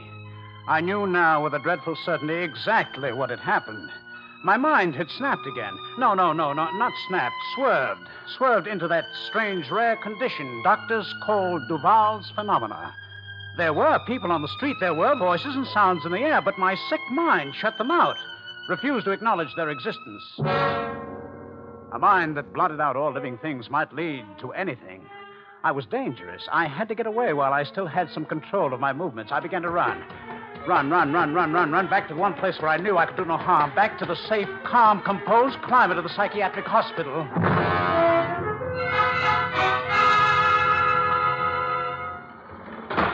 Once more, the big bronze doors that I thought I would never see again clanged shut behind me. And I walked slowly down the corridor with a feeling of relief as though a heavy weight had been lifted from me. The elevator operator was not at his post, but I knew how to operate the pressure lift. I pressed the button that would take me to my own pavilion on the 36th floor. The therapy room where just a few short hours ago I had been playing a four-handed game of galaxies with my fellow patients. I took 3 eager steps into the room. And then I stopped. For the room was empty. With a strange emptiness, as though time had stood still. There was the table with the cards still laid out, the cigarettes still smoldering into ash. As I snuffed them out, I noticed a chess game in the corner, the same game I had watched Phillips and Maxim start 3 hours ago. Queen's gambit declined. Phillips was still a pawn ahead. But Phillips wasn't there. And neither was Maxim. Where were Marquand? And Lester, and Rosen, and Tien Chung, and Ferrer? I stepped out into the hall, plugged in the PA relay, and frantically tried to get someone. Dr. Frankel. Calling Dr. Frankel. Please acknowledge. Nurse. Nurse. Nurse! Hello? Does anyone hear me? Emergency! This is emergency! In the name of heavens, if anyone hears me, please acknowledge! In all that vast space, which was the regional psychiatric hospital, in all the miles of corridors and acres of wards and pavilions, there was no one. No one to hear my voice and acknowledge it. I fled down to the main floor, along the silent corridor, and out into the open. I jumped into the nearest vehicle, a turbojet that must have dated back to the year 2100, and made for Nuclear City. Something kept nagging at my mind, tugging at the strings of my consciousness, but I shook it off. I was afraid to think. I could only keep moving, hoping for... I had no idea what.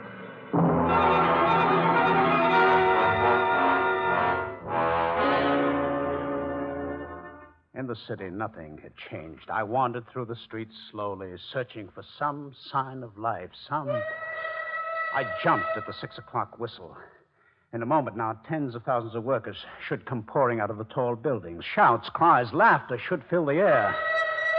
But the whistle only echoed through the empty streets, and the traffic lights clicked on and off idiotically in a mad cycle. Red, green, cross, red, green, cross, red, green, cross.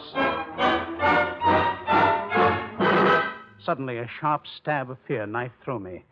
I thought of my laboratory, the project I'd been working on when I became ill. Internal organic dispersion. A method of activating the energy within a mass, causing it to burst outward. Something must have gone wrong. My assistants had misread the formula and let the force get out of control. Of course, that could have done it. I must get to the lab at once. A burst of speed brought me to my intersection. I leaped to the escalator onto the high-speed pedestrian ramp. Slide walk, the kids had called it, when there were kids. And a minute later, I was racing through the familiar twists and turns of the fission building, pushing through the doors to my own laboratory. Panting, I looked about. Everything appeared to be in order. From far below, I could hear the throbbing of the giant cyclotron and the hum of the huge electromagnetic dynamos. The sharp smell of ozone filled the air. I took a quick glance at the control panel. It showed every machine, every piece of apparatus working perfectly. There was nothing wrong, except the fact that they were working. It was after hours and machines should have been turned off. I switched off the main control. And then a cold shiver ran down my spine. There was a new sound, a sound I hadn't expected to hear. Someone was coming up the pressure lift, the private lift leading from the cyclotron to my own laboratory. I stood facing the cage, watching, waiting. A man stood there. A live man clad in the usual anti-radiation suit. I peered through the glass panel on the headpiece, and then I had to fight to keep hysteria out of my voice.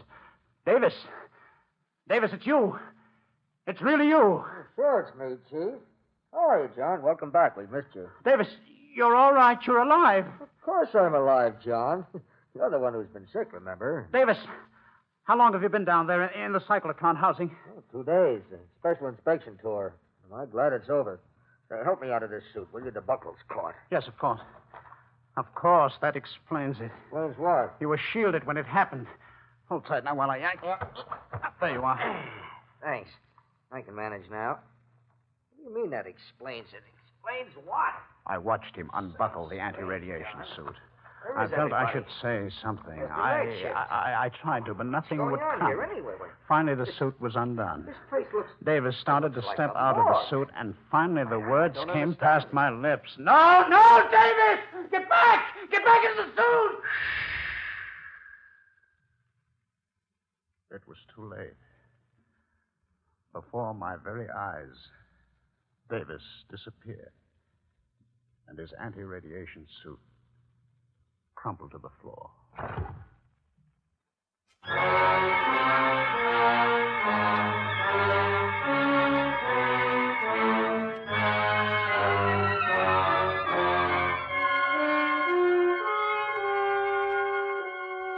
My legs buckled and I began to tremble all over. I knew my hours were numbered. No mind could stand up under repeated explosive shocks such as I had been through. I staggered to the first aid cabinet for a plasma capsule. And as I tilted my head back to swallow the capsule, the building across the street caught my eye, and my pulses leaped. Communications building. Communications, visiphone, long-range telesonic broadcasting. This was it. My opportunity to establish contact with the outside world. I dropped the glass and bottle and capsule and rushed out. 2 minutes later, I was in the main studio. I plugged in the lines, whirled the sending and receiving controls to maximum range, focused the electronic visoscope camera, and switched on the power. Nuclear City calling all stations. Nuclear City to all stations. Clear wires for disaster report. Emergency. Nuclear City calling all stations. Please acknowledge. I shifted the directional beam. Nuclear City calling St. Louis. Omaha. San Francisco. Guam. Tokyo. Come in, St. Louis. Guam. Tokyo. Come in. Nothing. Not the slightest sign that there was anyone anywhere who could hear the sound of my voice or see my image. I turned off the power and swung away. And a slight movement, a tiny flash of light caught my eye. The turntables that recorded every program sent out were still going, turning round and round and round, wearing deep, meaningless grooves in the wax platter. I stepped over to the first table, moved the pickup arm to the start of the record, and switched on the playback control. In another moment, I would hear the last sounds that it issued from Nuclear City's communication center.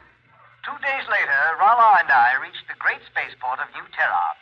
We had spent a month in the steaming jungles of Venus and had learned many things. We had learned that the flora and fauna... Oh, shut up. Well, I'll try the next table. Maybe I'll have better luck. And dispatches pouring in from all parts of this sector have confirmed earlier reports that the disaster which has struck Nuclear City is... The disaster is due... That is, the condition is caused by a wave of... Once again, I heard it. Recorded for posterity. The quick, seething hiss. And the silence. I couldn't stand it any longer. I suddenly went berserk. I began smashing everything in sight. The records, piles and piles of them, the machines, the tubes, everything. Stop it. You'll hurt yourself. I hardly knew what I was doing. For hours and hours, an explosive force had been building up inside of me, and now it burst loose, and finally, it spent itself. I calmed down and heard her voice. That's better. Much better. My name is Volta. Well, turn around. Look at me. No, I'm afraid so. You'll vanish, like the others. Nonsense. I haven't vanished yet. Turn around. You see?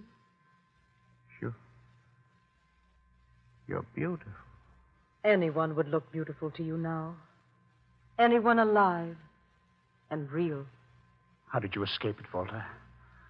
Why are we here, we two alone? We must go. We can't remain here any longer. Go. Yes, you're right. We've got to get away from Nuclear City, away from this whole stricken area. But how? There is no transportation. Now, wait. My plane. Plane? Yes, 6 months ago, before I went into the hospital, I put it up in a small hangar at the spaceport. 6 months ago? It wouldn't be any good now. You couldn't possibly get it into the air. We can try. It's our only chance, Volta. Come on, there's no time to lose.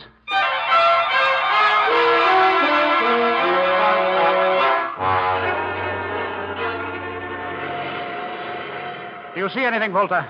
No, John. It's pitch dark out there. No beacons. No clusters of light. Keep trying the audio box. I'll see if I can pick up a landing beam. Calling Chicago. Calling Chicago. Landing instructions requested. I've got the beam. No, it's gone now. Probably a radar reflection. Move over quickly. Let me try that scanner. Chicago. The skyscrapers. The lakefront. The boulevards. What's happened to the lights? What's happened to the airport? It's no use, John. It's reached here, too. We might just as well have stayed in Nuclear City. No. We've got to go on. We've got to find someone. I won't believe. I can't believe there's no one left but us.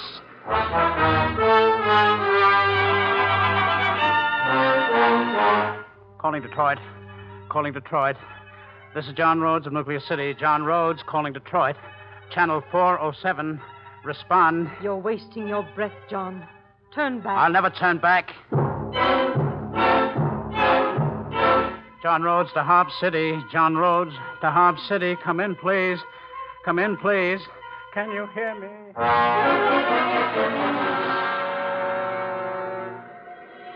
Are you convinced now? Sure, I'm convinced. I'm convinced the stricken area is larger than I thought, but I'm not quitting. Not quitting? What are you Strap going... on your safety belt and switch on the oxygen control. I'm shifting into nuclear overdrive. Where are we going? The other side of the Earth. The spaceport at Rio. Steady now. In less than 40 minutes now, we'll be... What is it? What's wrong? I don't know. Something's happening. We're swerving. We're swinging around. Some tremendous magnetic force has caught us in its tow. Turn back, John. Turn back before the ship flies apart. I can't, Volta. I can't do anything with a plane. She's out of control.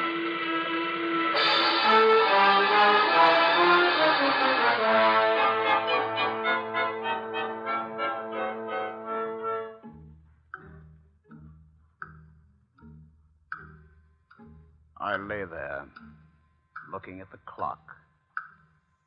I couldn't bring it into sharp focus, but I knew that the number 3 was slightly chipped, and that when it chimed, there was distinct hesitation between the second and third note. I knew these things because that clock was on the wall of the therapy pavilion on the 36th floor of the psychiatric hospital. Yes, I remember the clock. But how had I gotten here? What had happened to my plane? Where was Volta? Or was any of it real? Had I ever gone down the long corridor? Had I ever really left the hospital? Was the awful experience I had lived through anything more than a very vivid nightmare? And if I screamed now, would a nurse come running? Help! Help! Nurse! It's true, then. Everything really happened. I'm not dreaming. And Volta. What about Volta? I've lost her, too. There's no one left on Earth but me. I'll never see another face or hear another voice. I know that now. I will sit here in the silence and wait for the end.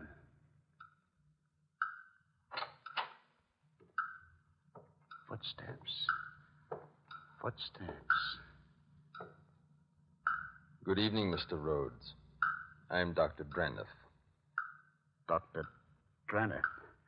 Do I know you? No, Mr. Rhodes. Not yet. But you will. You will be in my charge from now on. You've been very ill, and you're going on a little journey. Here, take this capsule. But Take it, Mr. Rhodes. The trip you're about to make is long and difficult. There, that's it. I'll look in again presently.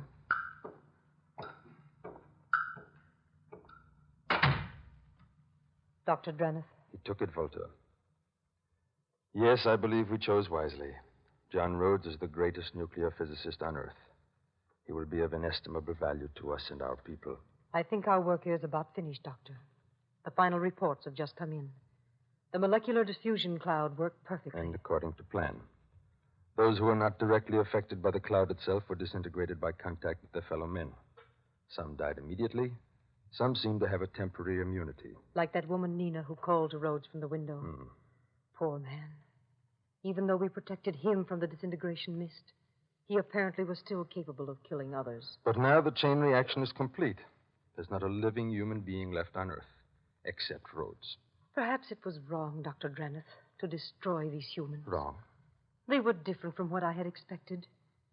As I guarded John Rhodes, I found him kind and intelligent and courageous. Now I'm beginning to think the whole experiment was cruel. Cruel? I do not understand you, Volta. You're familiar with the history of the planet Earth from the very first pages of recorded time. These Earthmen have bent every effort to kill each other off, to create new and more efficient weapons of death. We merely fulfilled their destiny, but we did it mercifully. The new inhabitants we bring here will be kind, as we are. I suppose you're right. Well, here are my notes on the 6 hours I spent observing John Rhodes' psychological reactions. You will find them very illuminating. And now, what do we do with him? This last human being left on Earth? What we planned from the beginning, Volta. You may notify our spaceship anchored beyond the magnetic field to send a tender for us. Yes, Dr. Drennan. We and our specially selected Earth specimen are ready for the long journey home. Home to Mars.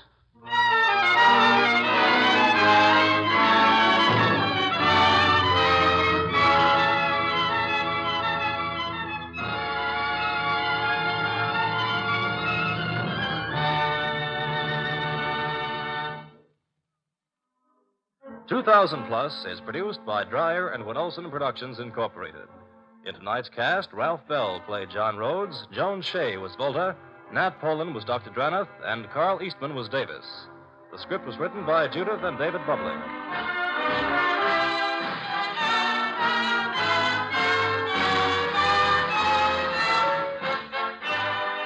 The orchestra was conducted by Emerson Buckley. Music composed by Elliot Jacoby.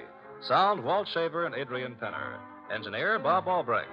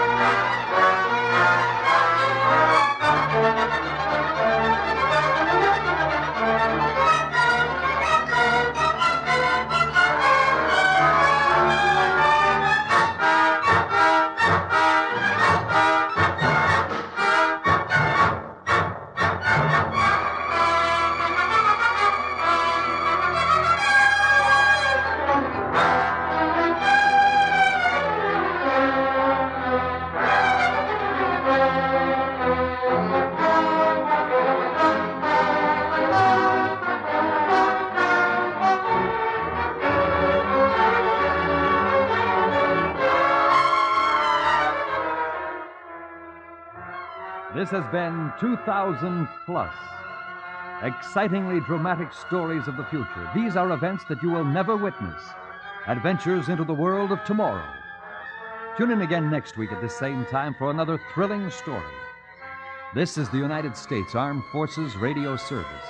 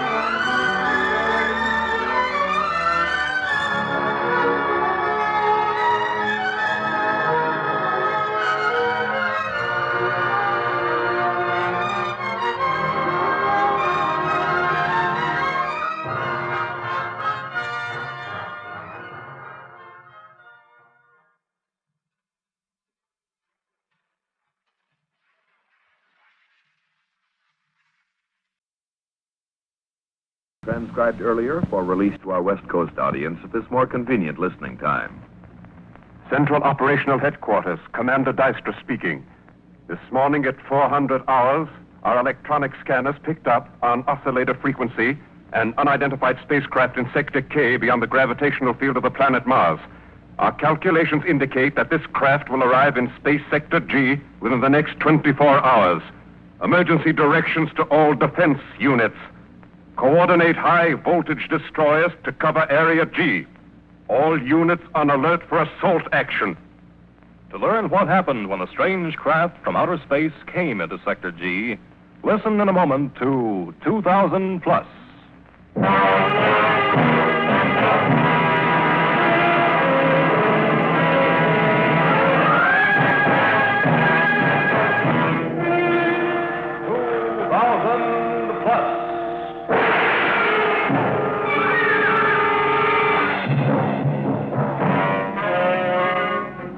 Adventures in the World of Tomorrow. Dramatic stories of science fiction from the years beyond 2000 AD.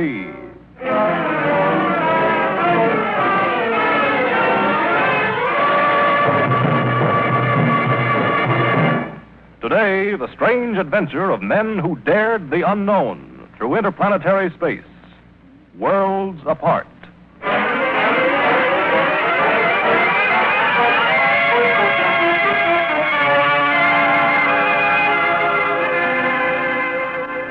And one thing more, Johnson. Your new Alimoid spacesuit has been tested, and it's everything you claimed it to be. Light, pliable, fireproof, a splendid product.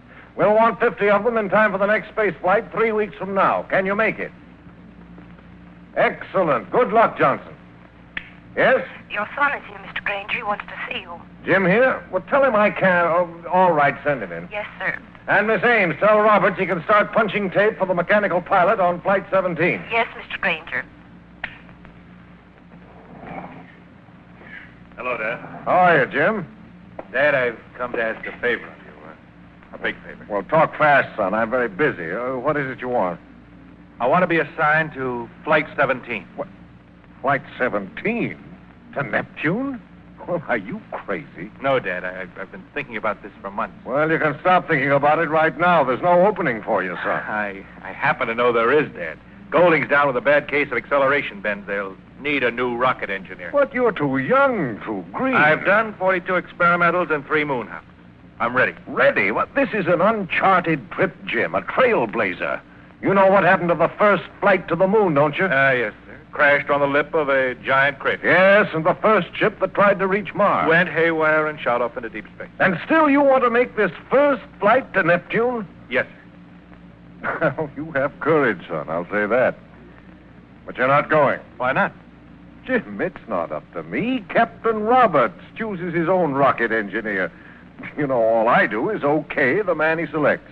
Then I guess I'll be making the flight, Dad. You see, I persuaded Captain Roberts to select me.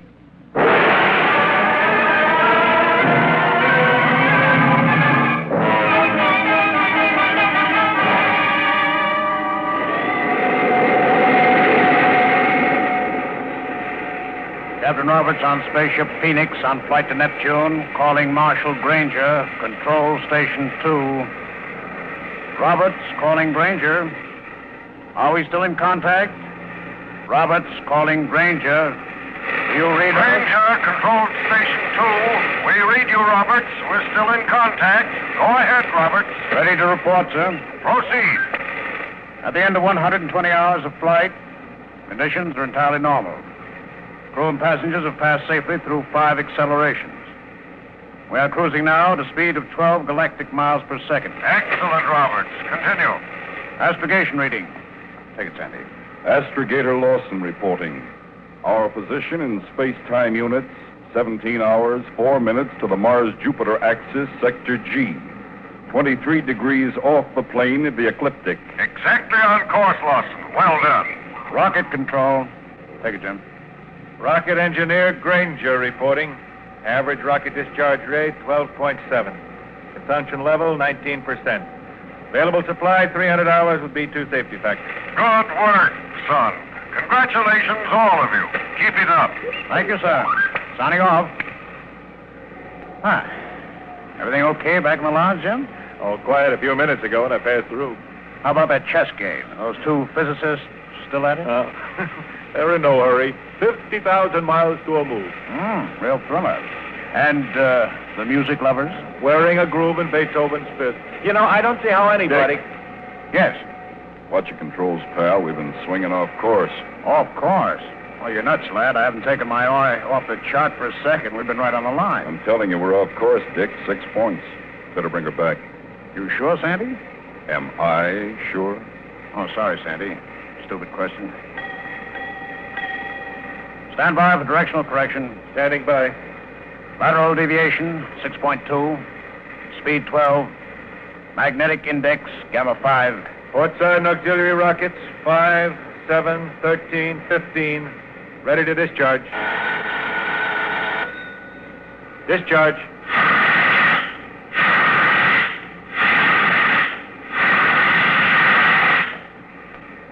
that's that. I still don't understand. Wait a minute, Dick. Something wrong. Huh? Wrong? What do you mean? We're off again.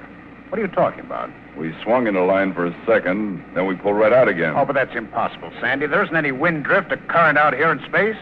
Anything in motion moves in a straight line until it comes within the magnetic field of some body. That's what I'm afraid of, Dick. I think we're caught in the toe of some tremendous mass. Oh, what mass, Sandy? The sun, Mars, Jupiter, everything's where it belongs, isn't it? There aren't any unknown bodies floating about. Maybe there are. Maybe the... Like what, Sandy? A comet. A comet? Yeah, a comet. That's what it must be. A wild, uncharted comet from outer space. Look, Dick. The atmosphere gauge, it's way up. We're not flying through a vacuum. There's something else out there now, some sort of atmosphere.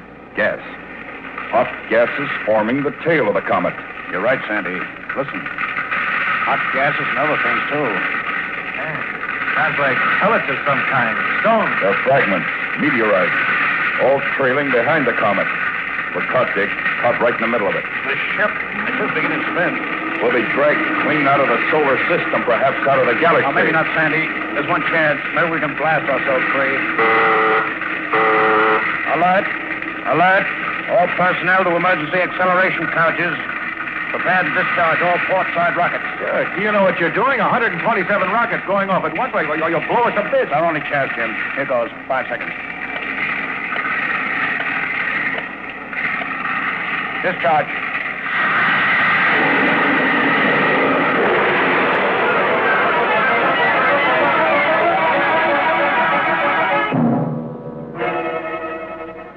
Granger, control tower, calling Spaceship Phoenix. Granger, calling Phoenix. Come in, Phoenix.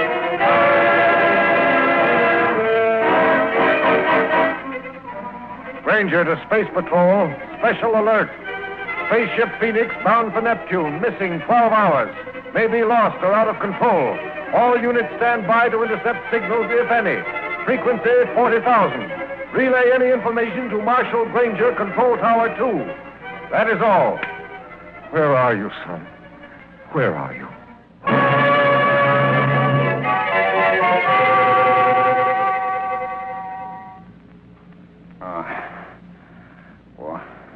What happened?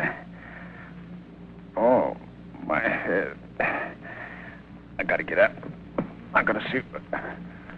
Sandy. Sandy, get up. Come on, man. I'll give... No. Sandy. Dead. Dick, you're all right. Thank God. Yes, Jim, I'm all right. But Sandy... I know. Head cracked against the control panel. 3 passengers are dead, but we're out of it, Dick.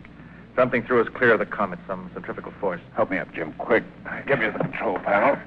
Take it easy, Dick. All right. Here we go. Oh, my head. Jim, how's the power plant? Half the rocket engines are out. And the boosters? Seem to be okay. Good. We got enough to operate on. Maybe. What do you mean? The nuclear overdrive is shot. Shot? Smacked by a meteorite. Jim, we got to find out where we are. We can't afford to waste a unit of power. Do you know anything about astrogation? Not a thing. Beyond the moon, I'm lost. Oh, that's great. A crippled ship lost somewhere in space and a dead astrogator to show us the way. I'll have to make a wild stab at our position. What's your guess, Dick? Well, how can I guess? We may be near Neptune or way out near some far-off galaxy. Now, let's take a crack at that radio relay. Maybe I've been trying all along. Can't raise a thing. Well, keep trying. It's our only chance. Okay. I'll take a look through the port, see if I can make out anything. Spaceship Phoenix calling Earth stations Mars, Jupiter, Earth. Spaceship Phoenix. Are we coming through? Can't recognize a star, a planet, an astro body. Jim? Spaceship Phoenix. Can you hear us? Can you hear us? How long is it since we blanked out? Can't say, Dick. All our instruments went haywire. Spaceship Phoenix, Flight 17 for Neptune in distress. Are we coming through? Answer us. We may have... Dick, listen. Spaceship Phoenix, you're coming through. We hear you. We've got him. They heard us. No, it can't be. Give me that mic. Hello? This is Space Flight 17. We're off our course and badly damaged. Our position unknown. We have located your position, Spaceship Phoenix. Stand by, please. Jim, that's Earth. We're blown or sucked the world right back toward Earth. Hello, Phoenix. Are we still coming through? Like music, sir. Very well. We're going to bring you in on a beam if you're within range. Does the signal reach you? Please acknowledge. Got you. Got you perfectly. Good. Set your degravitators and disengage all engines. We're in free flight, sir. Instruct all personnel to get into acceleration compensators. You will land at our spaceport in approximately 4 hours.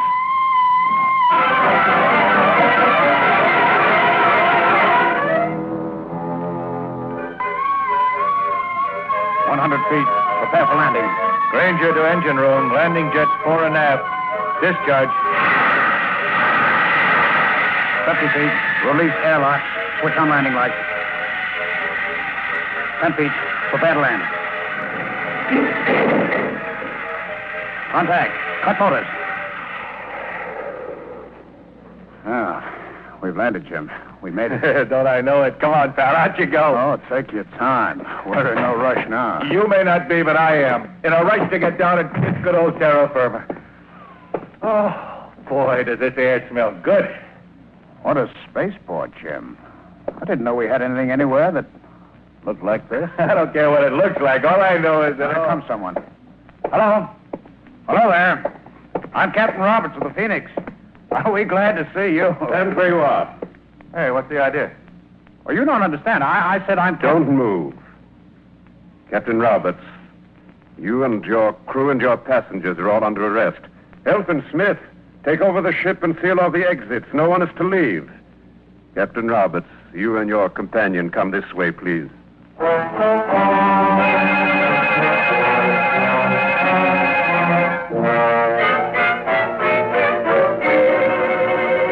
By what authority are we being held prisoners? I want to know. I have the right to demand to know. Captain Roberts, you're hardly in a position to demand anything. Well, what is my position, sir? The title is Commander. Commander Deister. Commander? Commander, you know that you will be held responsible for any harm to my passengers or ship. There's no cause for alarm, Captain, or threats. Simply holding you here at Green Valley for a short while till we check your credentials. You've inspected our ship. You know we carry no contraband. Since when does an American have to have his credentials checked in his own country? I've already explained to you that this entire area, all 500 square miles of it, is government property, devoted exclusively to secret research projects. Now, is it perfectly obvious why we can't allow you and your passengers to walk about freely? Maybe, but it isn't obvious why we're not allowed to use the visiphone. Why we can't call our base, report our safe landing. Perhaps not, Captain Roberts. But then, government regulations often are obscure. Commander Deister, we were met with guns and suspicion. Now, you say that was because secret research is going on. Yet when you contacted us above the Earth's atmosphere, you offered to bring us in here. Why did you make that offer if you didn't want us here? Would you rather be back in space, floundering about in your crippled craft? That can be arranged. You haven't answered my question. We brought you in for 2 reasons. First, to save your lives, if you turned out to be harmless. Second, because it is our policy to apprehend all craft entering our space sector. We have enemies. With the high-handed method you use, I can see why. Not high-handed, Captain Roberts. During your detainment here, you and your company will be accorded full courtesy. We appreciate your courtesy, but we demand the right to contact Chicago here, now, and on that visiphone. I'm sorry, that is impossible. Donna, Yes, Commander Deister? arrange for suitable accommodations for Captain Roberts and his crew. The interview is closed. Commander Deister, That is all, Captain.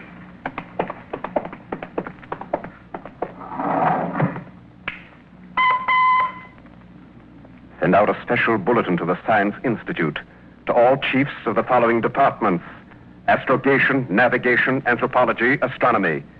Is there anywhere in this solar system or in adjoining constellations, a body known as planet Earth or America? Is there any community, area, or experimental station known as Chicago?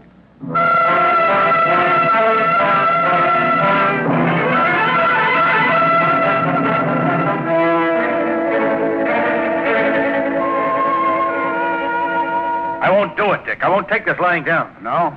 What are you going to do about it? I'll think of something. I'm certainly not going to sit around twiddling my thumbs while the great Dystra checks our credentials. I don't like the looks of this place any better than you do. Secret project, he says. For all we know, it may be the headquarters of some gangster outfit. There are a lot of things about this Green Valley setup that bother me. Nothing definite. I just get a feeling that everything's a little lopsided. As if I were looking at it through a Coney Island mirror. Oh, easy now, Jim. You'll be going bats if you... Dick, I've got it. Got what? That visiphone. If we can get into Dystra's office some way, we can phone home. Oh, no. You're way off, Jim. There isn't a chance in a million. Why not? This room's not locked. They finished work for the day. We saw everybody leave. All right, we'll try it.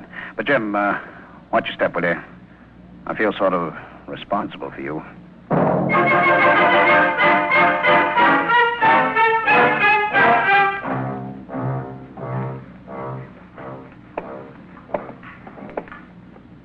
Here's the office.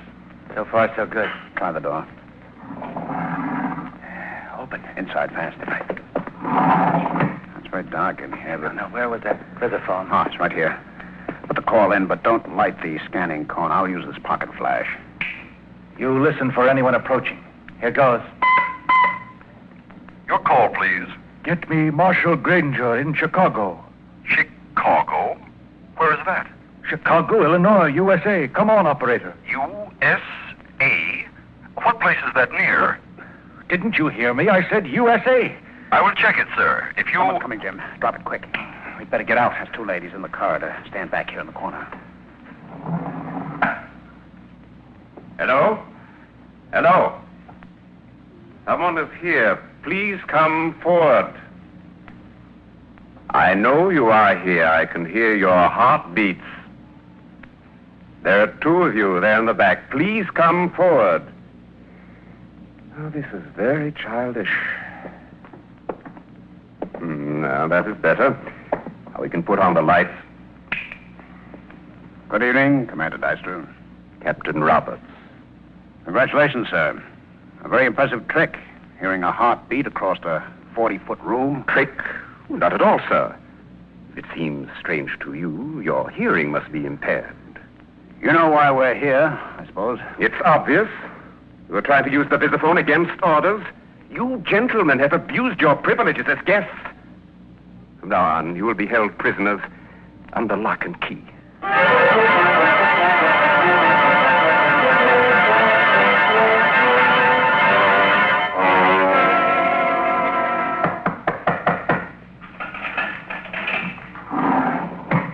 I've brought you your food, gentlemen. It's about time.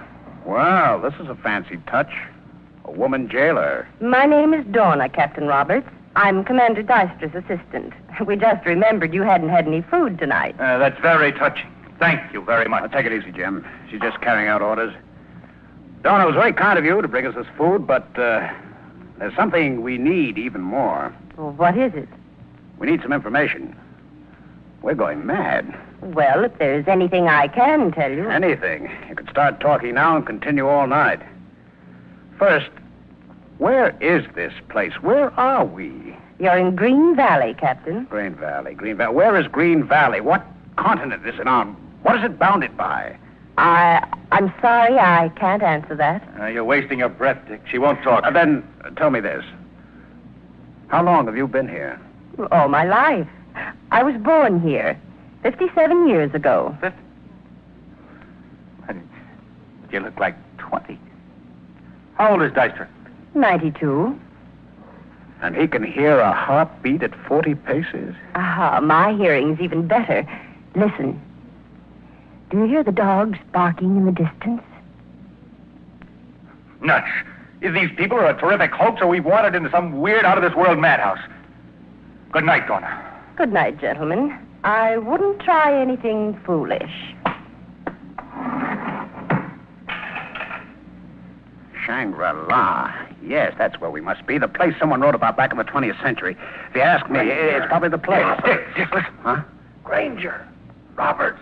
The window. There's someone below. Hello there. Who is it? It's me, Reynolds. Reynolds, the chess-playing physicist. Reynolds, how'd you get out? What are you doing down there? I escaped while the others distracted the guard. I'm making a dash for it. Dash for what, Reynolds? There's a small plane at the far end of the field. I spotted it this afternoon. Will you come with me? It's pitch black out there. You'll never find it. I'll find it if I have to feel my way. You're mad, Reynolds. We've got to get away, Roberts. Don't you understand? This place, it's unnatural. I've seen things that have made my hair stand on Now, Reynolds, listen to me. Don't go now. Perhaps tomorrow everything will be... No, not tomorrow, now. Are you coming, Roberts? Ranger? Very well. When I come back with help, I hope you're still alive. Now, wait, Reynolds. Come back. He's gone. Oh, I hope he knows what he's doing. Dr. Reynolds, you are out of bounds. That's Deister. Come back, Dr. Reynolds. We cannot permit you to go any further. Last warning, Dr. Reynolds. Do not go near that plane. There isn't a light on anywhere. How do they know where Reynolds is? Station 7, stop that man.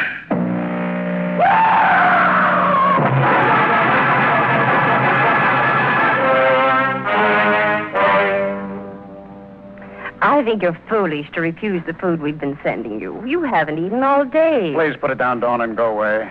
Commander Deister wishes me to express his regrets. The injury to Dr. Reynolds was most unfortunate. Tell Commander Deister he'll pay for this. Tell him I said... The electronic beam merely paralyzes temporarily. It leaves no permanent mark. Dr. Reynolds will recover. How did they manage to hit him in the dark? Well, I don't understand. We see very well in the dark. Well, good night, gentlemen. Please eat your food. Commander Deister will be offended if you don't. Mustn't offend Deister, must we? Well, here goes this tray out of... Tim, wait. It's foolish, really. We'll only get weak if we don't eat. Too weak to help ourselves if an opportunity comes along. Yeah, I guess you're right. Feel a little lightheaded already. Hand me that jug of milk. Oh, here. Pour one for me, too, will you? 3 days we've been here. He could have checked our credentials a dozen times. Yeah? Happy landing. Bottoms up. Jim, look out. What is it, Dick? Why'd you knock the glass out of my hand? Did you see the color of that milk? Green. Green? Green milk? Poison, that's all I can think of. Of course. Please eat your food, she kept saying. Come on, let's open that window and get rid of this tray. Here goes. Compliment to Jim Granger. Well? Well, what? When is it going to land? I didn't hear a sound. Did you see it as it went down? That heavy metal tray, that big jug, the glasses, they didn't fall, Jim. They sort of floated down. As if somebody had messed around with the force of gravity. They reduced the pull of the Earth here at Green Valley, Dick. Maybe that's one of their secret projects, an anti-gravitational force. Dick, I'm going to find out. What are you climbing up on that windowsill for? And if it works for a tray full of dishes, why won't it work for me? I'm going to jump out, Dick. There's only one way to find out. Take a big jump. Just walking around doesn't give the answer. It's 3 stories. You'll land smack on those rocks below. Well, if I make it, you follow. And if I don't... don't do it. Wait, don't jump. Hold on, Dick. I'll be seeing...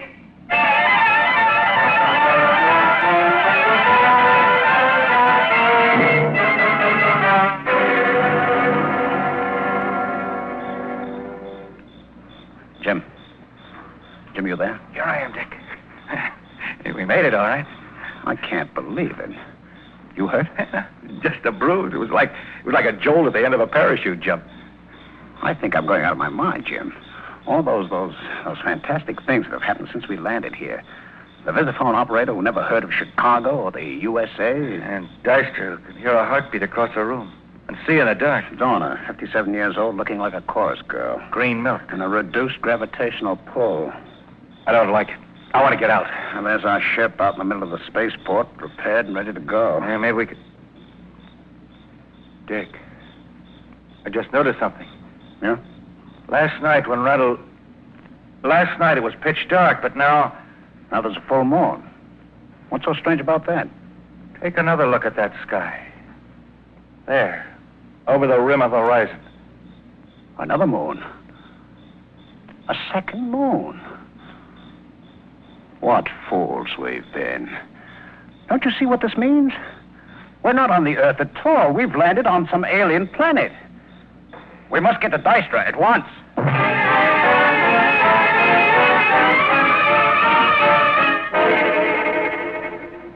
Yes, that is it. That explains the things that puzzled us. Your reference to Chicago, to the Earth. The small, strange differences between us. It's not the differences that bother me now, Dystra. It's the uncanny, incredible similarity between your planet and ours. Is it so incredible, Captain Roberts? We've shown you our astronomical charts. Our planet Vesta is exactly opposite the Earth, on the other side of the sun. Yeah, that's why we never discovered each other. We are 90 million miles distant from the sun. You are... 93 million miles. Well, no doubt both planets split off from the sun at the same time. Vesta is a little smaller than the Earth, and that fact, plus its nearer distance to the sun, gives us less gravity, but otherwise our development has paralleled yours completely. Even in appearance and in culture and language. You've reached precisely the same stage of development we have. Which simply proves, Granger, that similar conditions may produce the same results. One thing still bothers me. Yes? How do you stay so young, so vigorous? That, it is simple. We live in peace and harmony. Our only concern is interplanetary threats. That's why you were so rough on us. Precisely. Well, now that we understand each other, may I use your visiphone? You want to call Chicago? No. I want to call our crew and passengers and tell them to get ready for the journey home.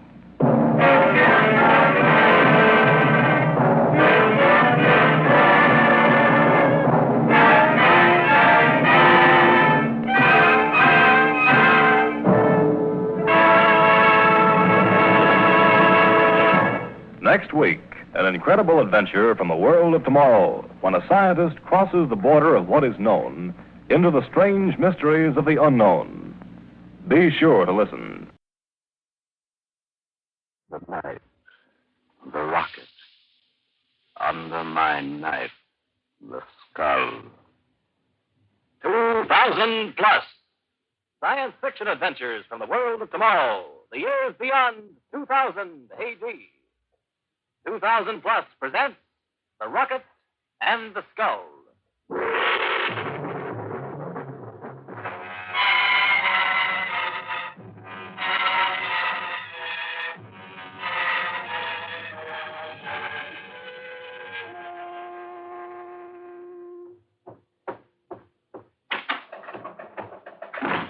Lieutenant, have you heard from Colonel Bradbury yet?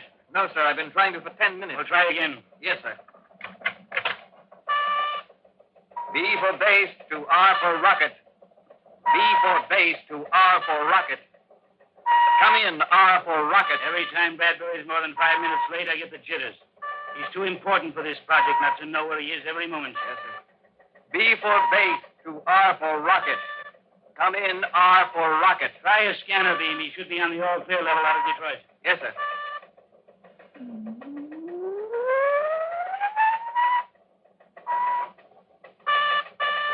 B for base to R for rocket. Come in, R for rocket. We can't afford to have anything happen to him. The first experiment is being conducted tomorrow morning. Bradbury's the only man who knows every step of the routine. B for base to R for rocket. Come in, R for rocket. You're not getting him. Cut the scanner and return to standard beam. Yes, sir. Come in, R for rocket. He should have left an hour earlier, and he could have taken a scheduled flight. But no, he has to work up to the last minute and then fly his own plane to get here in time. B for base to R for rocket. R for rocket. B for base. This is R for rocket. Oh, there he is, sir. Beam contact at 14 over 6. He's about 80 miles out of Detroit. Give me that mic. Brad, this is General Hilton. Are you receiving me? Go ahead, General. What happened? We couldn't contact you. Had some trouble with my stabilizer. Thought I might have to land. But it's okay now. Are you sure? We can't have anything happen to you. Don't worry, sir. The first experiment is being conducted tomorrow morning. Everything is ready for you. Good. The entire general staff will be there. Maybe the president himself. Is there anything you want me to have done before you come in? Brad, anything you want done? Hello, R for rocket. I'm not getting a response. B for base to R for rocket. Come in, R for rocket. Funny, sir. He was receiving clear as a bell. Come in, R for rocket. He said the stabilizer had been acting up. That can mean a lot of trouble at 700 miles an hour. What's that? Automatic distress signal, sir. Coming from Colonel Bradbury's plane. Hello, Crash Central. This is B for base. Automatic distress signal coming in on channel 420. Colonel Bradbury flying a rocket jet X-93. Hey, it stopped. B for base to Crash Central. Automatic signal ceased to register at beam contact 16/8. Carry out emergency crash procedures. Repeat, Colonel Bradbury's rocket jet X-93 has crashed on beam position 16/8. Check out.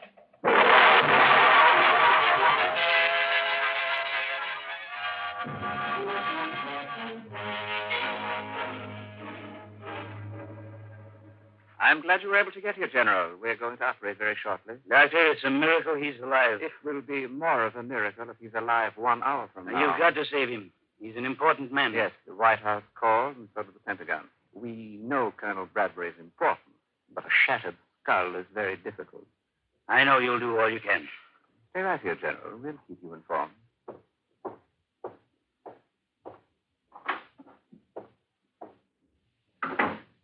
Well, it's out of our hands. I have the report from Crash Central, sir. Well? Apparently, Colonel Bradbury used the catapult parachute just before the plane crashed. Otherwise, he would have been killed instantly. When he was catapulted up, his chute didn't open. He fell into a group of trees. Poor Brad. It might have been better if he'd stayed in the ship. You heard what the doctor said? Yes, sir. A shattered skull. The one brain we need to carry out the experiment tomorrow, and this is what happened. So. Clamp. Sponge. Scalpel. Not fine brown nurse. Clamps. Systolic. 80/40. Patient thinking, sir. More oxygen. Yes, doctor. Patient responding, sir. Good. Scalpel. Sponge. Clamps. Scalpel. I'm completely out, Lieutenant. Have you a cigarette? Yes, sir. Here you are. Thanks. Oh, this waiting. Waiting. It's been more than an hour. Brain surgery is very delicate, sir. May take another hour, or even more. You carried out my orders to postpone the experiment? Yes, sir, until further notice. If Brad doesn't live, we'll have to start another man all over. May set the project back a year, and the year could be dangerous. Oh, you look surprised, Lieutenant. You don't know what this experiment's all about, do you? Well, I see the code name for it on the paper, sir, but it never has a description. After all, it's marked top secret. Maybe it's about time you were told. With Brad upstairs hanging on to life by a thread, I'm going to need a bright young man to give me some important assistance. You've come through with pretty good colors these last many hours. Thank you, sir. Well, we'll talk more about it in a little while.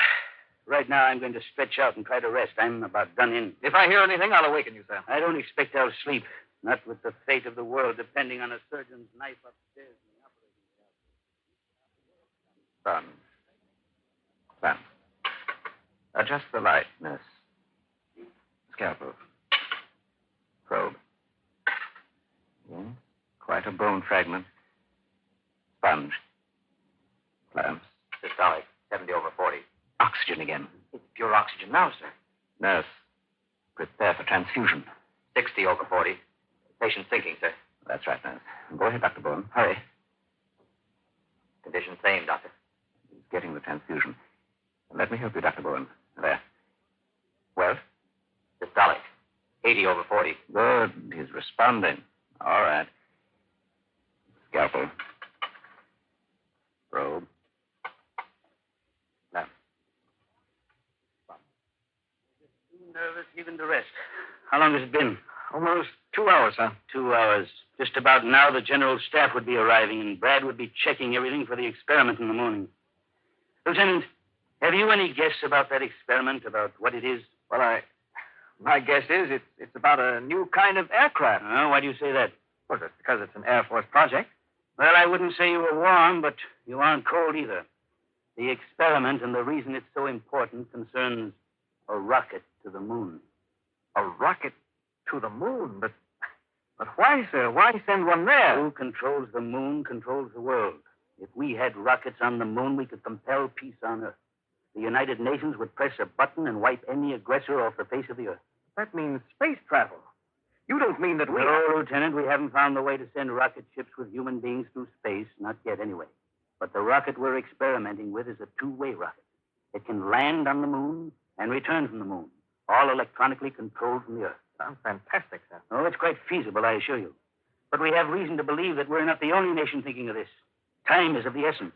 Colonel Bradbury knows more about operating these rockets than any man alive. And just on the verge of the experiment, this has to happen. Shh. Quiet. General Hilton. Yes? Dr. Riggio asked me to take a message down to you from the operating room. But he's dead, isn't he? No, General. He's still hanging on. Dr. Riggio says that he now has a 30% chance of surviving. Thank God. Part of Colonel Bradbury's skull has been fragmented. A head plate will have to be put on. Because of the size of the area, a new metal alloy plate will be used. It'll take at least 5 or 6 more hours. Dr. Riggio suggests you go home, General, where you'll be more comfortable. The hospital will phone you if anything happens.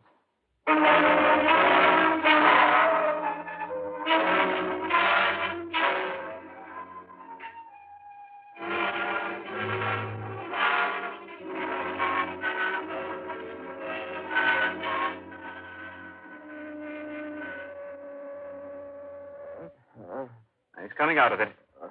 Colonel Bradbury, can you hear me? This is Dr. Riggio. Nurse, open the blinds a little. Yeah, good. Now ease his back with the pillow. I'll hold him. Fine, thank you.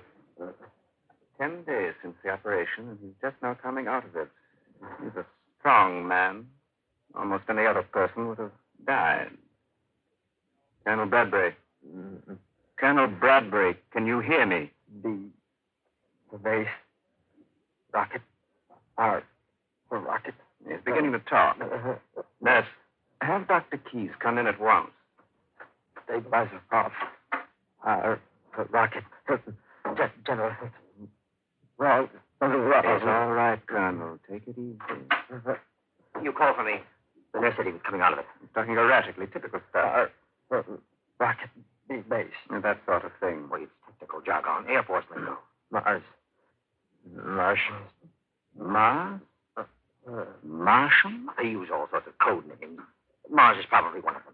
I think in about 48 hours, he ought to be out of shock completely. We can call General Hilton. Tell him to come over the day after tomorrow. Now, take it easy, Colonel. 6 months, and you ought to be in pretty good shape. Nurse, keep him comfortable. Dr. Keyes and I will leave now. Rocket. Stabilizer off. Wrong. Something wrong. Must call General. Call General Hilton. Mars. Martian. Mars.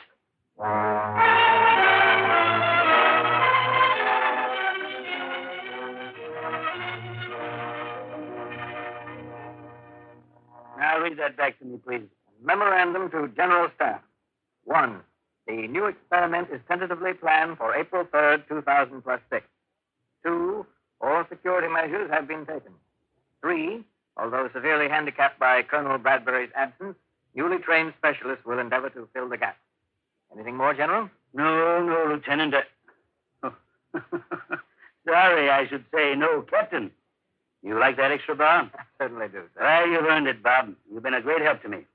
Okay, note the memo was top secret and send it facsimile to the Pentagon.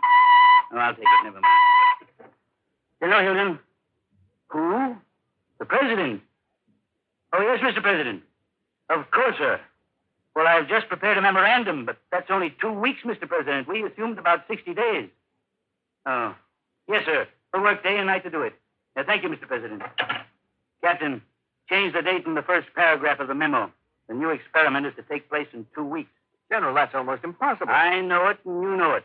But there's one man who doesn't know it, and he says it's got to be done. I'm not disposed to argue with the President of the United States.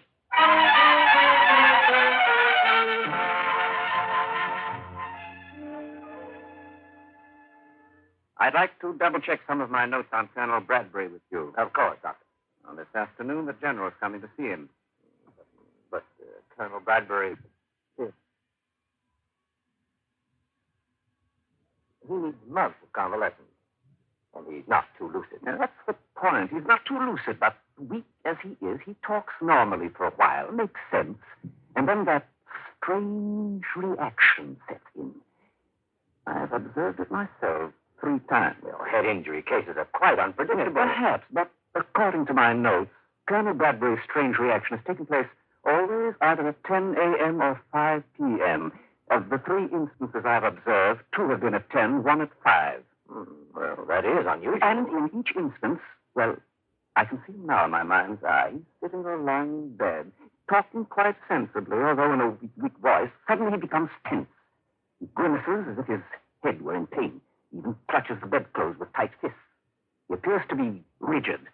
Then, after a few minutes, invariably comes a flood of disjointed, disconnected sentences about messages, emergency, crisis, fate of the world, and Mars. Now, General Hilton is going to visit the Colonel this afternoon at about 5 o'clock. And you expect the Colonel to have another strange reaction? I don't know. Surely General Hilton realizes that a man who's had severe surgery I can't tell what the General will realize, but my fear is that he may feel the Colonel is not improving as well as he might, and he may call in other doctors. But we're doing everything humanly possible. That is the irony of the situation. I could have killed the Colonel in surgery. It would have been very easy. But where important government officials are concerned, I get worried. If we ever were investigated carefully, they might find out who you and I really are. And that would be dangerous. Very dangerous indeed.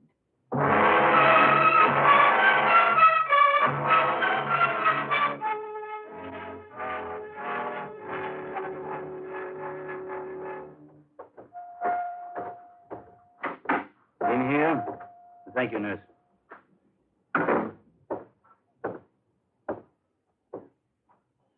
Hello, Brad. Hello, General. Understand you wanted to see me. I came as soon as I could. Sit down. Sure, Brad. Don't worry about me.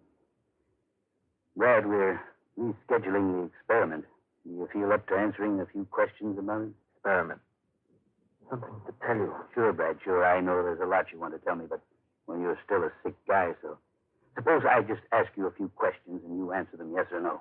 That'll save your energy. Time. What time is it? Why, it's a few seconds before 5 o'clock. Why?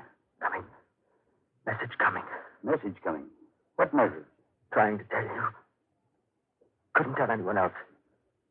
Mars. Martians. Mars? Martians? Trying to tell me what?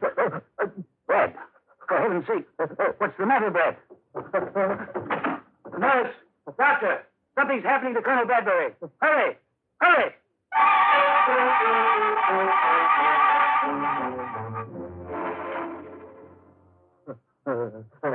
Colonel.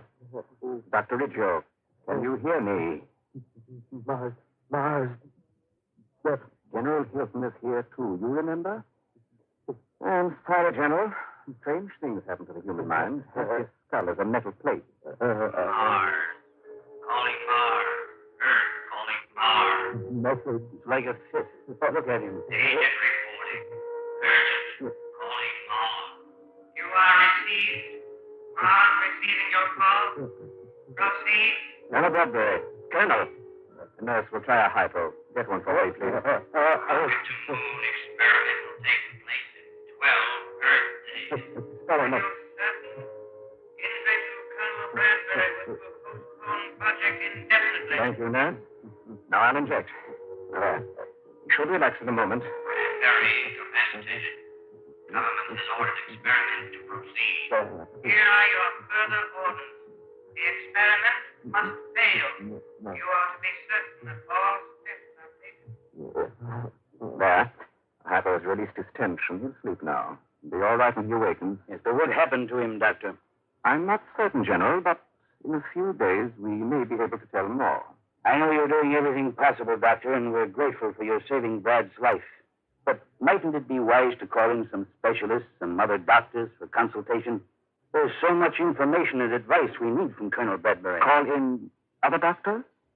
Well, General, I don't know that that's necessary. It's so strange watching him, almost as if he were listening to something.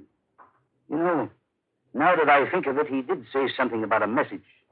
Do you think there's any connection? I hardly think so, General. After all, we didn't hear anything. No. I'm afraid it was just the erratic talk of a sick and injured brain.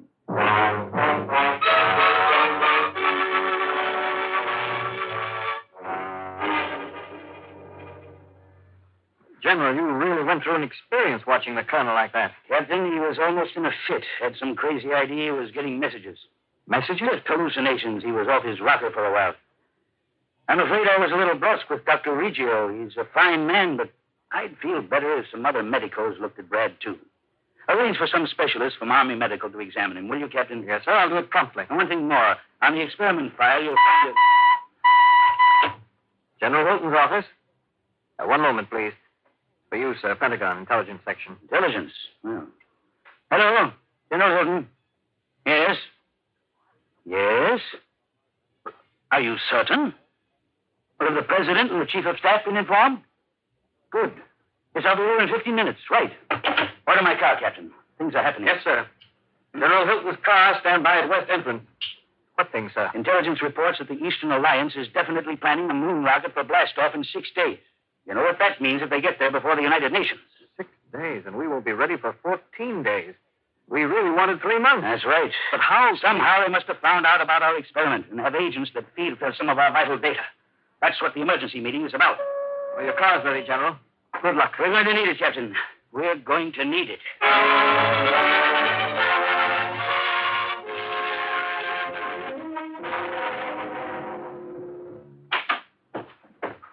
Keys. Dr. Keys. Have you heard? What is it? Some other doctors are examining Colonel Bradbury. Yes, I just met them. What? Of course, I gave them permission. I had no choice. General Hilton requested it yesterday. Who are they? That's just it. Army Medical. Army. How you can be so cold and calculating in surgery, and so nervous now, I cannot understand. Your record here is flawless. Your operation on Bradbury is superb. No suspicion will attach to you or to me. If we conduct ourselves in a normal and professional manner, what is the risk? But they are the Army. Now, that means an intelligence section. They have routines about these things. We have no choice but to keep up appearances. I know. But if they ever find out that we are the agents of the Eastern Alliance, that we have masterminded the theft of certain moon rocket data, they will be ruthless, Dr. Keys. Ruthless.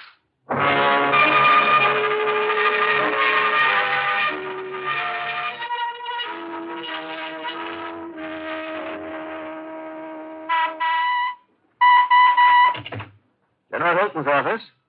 Oh, I'm sorry, the general isn't here. This is his aide. No, sir, I don't know when he'll return. I suggest you place the information on our private facsimile line in code. Our extension is 83. I'll then give the papers to the general when he arrives. Yes, sir, I'll turn the facsimile line on now, sir. We can receive it at once. Thank you.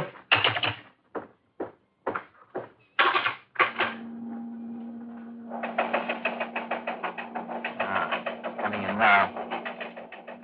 Report regarding Colonel Bradbury. Item 1. Good heavens, Dr. Reggio. Item 2. The metal plate surgically applied to Colonel Bradbury's skull. The metal skull plate. Martian voices. So that's what the colonel's hallucinations are. It's fantastic. There, the message is ended. We must move quickly. Very quickly. Military police. Hello, General Hilton's office. At Central Hospital, there are 2 staff doctors, Dr. Reggio and Dr. Keys. Right. Place them under arrest at once. Hello? Message headquarters, please. This is General Hilton's aide. When the general returns, tell him I'll be at Central Hospital talking to Colonel Bradbury.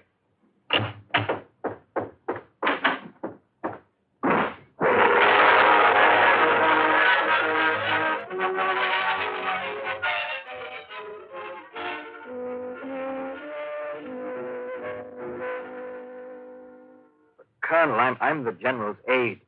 You can describe the voices to me. Now, what happened? My whole head vibrates. Very painful. Then I hear voices. What do they say? They're talking to Mars. Martians. Well, apparently the metal plate on your head somehow picks up certain high-frequency radio waves. At least that's the theory of the Army Medical Examiner. But the Martians, they want to stop the moon rocket. Enemies from another world. No, Colonel, you can't really believe that. You must have misunderstood. The real enemies are the Eastern Alliance. But their agents have been caught. Their moon project won't take place for a long time as a result. Now, you just take it easy, sir. The Army's going to track down that wavelength that bothers your head. Then you'll recuperate peacefully. Captain, true. Excuse me, sir. It's almost 5 o'clock. I've got to be going, sir. Just take it easy, please.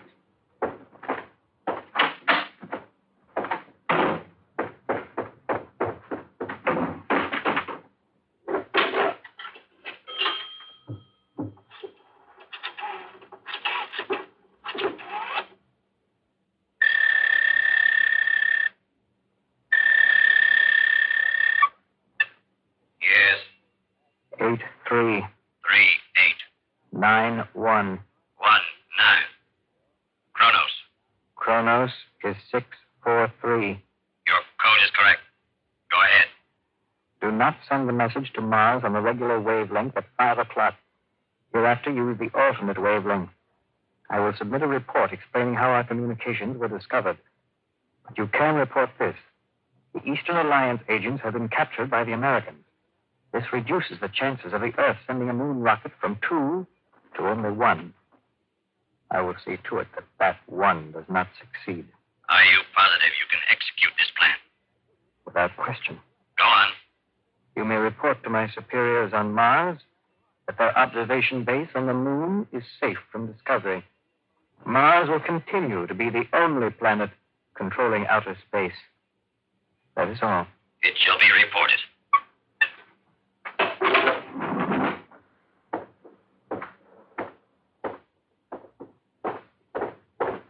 Captain, I just read that facsimile message in my office. Came as quickly as I could.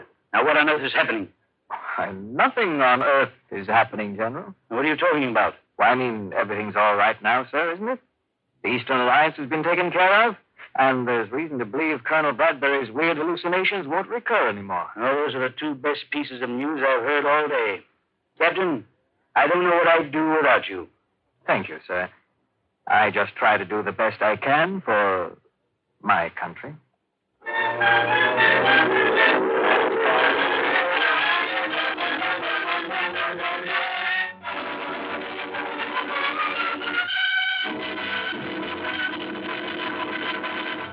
Next week, another exciting adventure from the world of tomorrow, from the years beyond 2000 AD. Be sure to listen.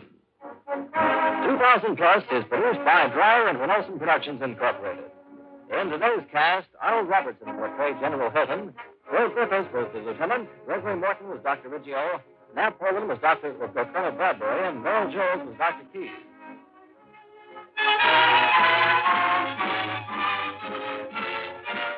The orchestra was conducted by Emerson Buckley, music composed by Elliot Jacoby. Sound, Walt Shaver and Adrian Penner. Engineer, Bob Aldrich. This is Ken Marvin speaking. The feature was transcribed.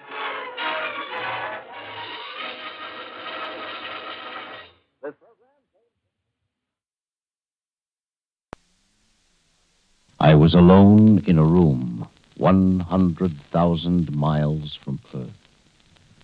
My body lay dead before me, and yet I spoke and felt and lived. Behind me lay a tortured world. Before me, the moon and destiny. Again, I felt the surge of power, and had I been able to, I would have smiled. My mission was accomplished. No one knew, no one understood.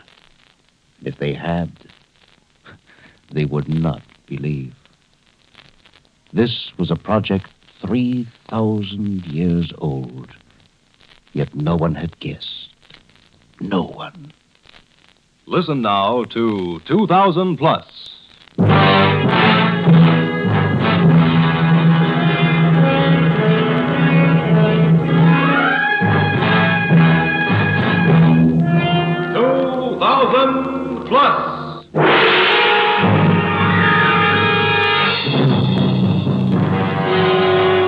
Adventures into the world of tomorrow.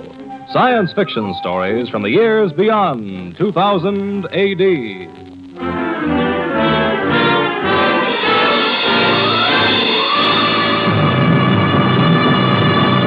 Today, a story entitled The Flying Saucers.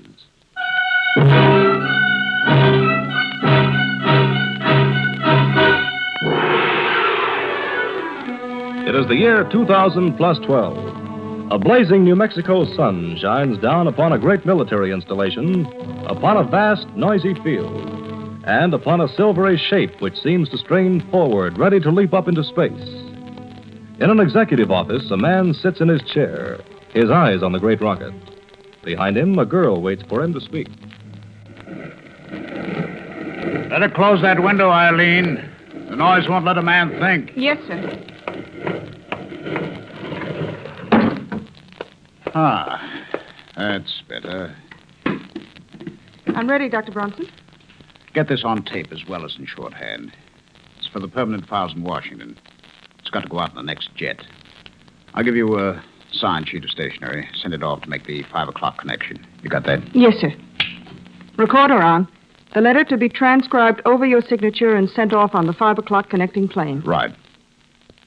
Heading, top secret. 2, National Scientific Council. Copies to Joint Chiefs of Staff, Secretary of Defense, the President. From Andrew Bronson. Forget the usual string of titles, Eileen. Chief Department of Extraterrestrial Research, White Sands, New Mexico. Regarding defense measures against aerial visitors listed in file AA-286 as flying saucers. 1. For the past 3 months, this secret experimental installation has been visited by flying saucers. First appearance coincided with the launching of our secret flying missile, Zeus.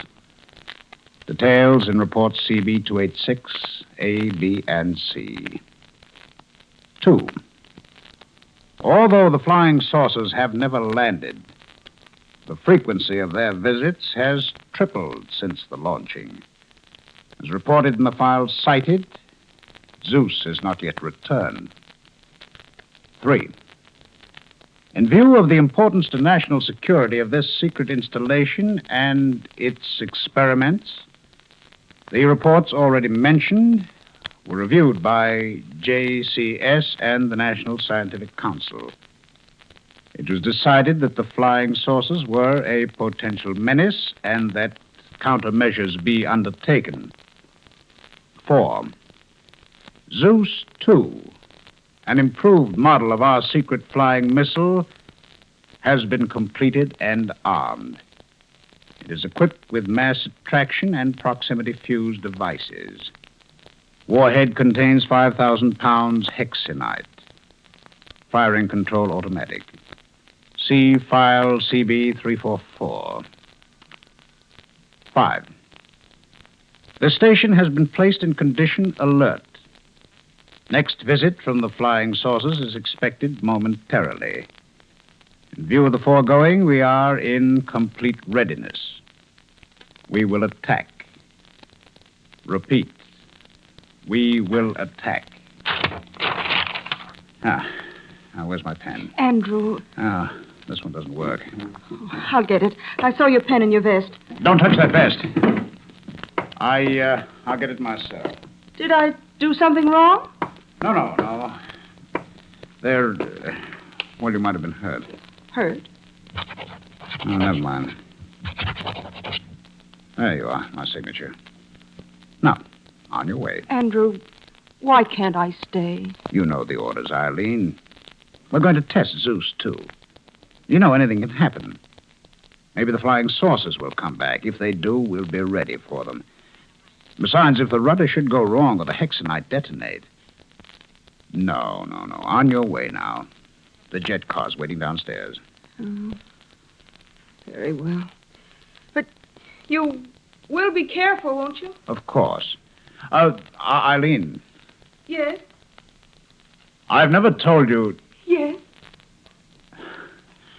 Never mind. Au revoir, my dear.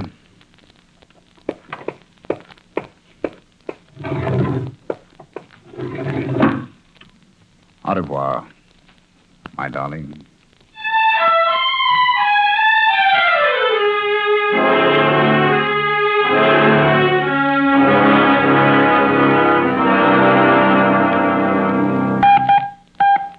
Dr. Bronson to security. Come in, security. Security, aye. Has Miss Harkness phoned in yet? No, sir. Well, that's funny. I expected it to after sending off the latest reports. She should be home now. Are you sure? Yes, sir. Well, something must have happened to her. Send a security officer to check. What about the setup for the new test? All ready, sir. Oh, that's good. I hope nothing happens. Any report of flying saucers? No, sir, not yet. But, sir, there's something funny about that. Every time we get ready for a test, even one of the minor missiles, one of the saucers appears. That's too much of a coincidence for comfort, sir. Yes, I thought of that, too. You think there's a leak somewhere? Yes, we've checked and rechecked. Nothing.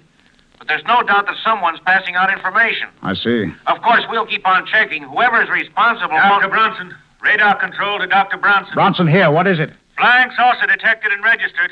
Computation center fed data. Data follows. Distance, 486 miles. Height, 50.2 miles. Speed, 5 miles per second. Estimated time of arrival at contact point, 1 minute, 58 seconds from now. Over. 1:58. Right. Alert fire control. Fire control alerted, sir. When may we expect you? In 30 seconds. Over and off. Are you still on security? Aye, sir. Clear the field. Field already cleared. I've just sent emergency red signal. We're waiting in control, sir. Very well. I'm coming down right now. Over and off.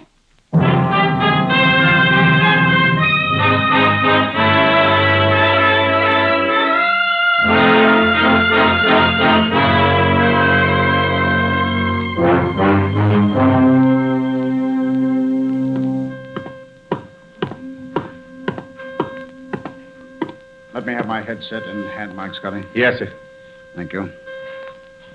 Bronson to fire control. Fire control to Bronson. Everything ready here, Chief. Dolly's cleared from Zeus 2. Warhead armed. Well done. Bronson to computation. Computation. Your figures checked through cybernetics? Yes, sir. As reported, Zeus 2 should destroy flying saucers 6 seconds after blastoff. Firing time, 2200, 33 hours, 36 seconds. Time check, everyone. Time is now 32 seconds to blast off.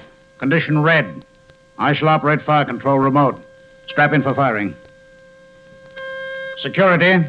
Security, aye. Report. Field cleared, guards alerted and shielded, anti-radiation up, warhead armed, Zeus 2 ready. Any further 10 seconds. 9, 8, 7, 6, 5, 4, 3, 2, 1, fire.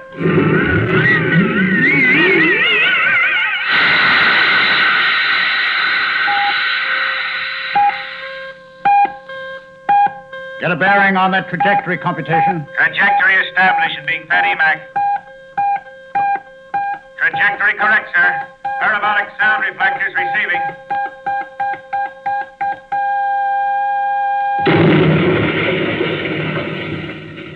Contact 2233-42 Rananoja. Good work, everyone. Security. Security, aye. Condition green. Well, boys, now to wait till someone phones in where the pieces fell. And then maybe we'll be finally knowing what the flying saucers are.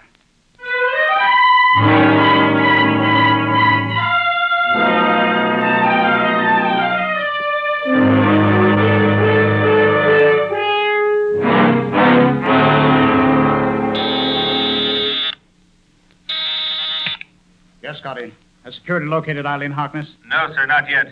Captain McDonald is here, sir. He has a man with him, says you should see him immediately. Well, all right, bring him in.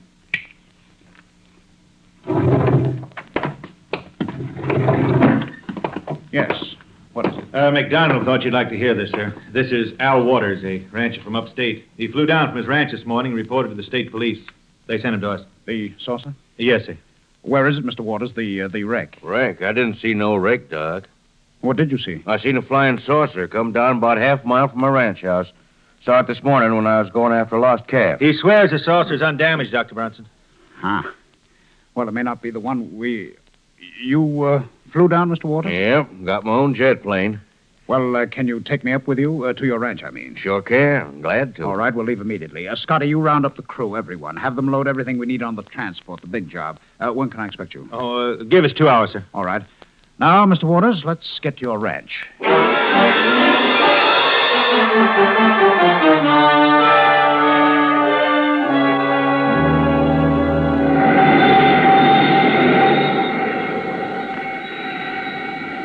There's the flying saucer, Doc.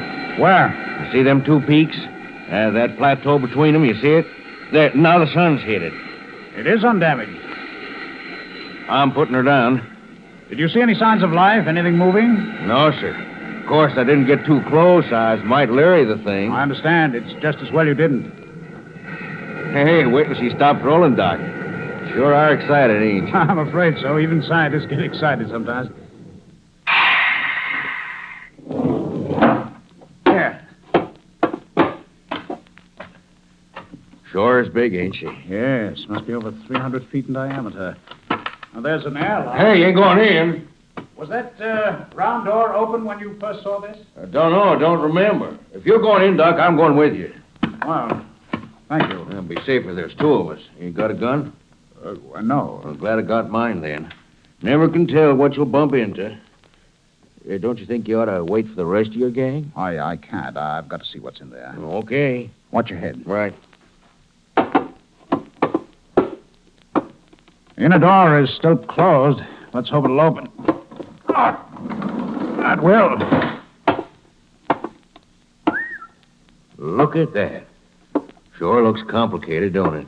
This must be the control room. I can't wait to inspect Ain't that another door over there?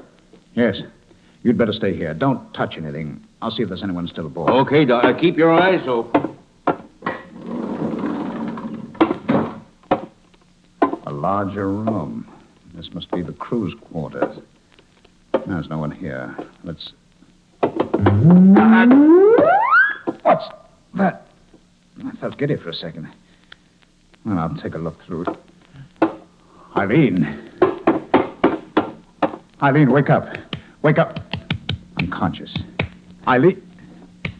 Still unconscious. How did she get here? I've got to get a doctor. Waters. What are you doing at that control board? If you look through the porthole, Dr. Bronson, you'll notice that we're miles up and still accelerating. We would have been higher if I hadn't to take such care with my takeoff. Waters, are you crazy? Who are you? Where are you taking me? Us. You were right when you guessed that this is not the saucer you destroyed. It isn't. You were wrong when you said there was no crew on board. There is. You see, I am the crew.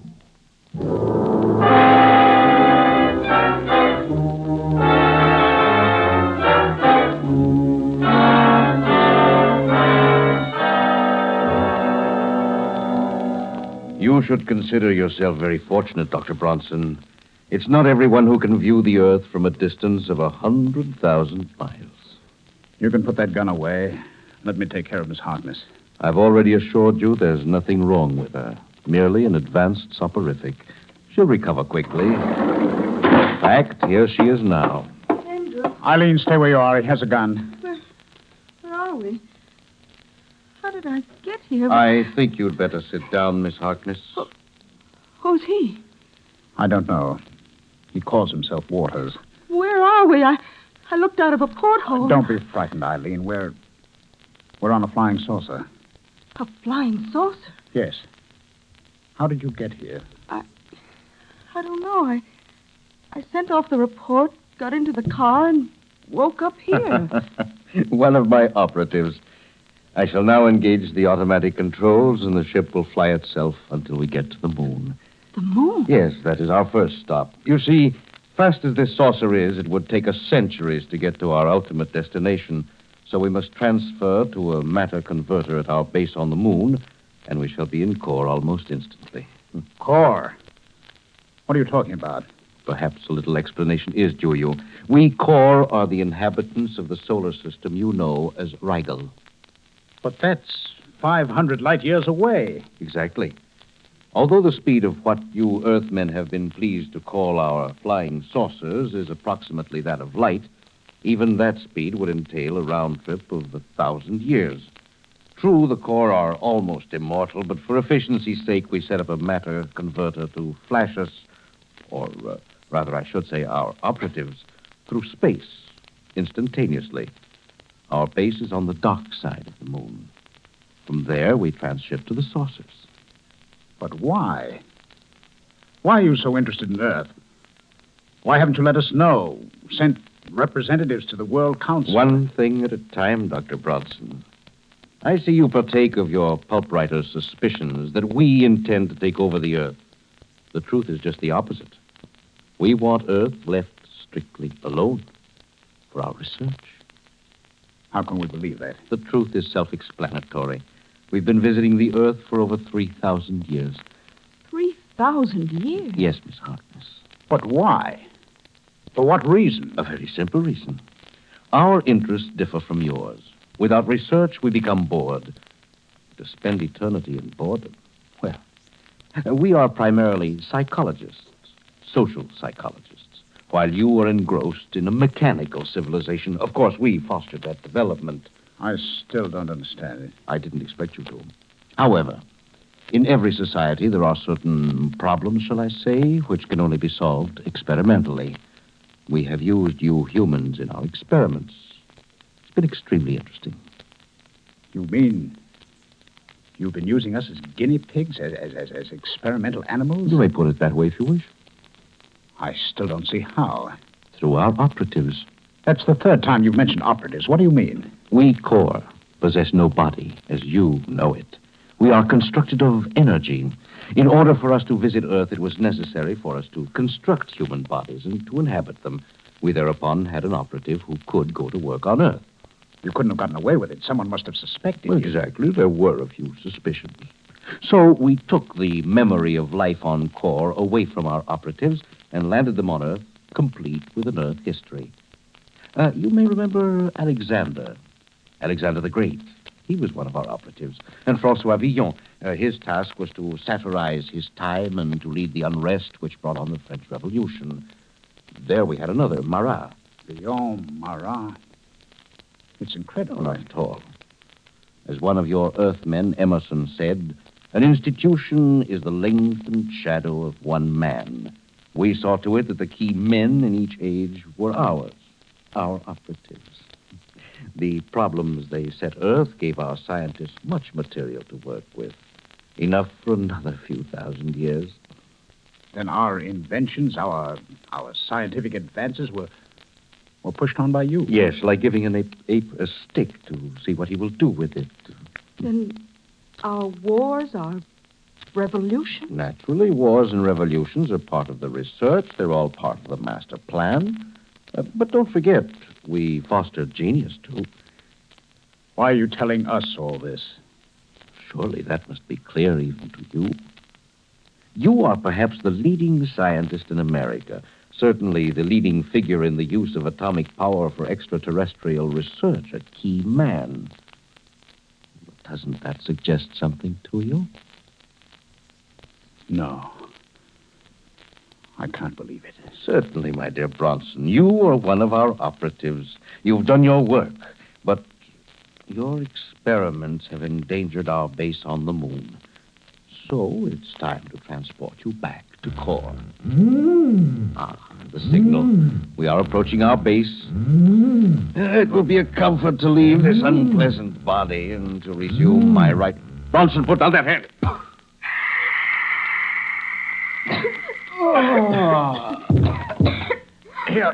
Here, put this handkerchief over your nose, Eileen. The gas will clear away in a moment.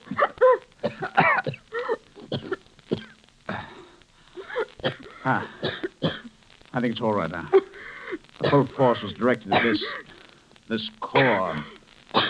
Oh, what was it? I had a gas pen in my vest, an idea which was originated after some of our scientists were kidnapped by the Eastern Alliance. I never thought I'd have to use it on something like this.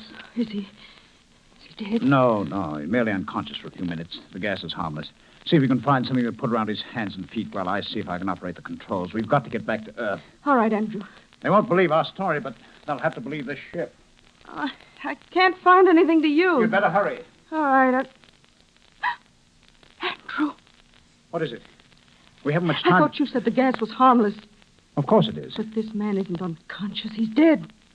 Dead? There's no pulse, no breathing, no heartbeat. Oh, Andrew. Now get hold of yourself. I don't know how to... If it was his life or ours, Eileen... I neglected to inform you that a core of the upper grades can leave his body as he pleases. I see that I underestimated you, Dr. Bronson. You saw immediately that my weakest point was the human body of which I complained. Very clever. I can't move. I need no futile arms and hands in this form. A core carries power, for a core is power. I take it you will rid us of our bodies, too. Precisely. Isn't there anything... If we promise to forget, you can make us forget. Unfortunately, the matter is out of my hands. My orders were to recall 2 operatives. 2? Yes. Miss Harkness was a psychometrist in her previous, shall I call it, incarnation. An excellent one, too, Draga, or Eileen, as you're now called. But this is inhuman. Precisely. I am not human. Let Eileen go. I'll go with you gladly, but Eileen... No, Andrew. Take me instead. The answer is the same for both of you. No. What kind of fiends are you? Isn't there one of you with pity? Just one who knows what we feel, who's felt the agony of the millions you've made your guinea pigs? You're speaking of sympathy? No. Yes, I stand corrected. There was one, of course, who felt that strange emotion. Carter. An odd being, as I recall. And I suppose you killed him? No. A core being energy cannot be destroyed. We captured Carter and exiled him to your planet. An enormous task. He was one of our greatest scientists. That makes it all the more strange, you see. He wished to stop our experiment. Well, we lost track of him, but no matter. The unfit must go. That is the paramount law of nature. Enough of these digressions. It is time... At least let me say goodbye. A little time must elapse before I can build up the energy to free you of your body. You may have the time. Besides, it is a new experience to me. Most interesting. Eileen, darling, it's too late now, but I want you to know I love you. I've loved you ever since you walked into my office 3 years ago. And I love you, Andrew. I always have. I always will. Very touching. Don't be afraid. My darling. This touching of lip to lip. Very interesting. Energy is undoubtedly transmitted. Very well, Dr. Bronson. It is time. No, take me first. Let him go.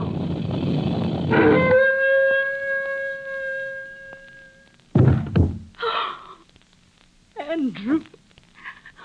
Your emotion is senseless. I'm merely returning the 2 of you to your true being. Oh, Andrew. My darling. My darling. So, this is your odd emotion called love? This should make an interesting report. A minor report, it is true. But... You have done your work, O Loka. You have done your work too well. You are not the operative I was sent for? No. I am Carter, at last. But now with 2 centuries of power I learned on Earth, there is no core who can withstand me now. Sympathy is the ability to feel what others feel. How do you feel now, Loka? I don't understand. Unscientific. No. Say mercy. Say it. Unscience. Mercy. Mercy. There shall be changes, Encore. We must leave Earth alone to work out its destiny in its own way. Now, go to the converter and await me there. Draga. My Eileen. Andrew, Don't be afraid. The transition is painless. There is so much for us to do, Encore. So much to teach you. Andrew, I can't. I'm so frightened. Don't be. Your power will soon be with me. For you, too, Encore. What those fools didn't know was that emotion, too, is power. With your love and mine, we can right the wrongs Core has done to Earth. There is eternity for both of us to spend together. Eileen, Draga, come. I'm ready. My darling. Now. And forever.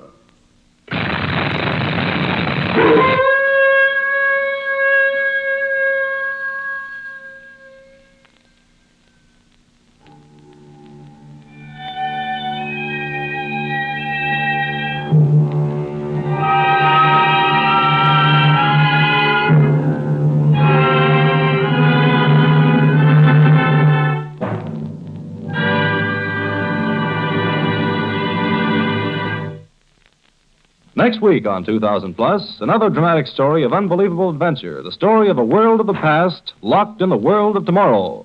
Time out of hand. Be sure to listen. 2000 Plus is produced and directed by Dreyer and Van Olsen Productions Incorporated. In today's production, Ralph Bell portrayed Dr. Bronson, Louis Van Rooten was Waters, Bryna Rayburn was Eileen, Ken Williams was Scotty.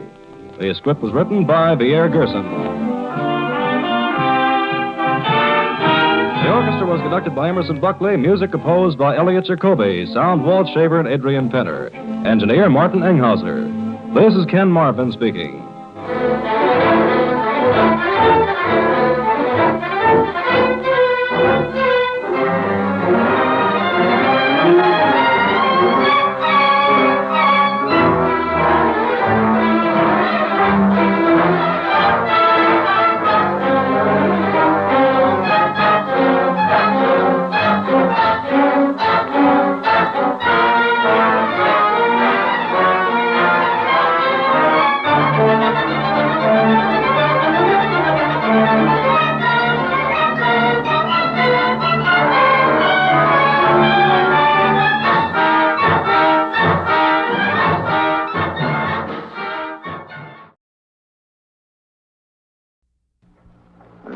Without burial, death unto all eternity. The tomb of Queen Batisha has been desecrated. Bring me the offenders, that I may lay upon them the curse of the Pharaohs of Egypt. 2000 Plus science fiction adventures in the world of tomorrow. 2000 Plus presents The Temples of the Pharaohs.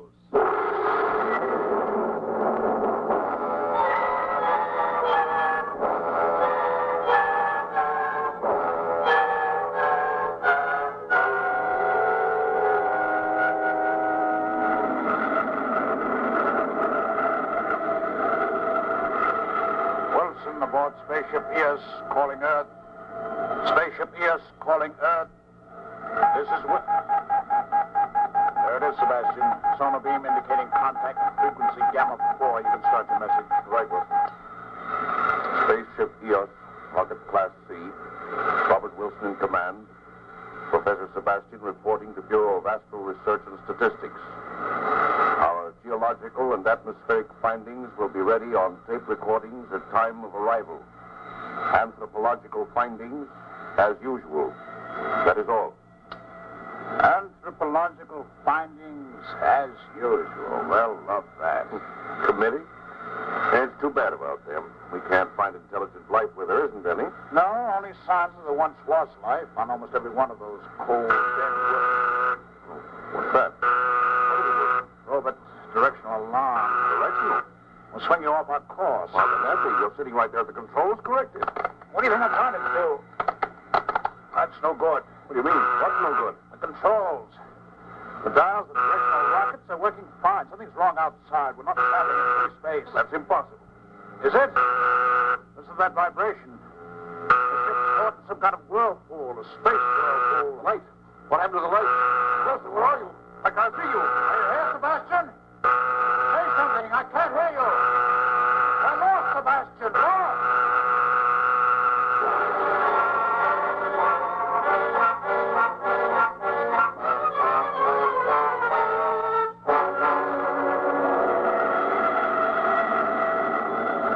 Spaceship EOS calling Earth.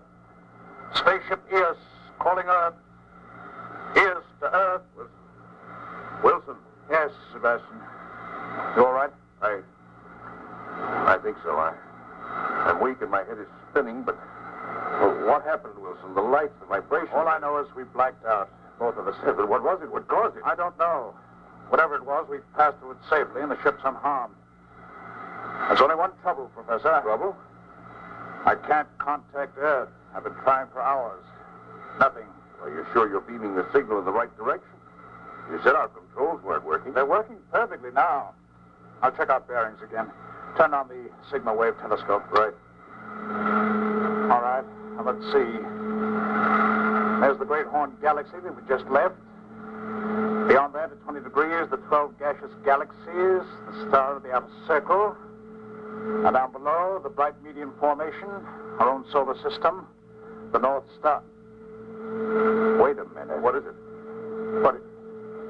It just can't be. Oh, for heaven's sake, Wilson, what The sky is wrong, Sebastian. You mad? Am I? Well, all right, you tell me. Go on, look for yourself. Where's Mater's Comet? Mater's Comet? Well, it's right there, but... No, it's gone. It's not there. You're darn right it's not there. And there are other things wrong with that sky. The constellations are all twisted up. Halley's Comet is back where it must have been a few thousand years ago. Sebastian, I've got it. That sky is the sky of about 5,000 years ago. But how can that be? What does it mean? It means we've been knocked out of our own time orbit.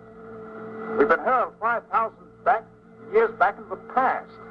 The whirlpool thrust us The whirlpool. It was the universal space-time conversion center where all the orbits of space and time converge. Like the spokes of a wheel. Only we came out on the wrong spoke. When we get back to Earth, Sebastian, if my calculations are correct, we will be in Egypt in the year 3000 BC. That's it, Sebastian. Robot landing alarm. Strap yourself in, say your prayers. We're going to crash land in less than 30 seconds.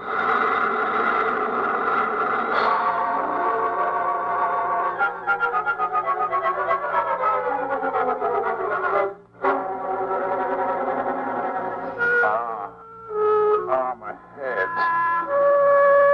Sand. It's hot. Where? Oh, the sky. The sky before we crashed. It was wrong. Mater's Comet, all wrong. Sebastian! Sebastian! I can't move. My arms, my legs. Sebastian! I'm here, Wilson, only a few feet away. In the shadow of the rocket exhaust tube. I'm chained. Chained hand and foot. There's a stake driven into the ground. I can't get... And there's no use struggling, Wilson. I am chained too. We'll die here in this desert. Look, the buzzards are starting to circle over us. Help! Help! Take your strength. If anyone heard you, they wouldn't understand. You'd only frighten them. Someone will come. The one who bound us in these chains. You're out of your mind. You talk as though you know where we are, why we're bound. I do, Wilson. You were right. We're in the great burial grounds of Egypt. The royal graveyard of Giza. Giza? Giza? Are you mad? Where are the pyramids, the pharaohs? Where is the tomb of Khufu? Where is the Sphinx? They haven't been built yet, Wilson. Now there are only limestone crags, 20 miles of them, towering to the heavens. Don't you understand? You are right. This is Egypt. These chains, Sebastian, look at them. Gold. Of course they're gold. Our chains are fashioned of solid gold because we're in the age of gold, sometime around the year 3000 BC. You're the scientist. You said yourself the sky looks as it must have 5,000 years ago before the exodus of the Israelites from Egypt. Oh, there. Sun's rising, and there's someone coming toward us. I must be insane. We both must be. Sure, something went wrong when we hit the space-time tunnel. The instrument panel showed it, but to have really been thrust back 5,000 years. Sebastian, that creature coming toward us, an Egyptian. An Egyptian off a vase in a museum. The hair falling over the ears, the linen tunic, the scarab rings. Lie back, let me do the talking. Salam alaikum. I greet you in the name of Osiris, god of fertility and the Nile. There's no need to crack the whip. Your wish is our desire. We are messengers of Osiris and the sun god Ra. You're wasting your time, Sebastian. He doesn't hear. He can't talk. This man's a deaf mute. But he's unlocking the chains. He's motioning to us to rise. Wants us to follow him. Hurry, Wilson, hurry before he lashes us into action.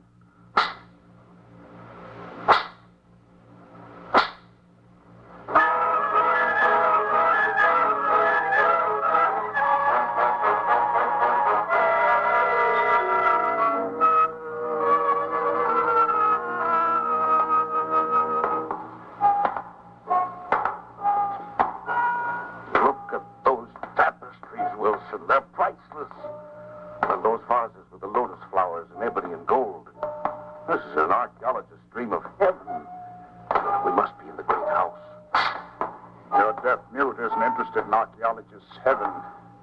You better keep walking quietly. The great house. Palace of the Pharaohs. Even if we die here, it'll have been worthwhile. Just to Nassau. I don't know what that one said, but the whip's clear enough. Follow him through that door. But that's the throne room. I've seen pictures of it reproduced from paintings on pyramid walls. And that tall one with a great gold ring on his left hand, the green basalt scarab on his breast, is the Pharaoh. Stand erect, Sebastian. Look at them as though we're gods. You're no actor, neither am I, but you've 1 ounce of drama in your soul. Now's the time to use it. Get in our 2,000 plus 100 gadgets. He's getting up. Is the voice blender set? Yes, I need a moment to sort of warm it up. It'll overcome the language barrier. It always has. Walk slowly, very slowly toward him, and talk with dignity. Noble Pharaoh, we come to you as messengers of the sun god Ra and Osiris, god of fields and of the rivers. Our ways are the ways of the gods, and we bring you miracles of life and life after death. Rayasin, Rayasin, Khalifa.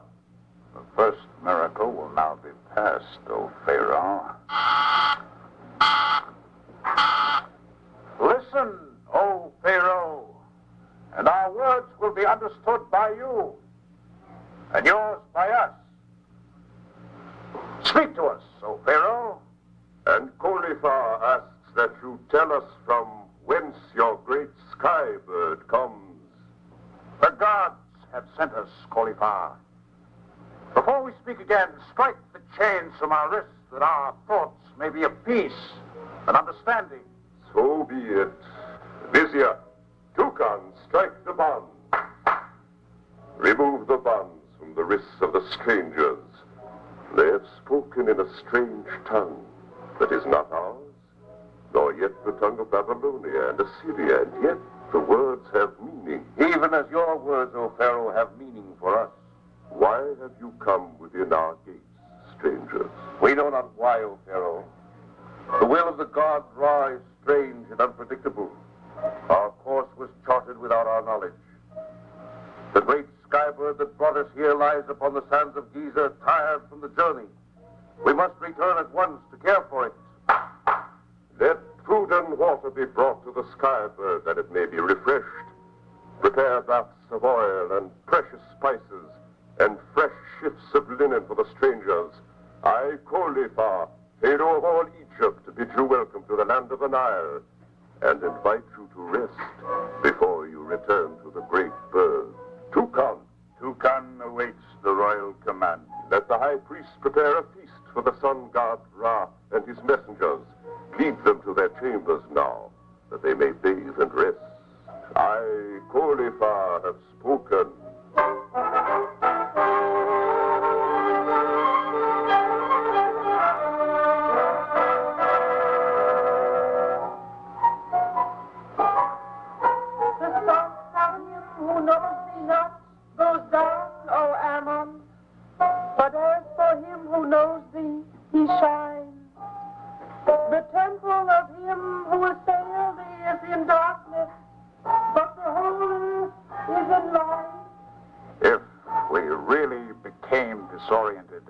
Space-time terminal. If we're really in Egypt in the year 3000 BC. If, for heaven's sake, man, if we're not here, where in heaven's name do you think we are? Now, I'm not a physical scientist, but I am an archaeologist, so I must believe it. I see an artifact and I can trace the civilization to the century. Well, impossible or not, this place is Egypt in 3000 BC. And the name Khalifa is the name of an Egyptian pharaoh of distinction who ruled about that time. Now, finish wrapping yourself in that linen tunic. There's a whole band serenading us. The Grand Vizier Toucan. King Khalifa sits beside the pool of the palace garden and awaits you. We are honored, Toucan. If you will lead us, we will follow. Through this portal, along this path. The gods have been good to Egypt, Toucan. Your linens and gold, your tapestries and sculptures are beyond compare. Our quarrel is not with the gods. We have enemies abroad. There are those who say Egypt must strike out. Pharaoh rests upon his royal couch. He plays with the lilies of the pool, and always his eyes are upon his queen. She is there beside him. I leave you now. Come closer, emissaries of the gods. Approach the royal presence. Queen Hispatu wishes to gaze upon you. How fair their skin. How like gold their hair shines in the sun. I've never seen eyes so blue, nor men so stalwart. Nor we, your queen, so beautiful. Have you rested well, messengers of Ra? What do the gods of Egypt have in store? The warning. Why are the brasses sounded? What new tragedy has struck the house of Khalifa? Nay, for the second time since the moon was in its infancy, the tomb of your mother desecrated, the sacred vessels of life after death, the Ushubti destroyed by those who will not let her rest in peace. And now this... Toucan! Don't this your Toucan, O king! My tongue is rooted. My throat distressed. The brasses sound. What new misfortune, Toucan? Speak to me, Vizier, or I will have that tongue torn from its roots and have thee rendered limb from limb. Speak! What plague has descended now upon the house of Pharaoh? The little prince, so small, so heavy. My son, no. The gods murdered, even as he lay in his golden cradle. Some madman intent on evil snatched him from his linen sheets. The little prince has been abducted.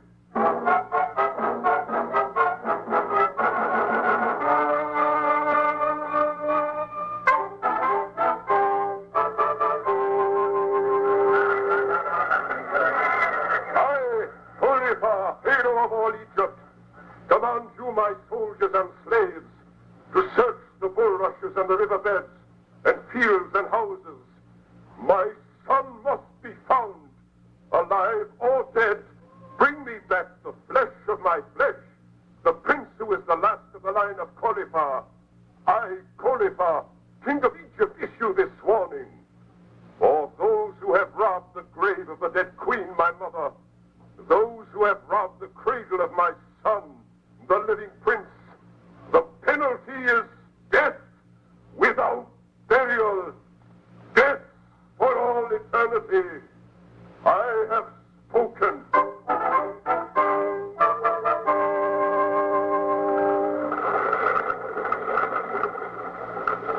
See how the lilies float upon the bosom of the Nile. The body of my child may be feeding them. You are messengers of the gods. You have said so. You have magic far beyond the powers of the court magicians. The instrument that makes your speech and ours intelligible to each other. The great bird that carries you through the heavens. These are miracles beyond the dreams of even a Pharaoh. You must use this magic. Even to the gods, O Pharaoh, there are some things that are not possible. Our magic cannot find your son. He is so little, strangers, with great dark eyes and trust in his heart. Egypt is vast, Your Majesty. There is nothing we can do to help you, even though our hearts do bleed for the little prince. Perhaps. Yes, perhaps. We may fail, King Cauliflower.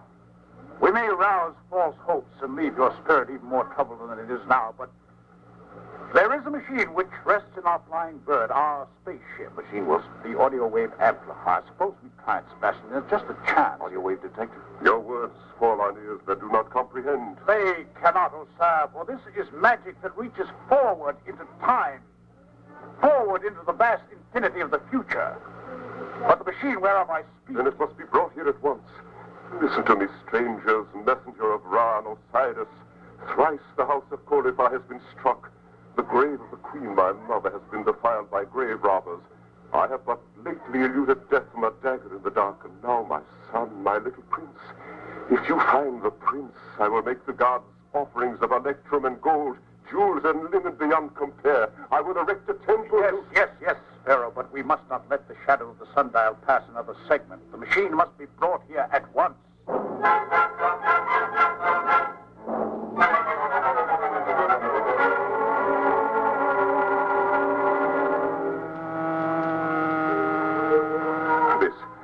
This is the room in which the foul deed was done. This is the cradle in which the little prince slept. And there, beyond the cedar doors where the guards were slain, I, Toucan Vizier... But the prince is gone now. Why do you tarry here while his abductors taken beyond our reach? It is here, O Pharaoh, with this magic device, the miracle must be performed. For it is in this very chamber that we shall hear the words of the conspirators. There is no sound here save the drone of your amplifier. Amplifier? Have you ever stood upon the banks of the river Nile, O Pharaoh, and tossed a pebble into the water? Yes, many times. You've seen the waves which it produces move out in ever-widening circles. The waves become fainter and fainter until at last the naked eye cannot see them. Yes. But the motion is still there. The invisible ripples keep spreading through the water, even until the great river flows into the sea. I do not understand. How shall this recall my son? The spoken word, O Pharaoh, like the pebble in the water, produces waves in the air which spread in ever-widening circles and finally become too weak to be heard by the naked ear. But this magic device, Cauliflower, can give new strength to the waves and make them audible. Listen.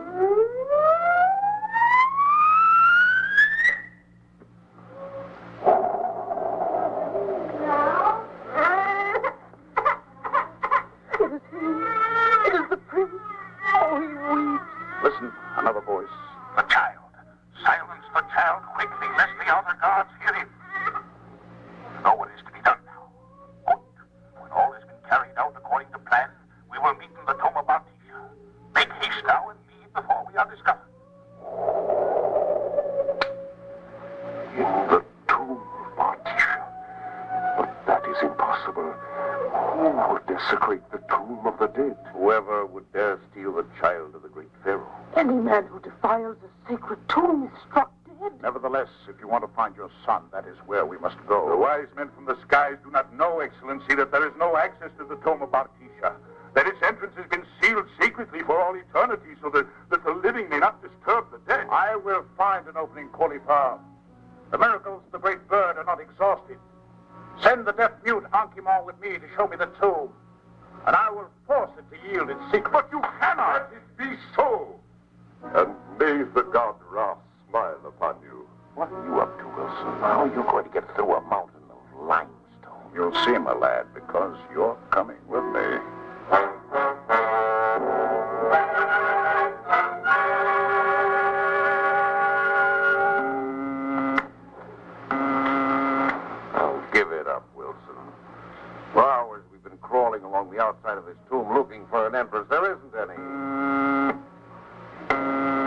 keep trying till I've covered every inch with this radar projector. Radar projector. What's it supposed to do? Drill holes in solid rock? You know how a doctor taps your chest to see where it's hollow and where it's not? Percussion on a mountain? That's exactly what I'm doing. Only instead of tapping with my fingers to find the hollow cave beyond the entrance, I'm hitting the surface of this rock with a radar beam. If I come to a hollow spot, well, I'll be able... Sebastian, listen. Sounds different. It is different. This is it, Sebastian. This boulder is the gateway to the tomb of Bartisha. Signal the deaf mute to come over. We'll need his slaves to move it. And then I'm going in. You mean we're going in? One of us has to stay out here to organize a rescue party just in case anything happens. I'll keep in touch with you on the shortwave. Here comes the deaf mute Ankimon. Better show him what you want. Here, you. All of you. Like this. Yes, that's the idea. Ready, Sebastian? 1, 2. Now, she's giving. We found the entrance to the tomb. Again. 1, 2, 3. 1, 2, 3.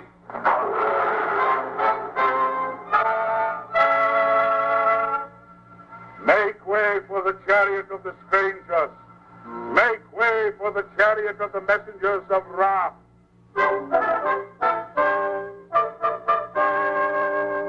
Let the curtains of the chariot be drawn, that I may see within. The gods have been good, O Pharaoh. We give you your son. My son. But he lies there so quietly. He sleeps screaming his patu. He was frightened and hungry, but now he rests. Lift him gently. You found him, stranger. In the burial tomb of your mother, Queen Bartisha. 30 feet down in the limestone tomb in the golden sarcophagus. Lying beside the dead.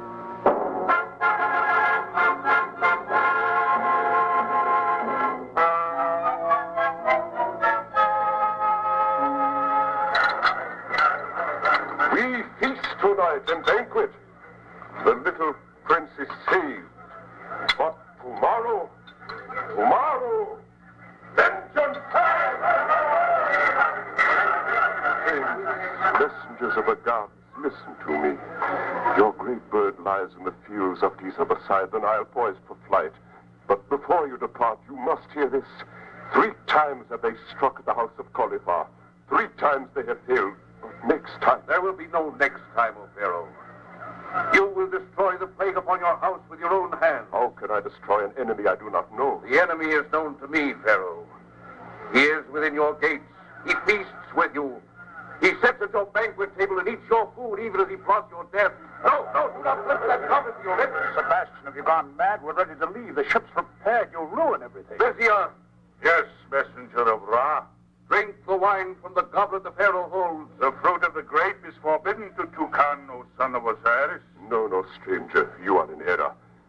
The Vizier Toucan is my trusted friend, my advisor. Then let him prove it by drinking the wine. You see, he dare not Cauliflower, for he knows that the wine is poisoned. Drink the wine, Toucan, my noble friend. Prove your innocence. Drink. No, I dare not. You know the penalty for treason. Drink from that goblet, Vizier, my friend, my noble counselor. No, I cannot. Do not kill me. Do not kill me. I must Take him away. Remove him from my sight. And when he is dead, let no stone mark the place where his worthless soul is buried. Great heavens, Sebastian, I'm floored. How did you do it? Do what? Spot that Vizier as the poison. Now, how did you know there was poison in the goblet? I saw the Vizier put something in it. Yes, but how did you know it was poison? I'm an archaeologist, Wilson, a student of history. Don't you see? I knew there was a pharaoh called Cauliflower. I knew an attempt was made to poison him, and the attempt failed. So I kept my eyes open and spotted the Vizier. I read all about it in a book. A book that won't be published until 5,000 years from now.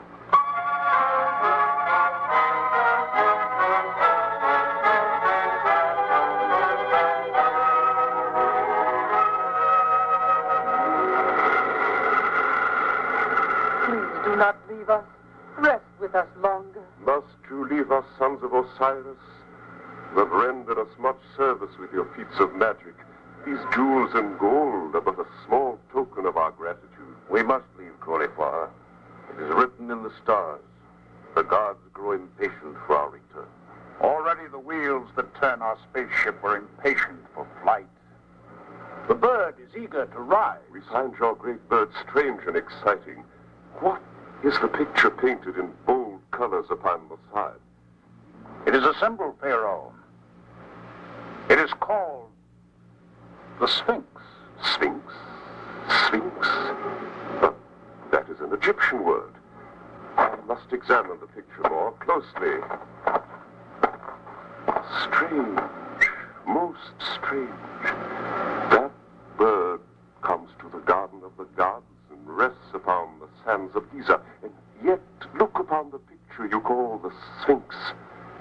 The body is that of a crouching lion, but the head... The head, my lord, is your head. The features, the face. It's your face. It is an omen from the gods. I, Cauliflower, decree that upon this very spot in Giza, which guards the river Nile, there shall be carved from this mountain a statue, complete in every detail, an exact copy of the picture upon the strangest great bird. The head shall be my head, the eyes brooding and distant, and the body that of a crouching lion. The statue shall be called the Sphinx.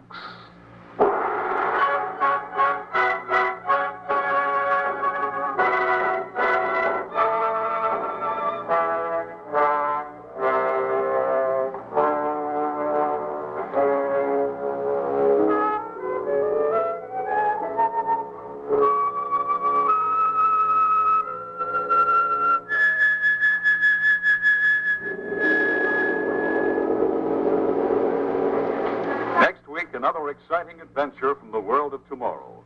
Another unusual story of science fiction on 2000 Plus. This is Security Police Headquarters. We've just seen the photo print, and it's impossible. I said impossible. No matter what the evidence proves, no man can be two places at once. 2000 Plus. Science fiction adventures in the world of tomorrow. 2000 Plus presents The Other Man.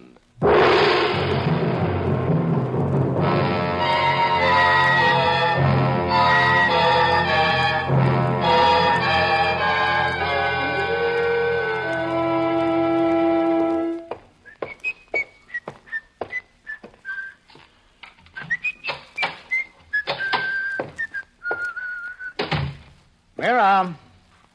Hey, darling, you home? Hey, when I come home, I want my wife to be here. Marianne here. Hey, didn't you hear me? Scotty! Oh, my darling. Oh, Scotty. Mary, for heaven's sake, what's the matter? When did you escape? How did you get away? Escape? Would you mind telling me? Shh. Quiet. I thought I heard someone. Just a moment, darling.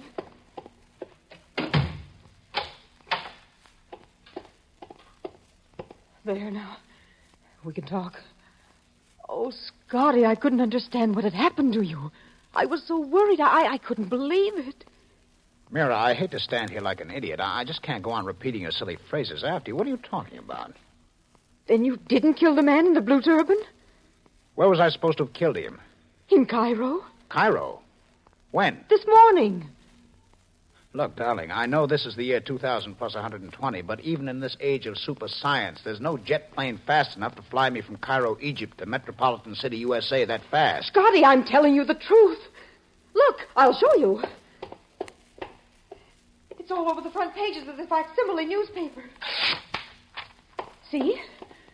There, the whole story in headlines. And your picture, too. Read it. Read it. The World Security Police, in a daring action in Cairo, Egypt, today captured Scott Douglas, chief of the Eastern Zone Security Police Section, as the chief criminal behind a worldwide black market operation running into millions of dollars annually. In the struggle preceding his arrest, Mr. Douglas shot and killed a mysterious stranger wearing a blue turban. You see, darling, it is true. Not only in the papers, but all day on the Televox news. I've seen it, Scotty, with my own eyes. Being taken to the police, to the airport. It was you, Scotty. I tell you this is not true. It's not me.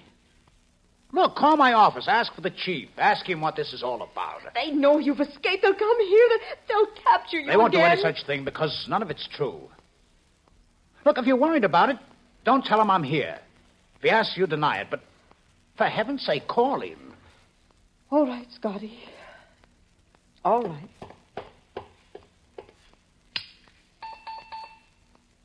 Mr. Enright? Hello, Mira. I was rather expecting you to call. You want to know about Scotty, don't you? I can't understand it, Mr. Enright. I've seen it in the papers, on the Televox, but I can't believe I'm it. afraid it's true, Mira. But are you certain it's Scotty? There's no doubt of it. But how do you know? By the obvious methods. It looks like Scotty. It talks like Scotty. It's wearing Scotty's clothes, carrying Scotty's wallet with your picture and his private papers in it. The small birthmark on the left arm, same blood type, same fillings in the teeth. And the fingerprints are exactly Scotty's. I had everything double-checked by audio from Egypt against Scotty's personal identification file here. And to top it all off, Mira, I talked to him by audiophone just a few minutes before the jet plane took off. I'm sorry. I see. Thank you, Mr. Enright. Oh, just one thing more, Mira. Yes? Scotty is due to land in about 3 hours. I'll send someone over in a little while to pick you up. I know you'll want to see him. Thank you. Thank you. It's unbelievable. It's fantastic. Mira, Who are you? Who are you? Who am I? I'm your husband. I'm Scott Douglas. I'm going to call the police. Oh, stop it. I am Scotty. Look at me, Mira. I am your husband. No one can fool you about that. Look at me. Good Lord, Mira, look. Look, here's my wallet. The one he talked about, see? It is mine. You know it. Look. Touch it. Thumb through it. There's your picture. There's the stitching where I had it repaired last October. Remember, Mira, when I didn't want to throw it away for sentimental reasons because we bought it that night last summer at the Little Bazaar? Who would know that, Mira, except your husband? Who would remember that except me? Here, look at this. Pull my sleeve up. The birthmark on my left arm. Nobody could fake that ugly thing. You know that mark, every twist of it. Fingerprints. I'll give you all you want. Have them checked any way you want. I am Scott Douglas. I am your husband. Then who is the other man?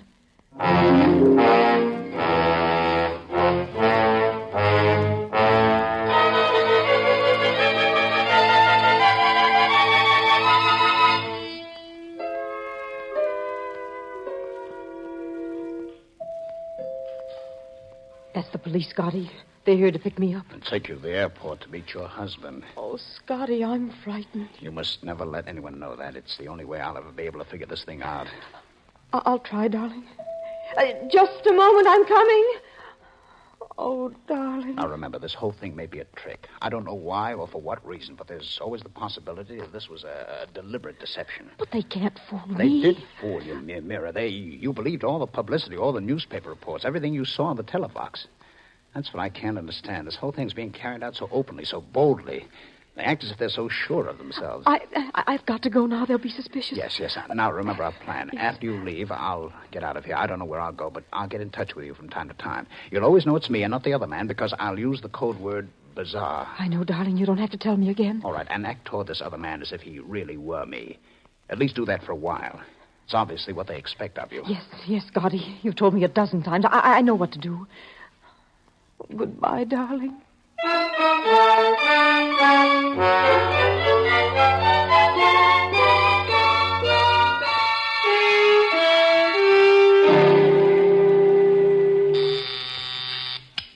Yes, what is it?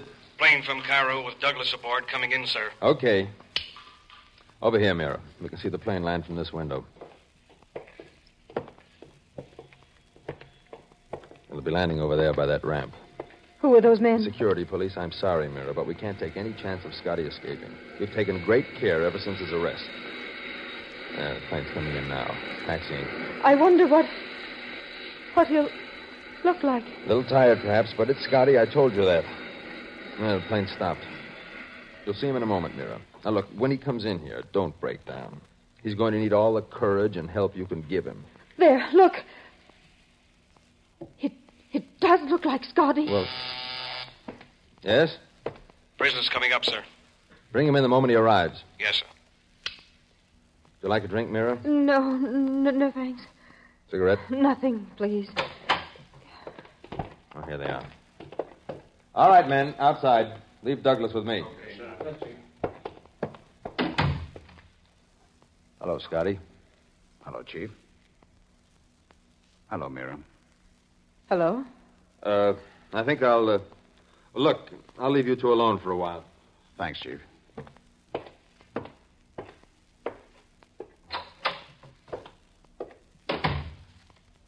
I'm glad you're here, Mira. I was wondering if you would be. Were you? Mira, what's the matter? You're so cold, so distant. Darling, I don't understand. Don't you want to talk to me, Mira? I don't know. I don't know. It's all been a terrible shock to you, hasn't it? What did you learn? Did the chief call you? No. I first learned through the newspaper, then the televox. You mean it's been published, broadcast? Good Lord, everybody knows then. That's right. Oh, darling, I'm sorry. I hardly know what happened myself. The last few days are a blur, a blank. All I remember is a room in a hotel in Cairo, a man with a blue turban, the police. I became panic-stricken. There was a fight, a shot, and then the arrest. And the talk about the black market.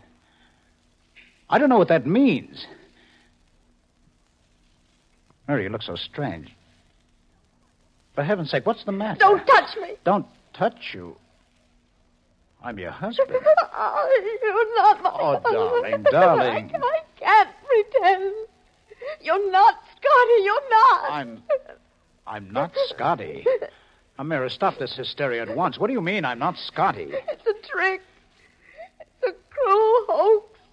I think you're serious. Call them in. Tell them I know. Mira, what have they done to you? Said to you? I could ask you those questions. And I could also ask you, who are you? Who am... This is crazy. Let me see your birthmark. What? All right, look.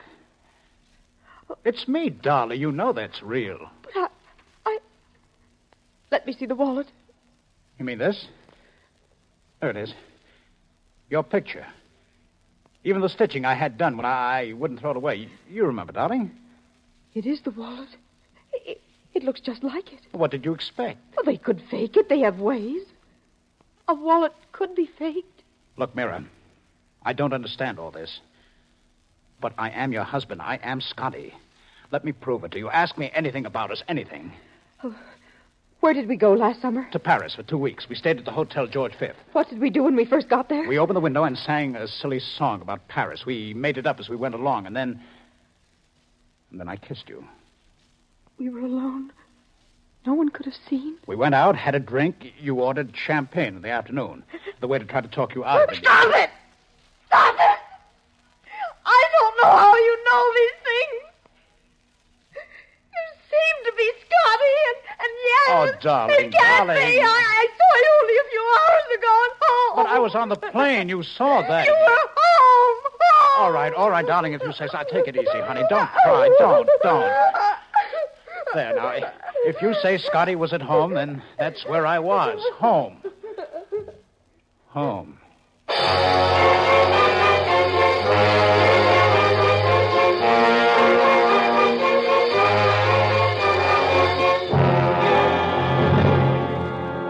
I've got the reports from Cairo, Chief. Complete? As complete as they'll ever be. They just came in via high-frequency televox, and we had photoprints made. Here they are. Never mind. Just give me the highlights. Well, the man in the blue turban was Mustafa Cornelius. He made his living in art, sold pictures and things. What was he doing in Scotty's room? Oh, probably picking up some stuff. You know, the place was filled with pictures. Yeah, and Scotty said he doesn't know how they got there. He said that even when we showed him Egyptian police reports that he and Mustafa had been followed for 2 days. And on several occasions, Scotty was carrying pictures himself. So he was lying. No, he wasn't. We gave him a lie detector test, and he came through 100%. I didn't know that. But it's true. And why was Scotty in Cairo anyway? He had no orders to go there. How do you explain that? He didn't. He said he couldn't remember. Well, this is one for the books. Sounds like two other guys. That's not so funny. What do you mean that's not so funny? When Scotty got off the plane and came in here, I turned on the intercom and left him and Mira together. I listened to their conversation from the outer office. Learn anything? I don't know. Except that Mira seemed to doubt it was Scotty. Now, wait a minute. It was Scotty. I know it was Scotty, and you know it was Scotty. But why wouldn't Scotty's own wife know it was Scotty? I don't know. I don't either. Two other guys, huh? Well, we know that the Scotty who got off the plane is safely locked up in this building. You and I are going to see his wife and try to figure this puzzle out. Come on.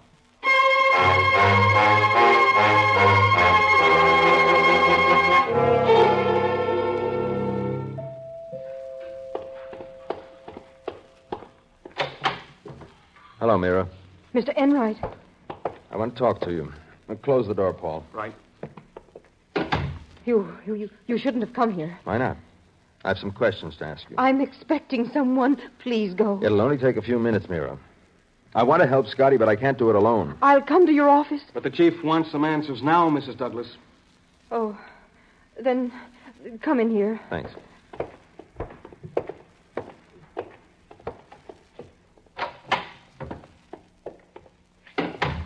When my visitor comes, I must ask you to stay in here. Of course. I'm sorry to have disturbed you like this, but there are some very strange things about this matter. Strange? What do you mean, strange? Why didn't you believe that was Scotty in my office?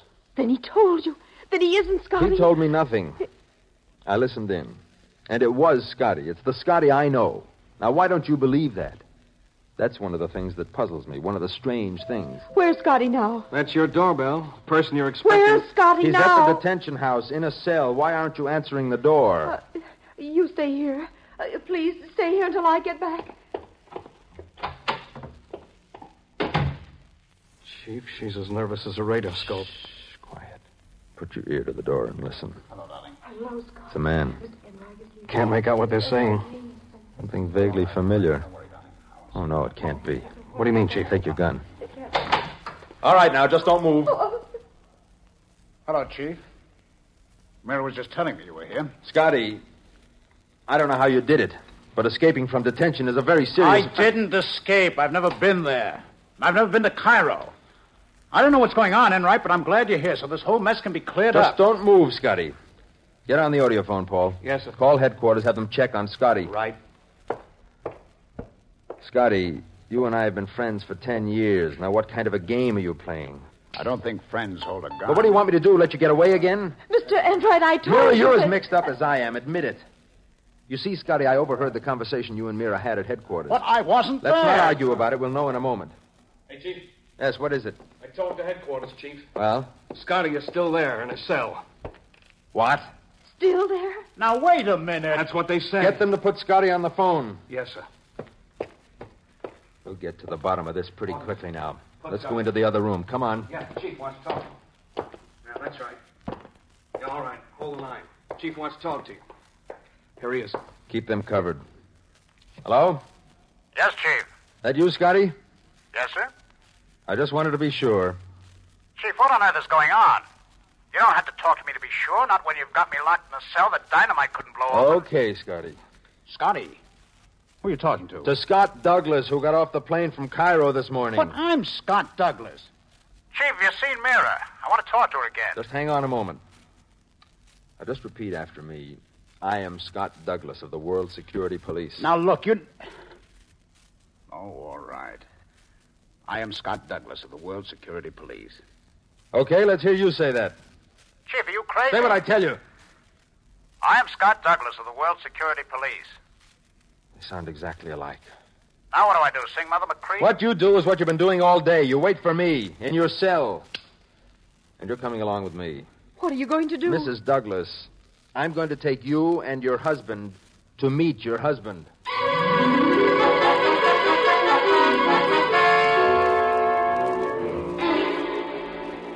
He's out here, Chief. Bring him in. Mira, Scotty, you stand over there. All right, Chief. Now, once and for all, tell... Mirror. Oh, darling, I'm glad. Good Lord. Mr. Enright, I can't believe it. It's absolutely incredible. He looks just like me. What is this, Chief? What is Have either of you two ever seen each other before? Every morning in the mirror. What kind of a gag is Now be this? quiet, both of you.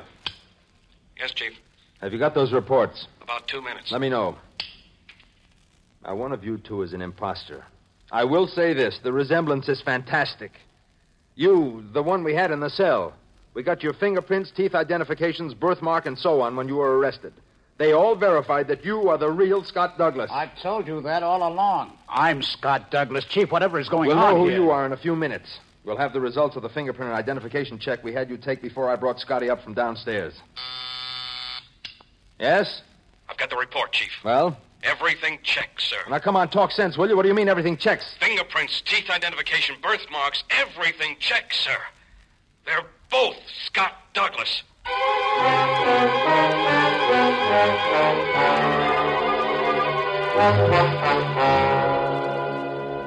All right. Now, remember, don't interrupt me. The only way I can tell you two apart is by the clothes you wear. You're wearing a tropical suit, the one you had on when we picked you up in Cairo. Yes, sir. Well, I'm going to call you Tropical. And you with the tweed, that's your name, Tweed. Is that clear? Right, Chief. The last 2 hours of questioning has revealed that the memory of your lives is exactly the same up to 4 days ago. Whatever questions you were asked separately, you both answered the same. Intimate questions, family questions, every kind. But as of 4 days ago, the police interrogators report that you, Tropical, you are hazy, almost blank, until the arrest and murder in Cairo. That's right, sir. On the other hand, you, Tweed, you have a clear memory except for a few hours 3 days ago. Now, here, let me read it. Pursuant to File 198, I was ordered to visit a Mr. David Eitner, suspected of dealing in black market paintings at 223 West 18th Street, and to pose as a buyer of rare paintings. Mr. Eitner conducted himself in a reasonable and normal manner and exhibited several paintings allegedly genuine old masters. During our conversation, I heard a faint oscillating sound in the room and inquired whether it was the air conditioning unit. And then I blacked out. Now, at this point, your two memories separate. You both remember everything up to the moment Scott Douglas blacked out. But after that, Tweed's memory does not pick up until 2 hours has passed. Then he reports, "The next thing I knew, I awoke lying on the floor. I thought I had been slugged, but subsequent examination by police medical authorities showed no injury of any sort. The assumption was that I had fainted, but no reason for this possibility was advanced. The paintings, together with Mr. Eitner, were nowhere to be found when I regained consciousness. Subsequent police investigation failed to reveal any trace of Mr. Eitner or his paintings." So, there it is. And you, Tropical, you remember nothing for the next several days until we picked you up in Cairo. I remember that report very well. I wrote it. But he couldn't have known about the first part of that report. I went alone, no one else. I was there. That was my report. Stop it, you two. It's bad enough seeing double without you two talking double and remembering double. 2 hours. 2 hours. What happened in those 2 hours? Chief, I've got an idea. What is it? Probably nothing to it after 3 days, but why don't we visit 223 West 18th Street again? Let's see whether Mr. Eitner possibly left something behind when he fled with the paintings.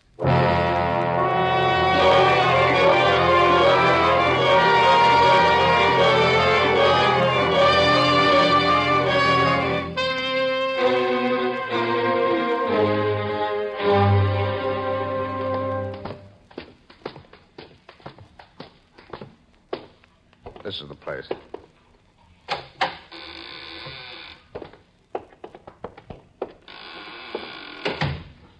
Looks pretty empty now.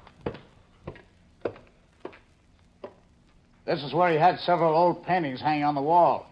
This is where I was standing when I blacked out. That's right, Chief. I walked over there from here, and then it happened. What's that? That sound? Came from over there, that closet. Come on.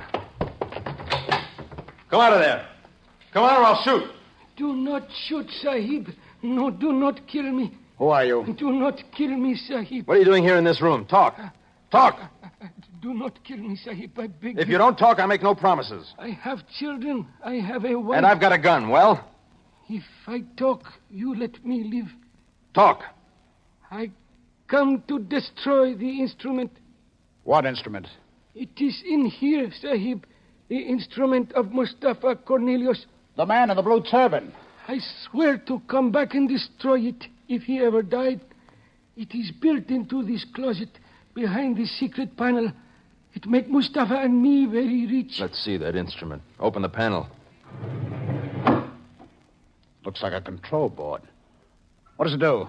I do not know the words to describe it. Only Mustafa knew because he was very wise and very scientific. You know how to operate this? Oh, yes, Sahib. Mustafa showed me what to do, and I work long hours doing that for our both becoming very rich. Show us what it does. And remember, if any danger results, this man has a gun. You'll be the first to die. I understand, Sahib. Give me something for the instrument. What do you mean, give you something? I tried to explain. Give me something, a picture, perhaps. There are no pictures here. Then a ring, perhaps a watch, or a shoe, a dog, anything. Does this make any sense? Play along with him, Chief. Here's a ring and a watch. Thank you, Sahib. I place them in here and close the small door. I turn on the instrument.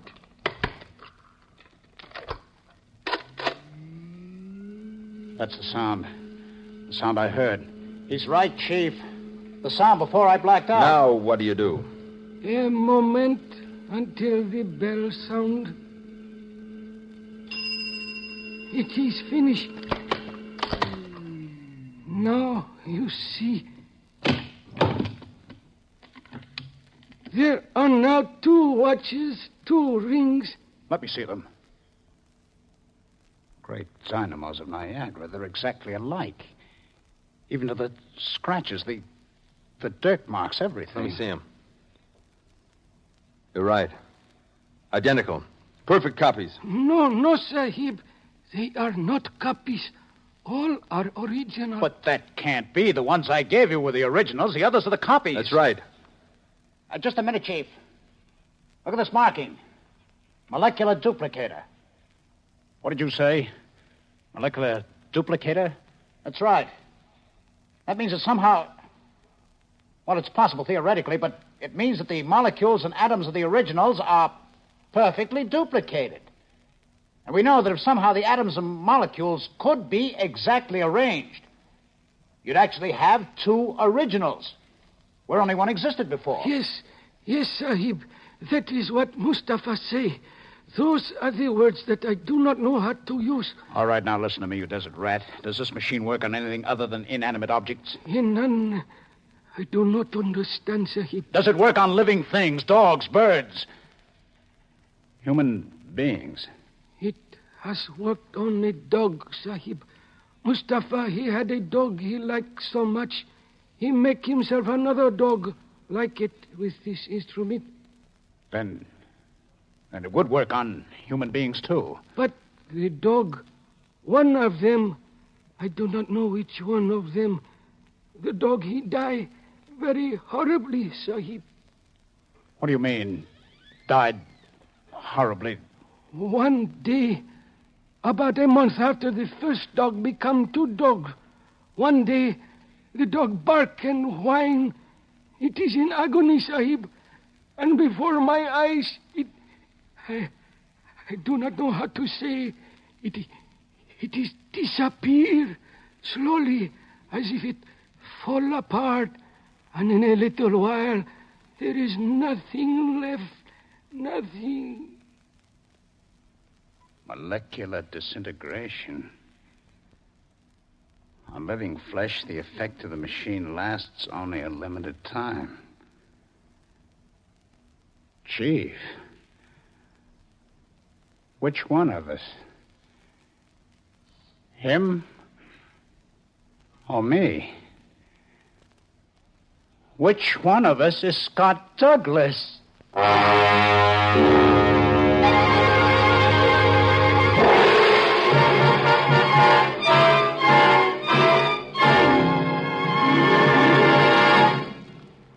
Next week, 2000 Plus presents another exciting melodrama from the world of tomorrow. For thrillers that are different, join us again next week and every week. 2000 Plus is produced by Dreyer and Van Olsen Productions, Incorporated. In today's cast, Ralph Bell portrayed Scotty, Joan Shea was Mira, Nat Poland was the Chief, and Gilbert Mack was the Arab.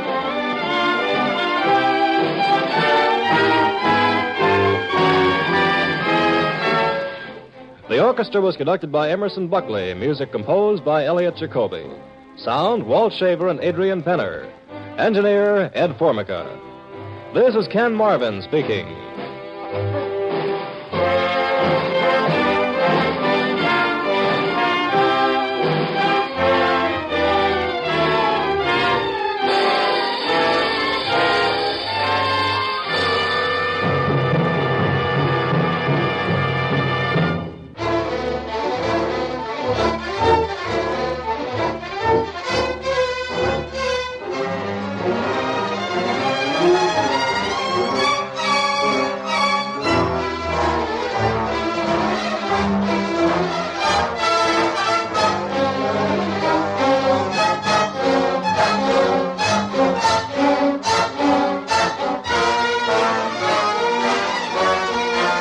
2000 Plus is a regular presentation of the United States Armed Forces Radio Service.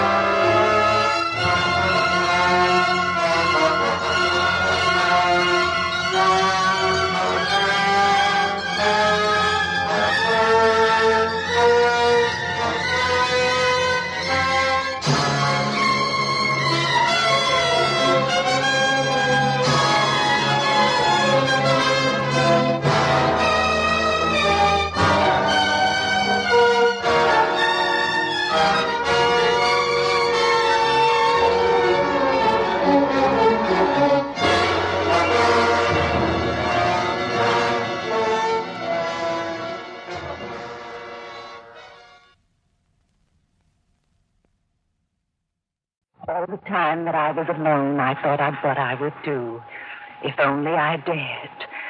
And then I saw the robot. 2000 Plus. Science fiction adventures in the world of tomorrow, the years beyond 2000 AD. 2000 Plus presents The Robot Killer.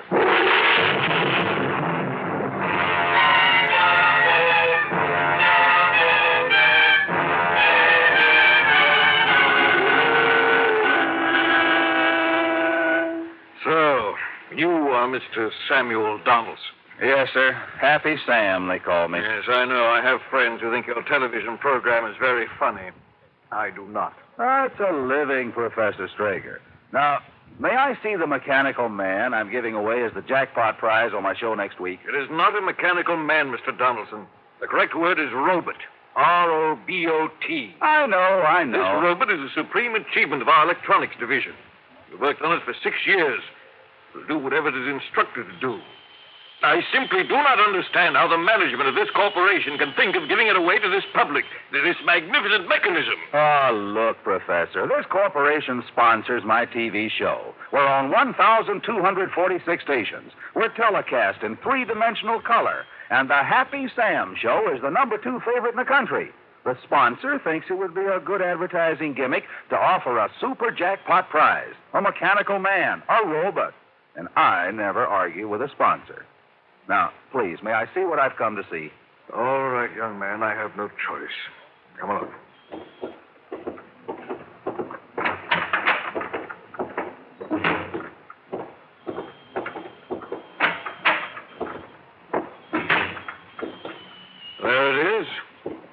experimental robot 23. Rather. He's really something, Professor. 6 feet tall. Shiny metal. Flexible fingers. Say, how does he work? Very simply. His electronic controls respond to ultra-high frequency waves which emanate from this microphone box. Speak into the microphone. The robot will do whatever you order him to. Anything? Virtually. Robot 23 has an electronic brain. You can try for yourself here. Okay. Sing Sweet Adeline. Really, Mr. Donaldson, what a ridiculous request. You think the best scientific brains in the country work for 6 years for a robot? Heavens. Will you be mine? It really tried to sing. Hey, he's very clever, Professor. Hey, watch this. Pick up that broom in the corner and sweep the floor. Oh, boy, the housewives who watch my program will love this. What? I'll be darned. Look at there. He's doing it. He's doing it. Okay, stop sweeping. What a gadget. What a giveaway. Now, I see something for the kiddies, and I'll... Hey, what is that? That kitten is the pet of Dr. Broderick of the physics laboratory, and I assure you, you cannot give that away. I don't want to give the kitten away. I just want a little heartthrob on the show for the youngsters. Here, kitty. Come here, kitty. Kitty. Come here, kitty. Now, kitty. Now, down on the floor you go. Now, down on the floor. Go ahead.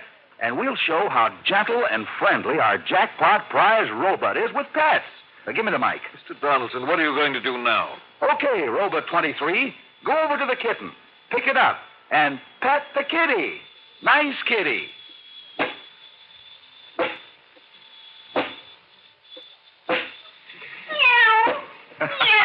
Look at that. Isn't that sweet? Boy, what a camera shot on the air. Hey, what's he doing? Robot 23, drop the kitten. Drop the kitten. Drop kitten. Oh, poor Tabby. Why, he killed the kitten. Broke its neck. He tried to pet it, and he killed it. Well, you see what comes when fools play with science. No good will come of giving this robot away to the public. I warn you, no good will come of it.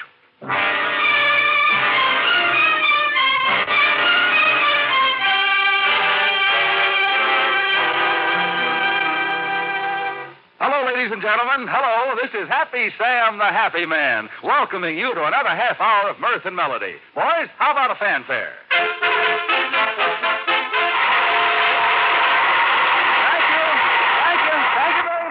Thank you very much.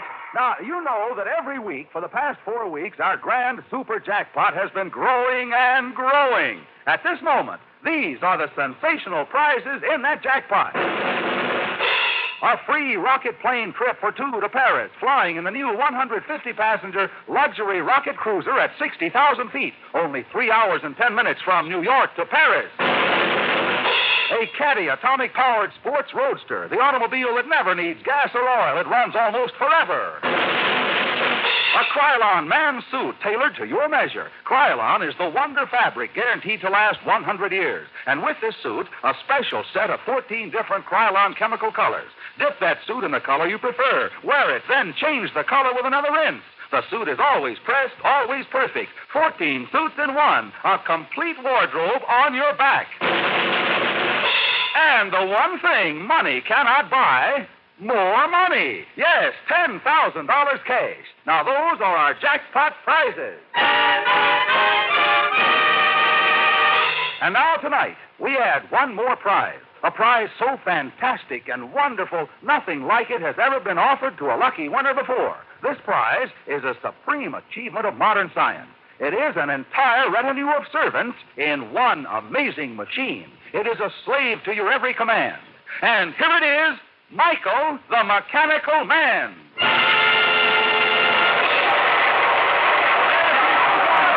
wonderful robot. Thank you very much. thank you. And now to determine who wins this giant jackpot and who wins this mechanical marvel, Michael the Mechanical Man, 1,000 slaves in one amazing machine.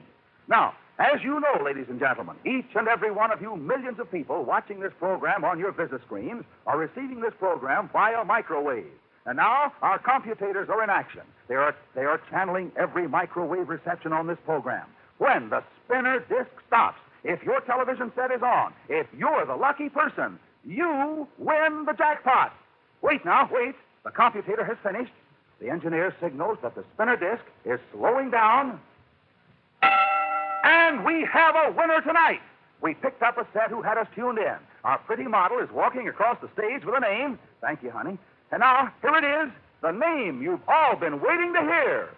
423 North Glencoe Boulevard in Martin Hills, New York. Apartment 5B. Mr. John Hanold. Mr. John Hanold.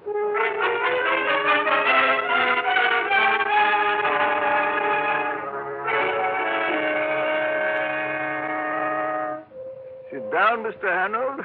My practiced medical eye, judging from the smile on your face, tells me that you're pretty happy that Mrs. Hanold is being released from the hospital today. Oh, it's not only that, Doctor. Don't tell me you haven't heard of my other good piece of luck.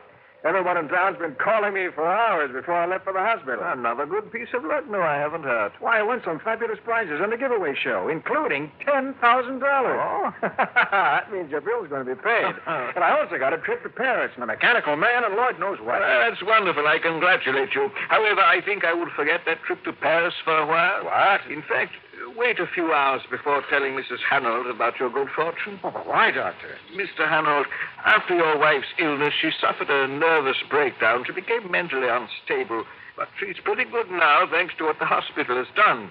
However, when you take her home, she must feel she's returning to her normal life. And winning $10,000 prizes isn't very normal. Oh, I see. The main thing we want to avoid is a relapse. Mm-hmm. She should have a few neighbors who can drop in and see her now and then. Well, there's Miss Barton, Virginia Barton. She lives in the apartment next to us on our floor. Oh, yes, your wife mentioned her occasionally. Do they get along all right? I think so. Why? Nothing, I just wondered. Well, Mrs. Hanold's waiting for you. I know you're very anxious to get her home. Nurse, have Mrs. Hanold come in, please. I think in another month or so she'll be fine. Oh, here she is now. Hello, Mrs. Hanold. Mary, darling, am I glad to see you? Hello, John. Hello, Doctor. Yeah, what did I tell you? Doesn't she look fine? Oh, she certainly does.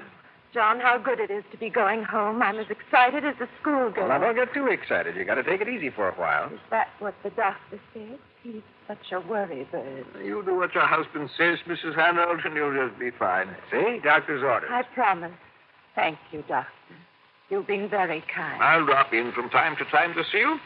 Well, goodbye, Mrs. Hanold. Goodbye, Doctor. All right, dear, let's go. Let's go.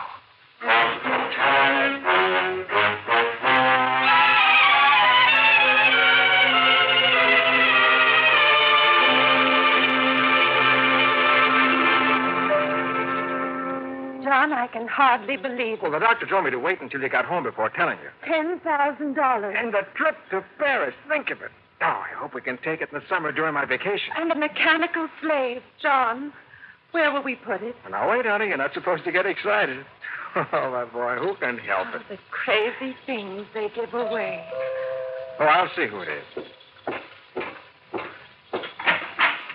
Hello, John. Oh, hello, Virginia. Who is it, darling? Why, it's Virginia. Mary, I just had to come and tell you how wonderful it is. Your being back and all those wonderful prizes. It was very nice of you to come in, Virginia. And thank you for the supper you prepared for my homecoming. I was delighted to, darling. When John asked me... John asked you to? Well, yes, he was so happy you were coming back. But John, doesn't Mary's being home call for a celebration? Can't we have a drink? Well, I don't know, Virginia. Mary's supposed to get rest. Still, well, I suppose one sip won't hurt. But I'll have to go out and get something, though. I'll be right back. Darling, when you get your prizes, I'll have cause to be jealous of you. Cigarette? No, thanks. Jealous? Why? Well, you'll have two men, John and Barobas. Poor little me, a bachelor gal all alone. You know, I really think you ought to give me one of them. Which one would you like to have? Darling, what a silly question. The mechanical man, of course. He doesn't drop ashes on the rugs. He'll wash the dishes and put out the cat. He'll never argue. You're lying to me. Why, Mary, you're serious. What did you expect me to be? I don't understand. But I do. In the hospital, I began to understand a lot of things. I know the doctors thought something happened to my mind, but all that happened was that it became very clear, very sharp. And for the first time, I began to think clearly. Darling, I think this excitement's been too much for you. I shouldn't have come in. Because I was here? Is that why you shouldn't have come in? You're wrong, Mary. Everything you're thinking is wrong. John would come to the hospital only once a day. But he was working. Some days he wouldn't come at all. Mary, you know he has to go out of town on business once in a while. I know many things. I would lie in my hospital bed and the shadows would whisper to me. They would say, "Where is John now?" While you lie in an antiseptic bed in a hospital room that is as cold as a surgeon's knife, cutting your memories to pieces. You frighten me. Don't go. John will be back in a moment. I have a headache. I've got to go. But what will John say when you're not here? You poor darling. You poor sick Mary. Yes, walk out on me, Virginia. Leave me alone. But I'm not alone as I was in the hospital. I'm home now, my home, and I'm near you. Near enough to kill you if only I could think of how to do it.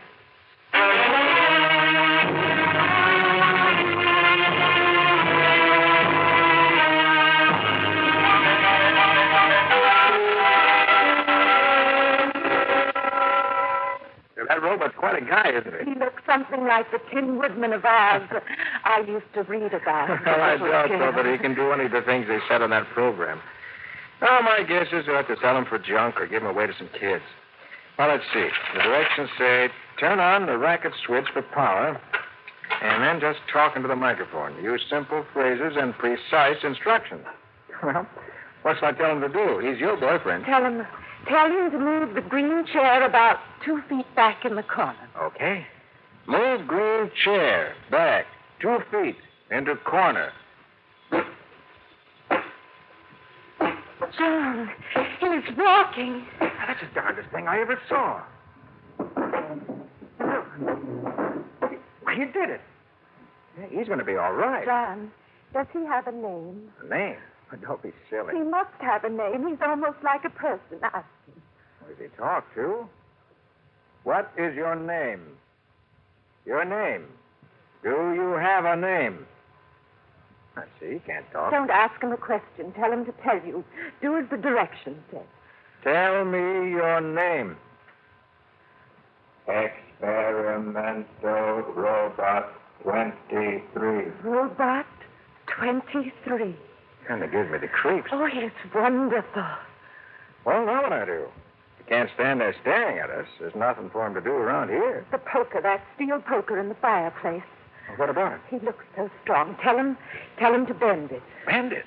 Well, Mary, that's solid steel. He's just a tin toy with electronic nerves. Please, John, tell him. But, honey, he'll probably get a short circuit or something, straining himself. Then we will have to jug him. Oh, all right. Bend poker there. Bend steel poker.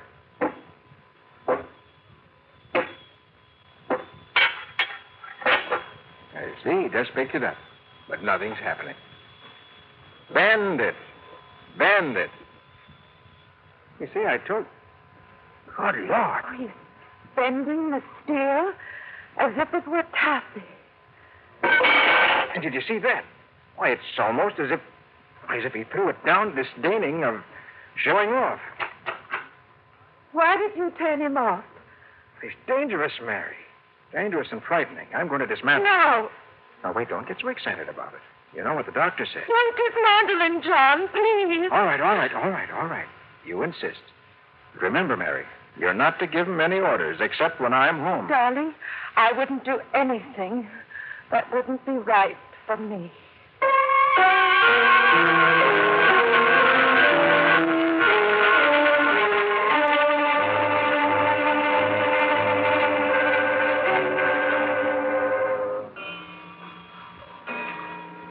2 o'clock. Almost 4 hours until John comes home.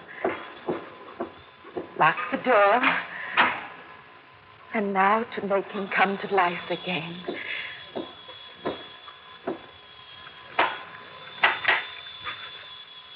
Speak to me. Say to me, hello, Mary. Hello, Mary. Hello, Robert 23. How nice of you to visit me. Every day you visit me. Why do you do that, tell me? Because I love you. Because I love you. Because you love me. Oh, Robert 23, how handsome and strong you are. And you are mine. You do what I want you to do. You are my slave. Say to me, I am your slave. I am your slave. That vase that Virginia gave me last year, there, the blue one. Destroy that vase.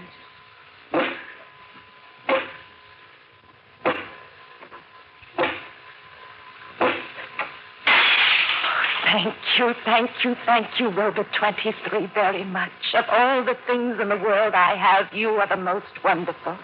Because you love me and obey me and would do anything for me. Anything. Oh, the door, someone there. It can't be John. It's much too early for John. I'll see who it is, and you will wait for me. Wait, as you always do.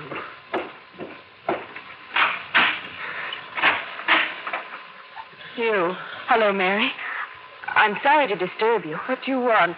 This package was delivered to my door. Something you probably ordered by phone. It's marked 5D, but your name's on it. Should have said 5B. Yes, from the grocery. Oh, is that the mechanical man standing in the living room? That is Robert 23. Does he really work? He's awfully big and clumsy looking. He's come to visit me. He's mine. He doesn't love you. Doesn't love... Of course not, Mary. Of course not. I'm sorry to have disturbed you. Is there anything I can do for you? No, nothing. Go away.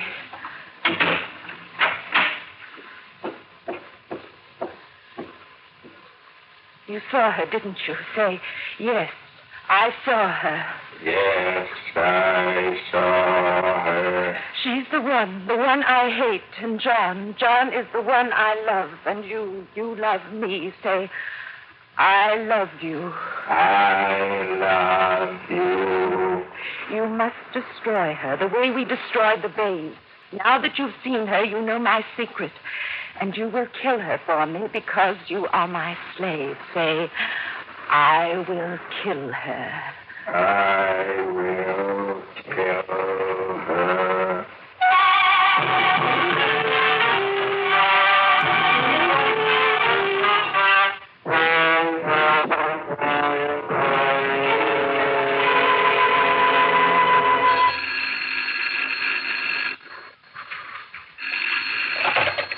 Hello? John, this is Virginia. Oh, hello, Virginia. This is a pleasant surprise. Why are you calling me? It's about Mary.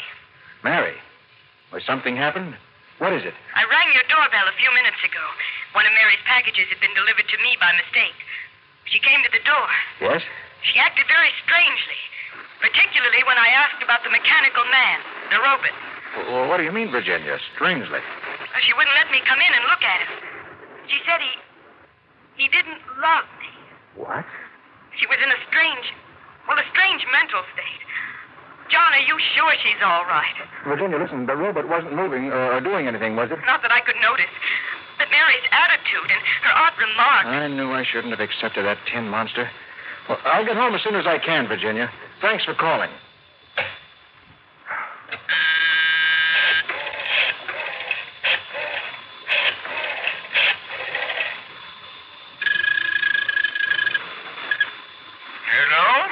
Dr. Rosenblatt, this is John Hanold. Oh, yes, Mr. Arnold. A neighbor just called me. Mary's acting strangely. I'm worried. I don't understand, Mr. Arnold. Well, we won some prizes on a TV show a few days ago, and one of them was a mechanical man, a robot. Oh, yes, you told me about it. Well, the robot, in my opinion, is a dangerous gadget. Well, anyway, one of the neighbors reported that Mary is talking strangely about it. I wonder if you could meet me at the apartment. It'll take me about half an hour to get there. Mr. Hanold, I hope you'll forgive me, but you've got to expect that neighbors with all the goodwill in the world tend to exaggerate the actions of the people whom they've known to have been mentally ill. I'm sure there's nothing to be alarmed about. Yes, but, Doctor, this neighbor is a good friend and an intelligent woman. Well, I've had a lot of experience in these matters, Mr. Hanold. However, to ease your mind, I'll try to drop over sometime this evening or in the morning. We'll have a talk about it. I'm in a meeting now. Well, all right, Doctor, if you say so. Thanks very much.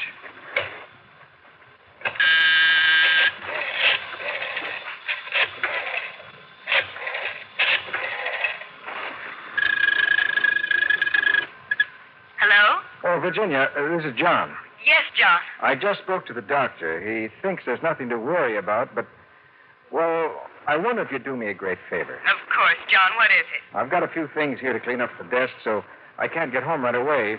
I wonder if you'd go in and stay with Mary until I get there. But, John, frankly, I'm a little frightened. Why, that's silly, Virginia. After all, what can happen?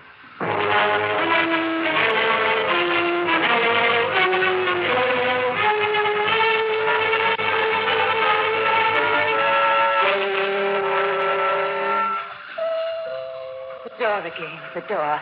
Wait, Robert 23, and I'll come back to you. Say, I will wait for you. I will wait for you. Thank you, darling.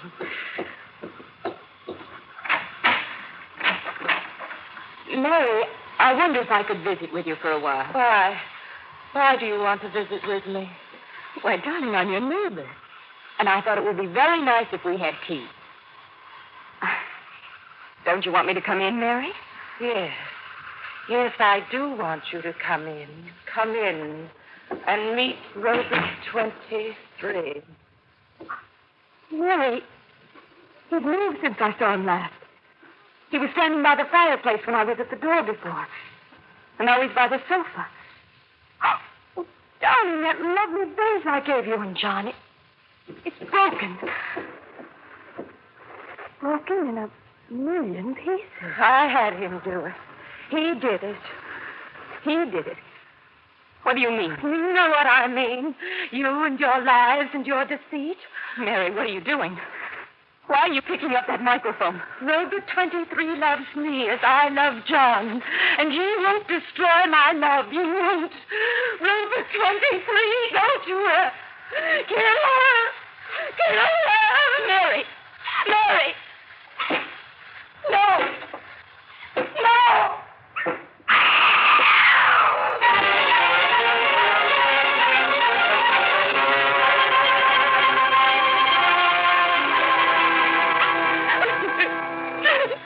Virginia, please stop crying. Good heavens, what happened? Mary. Robert. Excuse me, Mr. Hanold, but I think I can tell you what happened. I'm Professor Strager, one of the men who built that robot.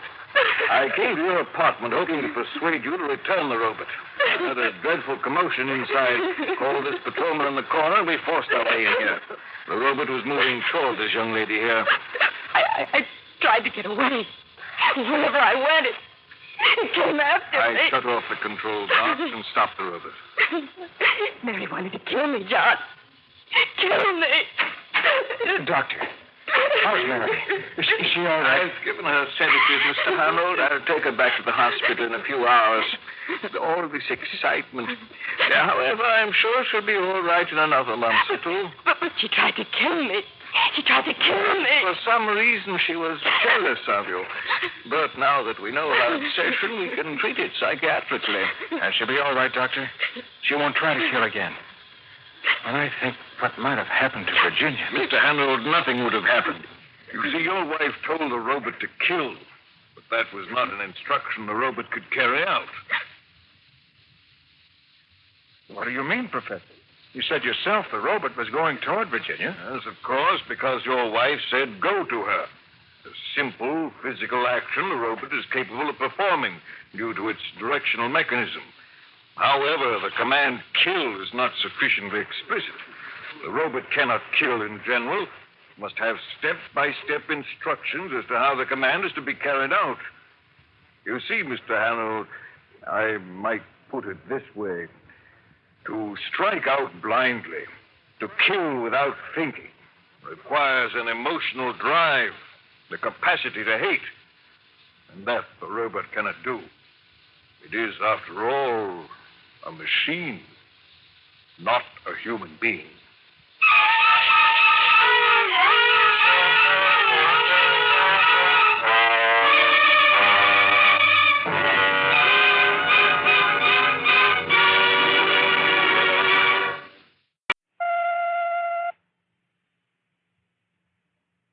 I have received word of a strange invention. What it can do will amaze science and strike terror to the world. 2,000 plus. Science fiction adventures from the world of tomorrow, the years beyond 2000 AD. 2000 plus presents The Insect.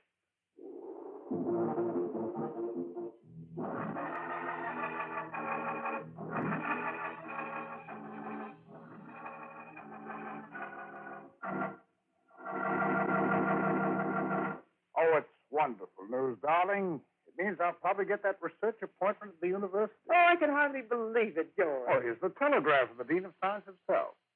I'll take the jet plane in about 2 hours and be there in plenty of time for my meeting this afternoon. I know. I'll get a bottle of champagne and we'll celebrate at dinner tonight. Well, that's nice, but I'm not sure I'll be home for dinner. Oh? The meeting may go on. Maybe I'll have to stay overnight, take the plane back in the morning. Well, then we'll have champagne for breakfast. Well, let's not hope too much. Hey, I've got to gather my papers and things while I'm going to get to the airport in time. You'd better help me. In your laboratory? Oh, now, look. The wife of a budding scientific genius shouldn't act like that. But, George, I'm frightened when I go in there. Nonsense. They won't hurt you. No, I can't stand insects. That's why I stay out of your lab. I've got to have help with these papers. What do you want me to do? Cancel the meeting because my wife is afraid of the work I do? Oh, I'm sorry, darling. It's just... All right. I'll try to do it myself. Don't be angry, George. If they were ordinary insects, tiny ones were... Maybe it would be different. Even with what I've done to them, they're not so big. So I've taken a spider, a housefly, and a wasp, and by means of my growth ray, I've made them larger. The spider still isn't any bigger than my fist. The housefly is about as large as a pack of cigarettes. The wasp no bigger than a golf ball. They're not giants. But they look so horrible when they're even that big. Easier to observe and study. That's why the university is interested in my work. With a long-term appointment and a grant to amplify the growth ray, maybe I can really increase the size of the insect. Imagine a fly as big as a horse. That would be some horsefly. Hey, that's a joke. All right, George. I'll help you. It's only the papers we're packing. You won't have to go near the insect cages.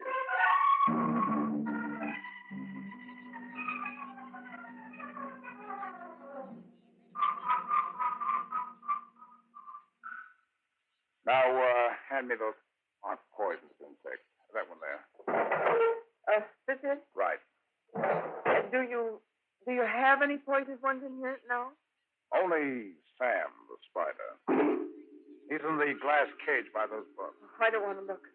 Maybe if you'd look, you wouldn't have such ridiculous ideas. Sam is a nice guy. He just squats and stares. Looks like a wise old man. Why, look, I get sick. All those legs, the hairs, oh. Okay. Now the notebook, please. Hey, be careful. Why? Well, what's the matter? That machine is very delicate. You almost touched it. Oh, the growth rate? Uh-huh. I don't want that running while I'm gone. Don't worry. I can't wait to get out of here. Let's see now. Have I got everything? Yep. Well, that does it. Come on. After you, meet terror-stricken beauty.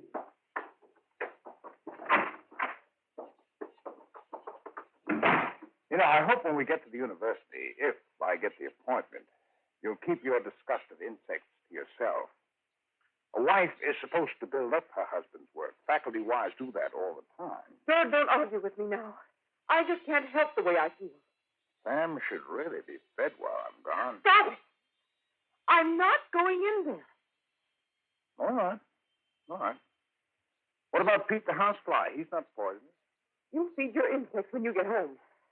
Now, hurry up. George will be late. Sure. Well, goodbye. Oh, George, I don't want you to leave when you're annoyed like that. I'm sorry, darling. I really love you. But I love my insects, too.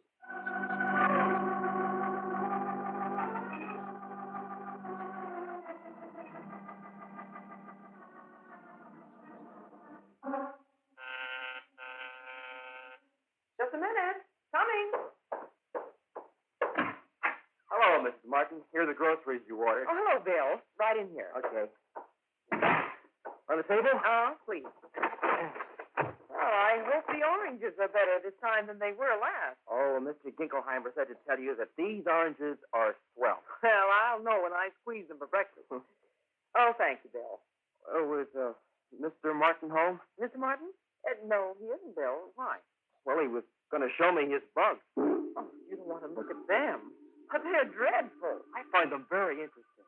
Mr. Martin said he'd take me into his lab today. That's why I delivered your order first.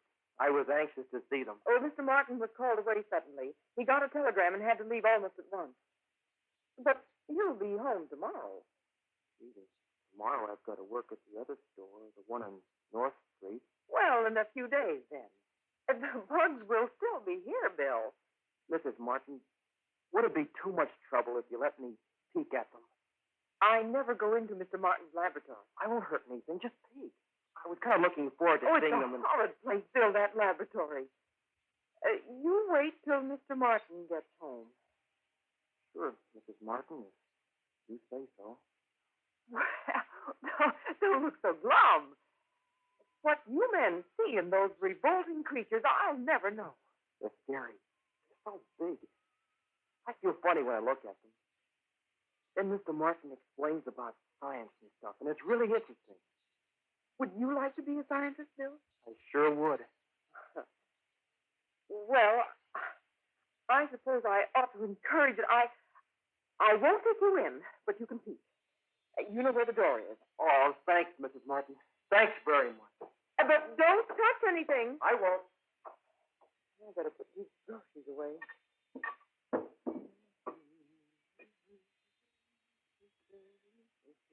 Mrs. Martin, help! Help! Help!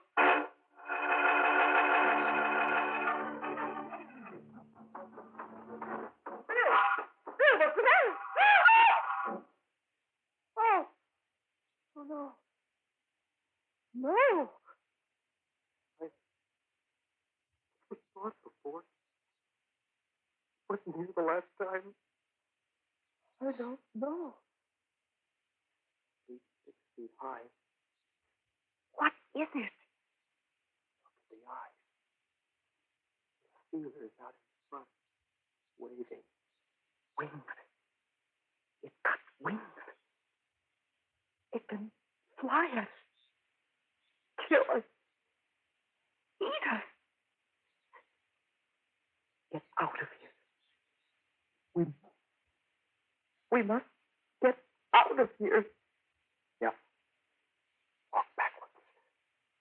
Keep your eyes open.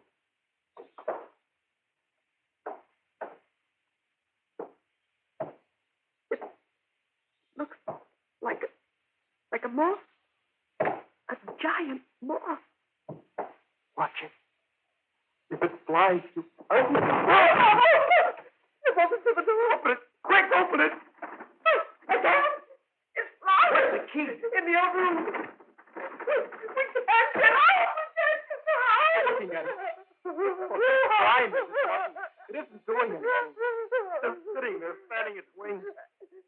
Oh, Bill. Bill, what should we do? I don't know.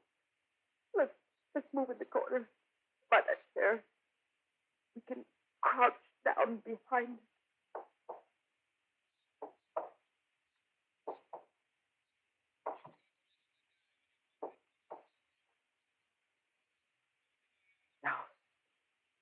We'll just sit here and watch it.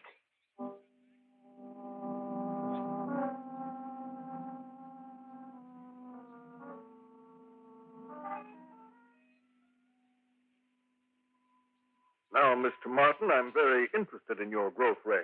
As Dean of Science, I want to be certain that this university encourages brilliant young scholars who are experimenting in new fields of research. I understand. At the same time, I must be satisfied that the research will be of fundamental value. Yes, sir. Now, suppose you talk for a while. Tell me about your work. Well, I have always been interested in the effect of environment on organisms. I narrow the environmental factors to universal conditions applicable to all organisms. For example, sir, air, temperature, humidity, light, and so forth. And then I approached each of these conditions from the point of view of its specific effects on organisms. I discovered that the presence or absence of light gave me the widest variance of reaction. Oh, excuse me. In what way the widest variance? When the effects on physical growth, change, adaptation. You see, sir, because light is a general term, I broke its definition down into all known rays, infrared, ultraviolet, so forth, and studied reactions of organisms to those rays in every conceivable combination. Now, after 2 years, I evolved the theory that if certain rays could be combined electronically and concentrated on living organisms for specified periods of time, their growth would be greatly stimulated. And you have constructed such a machine? Yes, I have. The electrodynar spectrum, the growth ray machine. What have you accomplished with it so far? I've multiplied the growth of certain insects many times. My present machine is small and homemade, and its power is not too great. But so far, I've increased the size of a fly to that of a pack of cigarettes. The size of a spider to that of my fist. What kind of spider? Tarantula. It's a very dangerous and poisonous insect to work with. Well, being a tropical spider, it might be more receptive to light. Its size has tripled. Tell me, Mr. Martin, what is the optimum increase in size that you've so far obtained? About 8 times with the fly. The size increase varies with the insects. There's a lot of research yet to be done. Yes, so I can see. Your work certainly excites the imagination. Think of your having the kind of equipment that will permit a 20, 50, 100, or even 1,000-fold increase in an insect's size. Imagine an insect large enough to attack and devour a human being. Imagine this university needing lion cages to contain its giant insect. Well, there's no limit to what new things we could learn about all manner of organisms with the growth ray. Not just insects. Yes, that's right. Mr. Martin, I'd like you to stay on another few hours so that we can talk some more. I'd be very happy to. Perhaps you'd like to phone your wife, but you'll be a bit late. Thank you, sir. You can use the phone in the other office. And, Mr. Martin. Yes? When she asks you how everything's going, you tell her that it's going just fine.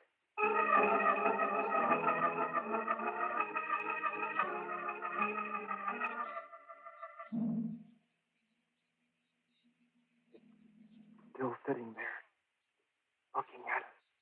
Most horrible thing I've ever seen. 6 feet high, with giant wings.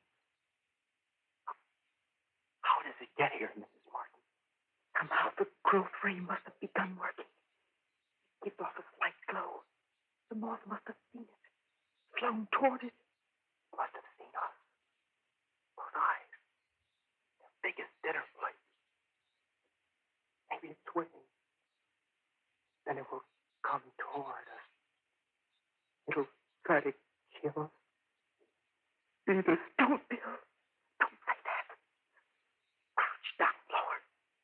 This chair protects us. We've got to get out of here. The door's locked, but isn't there some other way out? Only the window. Behind the moth. Is the window locked? I can't see. The shade is drawn. Yes, the window is locked. Gosh, if it would only fly to the other corner of the room, then what would you do? Maybe I could run to the window, pull up the shade, unlock the window, get out and get help. And leave me alone with that horrible monstrous creature. Oh, no, Bill. What do we do? I don't know. When will Mr. Martin come home? This afternoon, tonight. Maybe not until tomorrow. Listen. The phone. Maybe that's Mr. Martin calling. Yes. When you don't answer, maybe you'll come home. No. No, he'll think I'm out shopping or visiting. Mrs. Martin, look. The moth. Stop moving its wings. It's looking right at us. At this corner. I bet it hears the telephone. It scares us. That's Wyatt. That must be George calling him. Why doesn't he realize something has happened? Why doesn't he call the neighbors or the police? Why doesn't he come home? Mrs. Martin, I think it's going to fly. What do we do? I don't know. It'll kill us. If it heard the phone, it'll hear us. When it flies, crouch down, Bill. Get as much protection from the chair as possible. And scream. Yell. Anything to make noise. Okay, Mrs. Martin. Oh, the way it just stares. Maybe it won't fly. What? The phone has stopped ringing. Yes, Bill. Yes. Let's be quiet.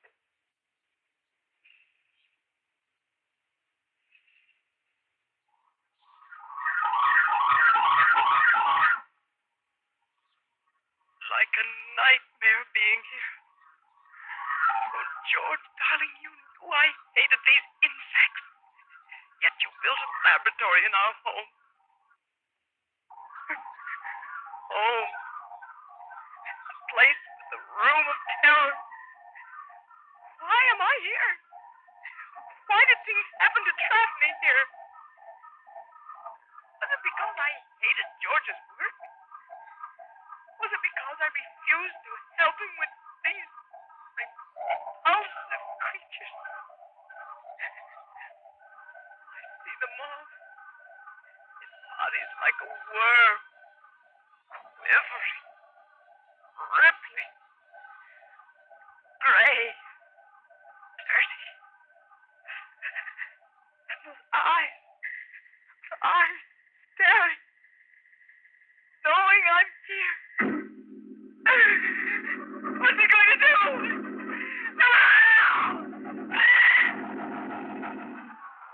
It's flying at us. Scream again. Make noise. It's flying wildly. Against the wall, the ceiling, the fireplace, the window.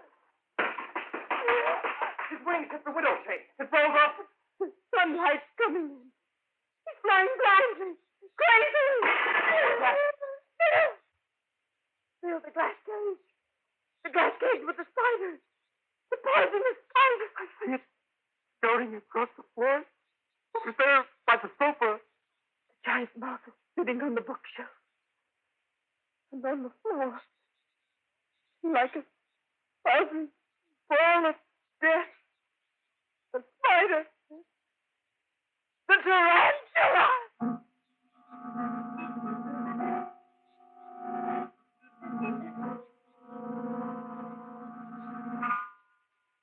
Well, Mr. Martin, I am delighted to see you. The dean phoned and said you were coming over. I think I am the last member of the faculty committee who wants you to see. Oh, sit down, won't you? Thank you, Professor Buckley. Yes, I've been going all afternoon from one appointment to the other. And all of us are happy to talk with you. The dean is quite excited about your research, you know. Yes, I'm very pleased about that. Professor Buckley, I hope you won't think me rude at the beginning of our meeting, but I wonder if I might use your phone. Why, of course, Mr. Martin. Is something wrong? No, I don't think so, but I phoned my wife several times to tell her I was staying on all afternoon, and there's been no answer. Oh, I'm sure there's nothing wrong. By all means, call. The phone is right there. Thank you. Number, please. Lakeview 84572, and reverse the charges, please. Thank you.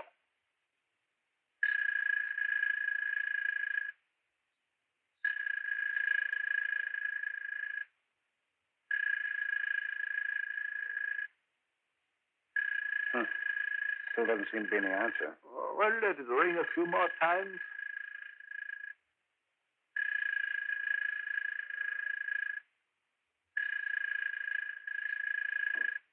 Sorry, sir. There is no answer. Shall I keep trying? Yes, operator. Please keep trying. I'll call you, sir. Thank you. I can't understand it. It's not like Betty to be away so long.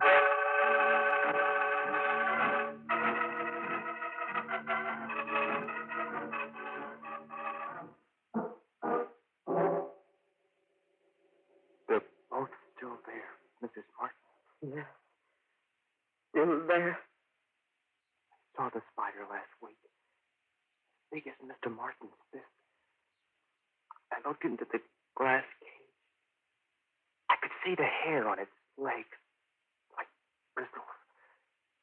Mr. Martin showed me its mouth, where it bites and chills with the poison. Stop it, Bill! Stop! For heaven's sake! I'm sorry, Martin. Well, I can't stop looking at them. They don't like the sunlight. That's why they're on the sofa. But the whole room is flooded with sunlight since the shade went up. Hiding in this corner behind this chair.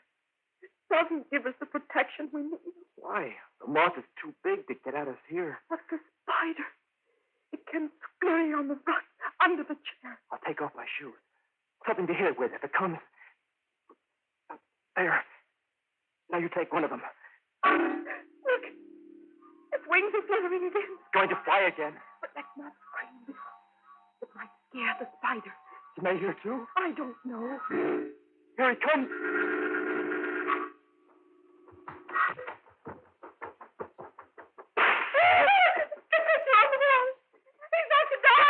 The spider! The spider! Where is he? I don't know. Somewhere. Somewhere in this room. Come on. It's not flying. The spider. Maybe it's near us. Oh, Bill. Oh, can't you see where it is?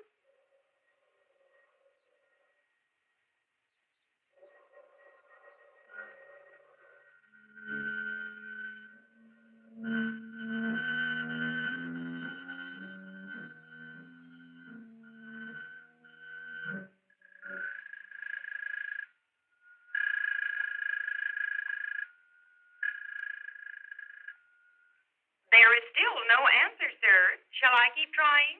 I don't know. I'll call you back. Ask for operator 34, sir. Thank you. No answer yet? No, sir. Of course, I did tell Betty that I might be late or even stay overnight. She may have gone to her mother's. It's a real pleasure finding a young man who cares that much for his wife. I suppose Mrs. Martin feels the same way about you. Oh, Betty's wonderful. Yes, I'm sure she is. After all, not many women would approve of their husbands inventing machines that make insects larger. You've got a rare wife, Mr. Martin. One who doesn't object to giant insects in the house.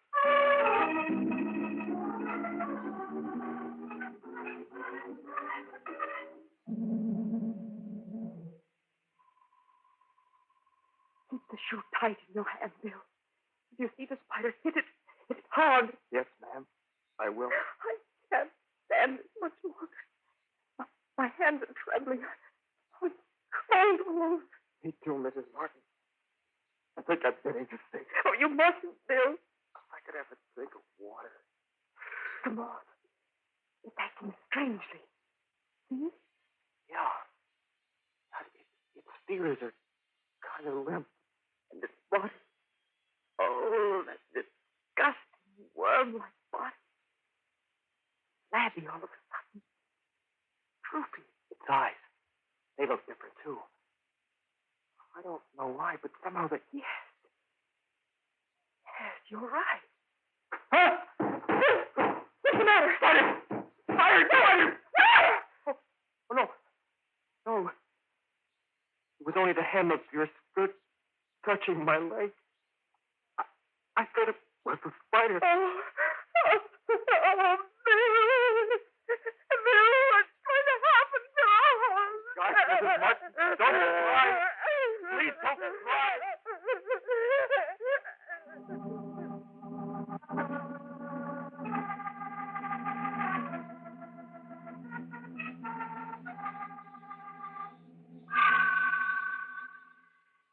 Well, Mr. Martin, are the terms satisfactory to you? Oh, yes, sir. Very much so. Thank you, sir. It's going to be a great pleasure having you at the university.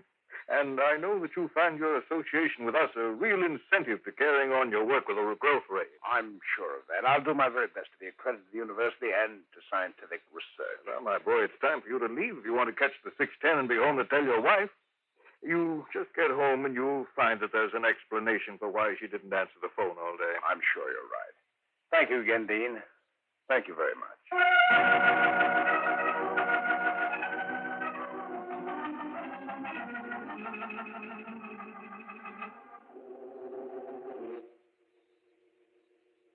Feels better now, Mrs. Martin. I guess so, Bill. I'm all cried out. I haven't a tear left. Look, Mrs. Martin, I'm going to try to reach the window. The window? The moth is back on the couch. I think I can make a run for the window once I push the chair aside a little. But he might attack you. Or me. Well, maybe he won't. Oh, but he will, he will. The moth is so big. 6 feet high. Bill, what would happen to either of us if he did attack?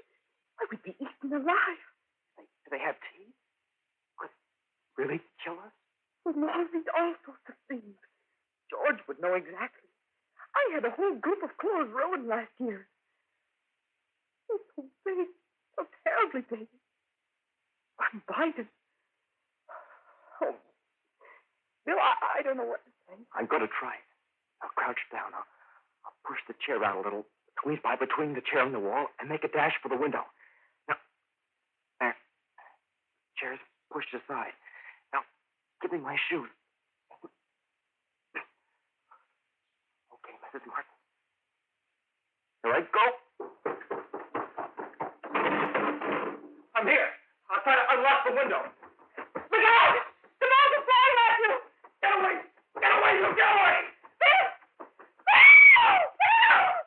It's attacking me! It's trying to kill me!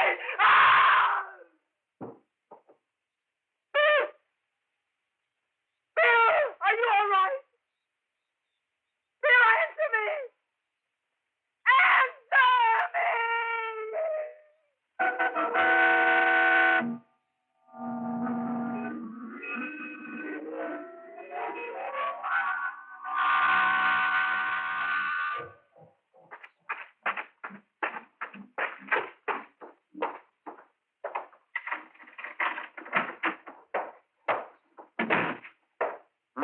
No one home?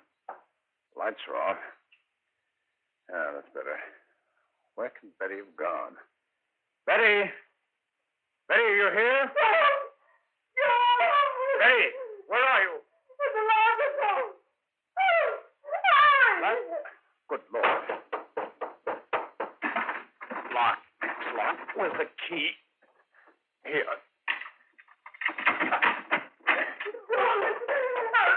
Betty.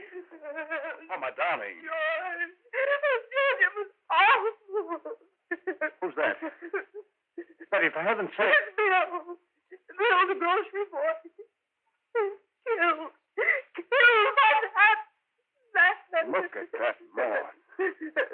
I can't believe it. It's dead. Bill. Bill. Bill. What? Oh, Mr. Martin. Mr. Martin. Your spider. The glass broke it on the floor. Let's get out of here fast. All right, sit down, Bill. For heaven's sake, what happened? Here, sit down, darling. I'll get you a drink. Here you are. Thank you. Now tell me. The laboratory door snapped behind us. The giant moth was there. He knocked over the glass cage with the spider. We thought we'd die. And I thought Bill was dead. I'll find the spider and kill it. But as for the moth, darling, despite its size, you had nothing to fear. What? Well, you see, darling, the adult moth doesn't eat. It has no mouth. Nothing to attack or kill with. Despite its size, Trichophaga tapicella, the clothes moth, is utterly harmless. You mean we could have just shoot it away and opened the window? Of course, dear. The reason it's dead and why you could have waited without worrying is that a moth cannot live more than 6 hours in sunlight. You see, dear, all this horror was unnecessary.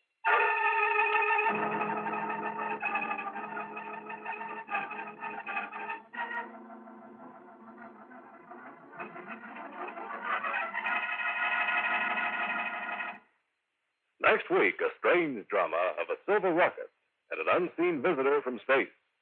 Be sure to listen to 2000 Plus, radio's different series. 2000 Plus is produced by Dreyer and Winolson Productions Incorporated. In today's cast, Joan Shea portrayed Betty, Larry Robinson was Bill, Ralph Bell was George, and Bill Griffiths was the Dean. Music composed and played by Milton Kay. Sound, Al April and George Cooney. Engineer, Bob Albrecht. This is Ken Marvin speaking.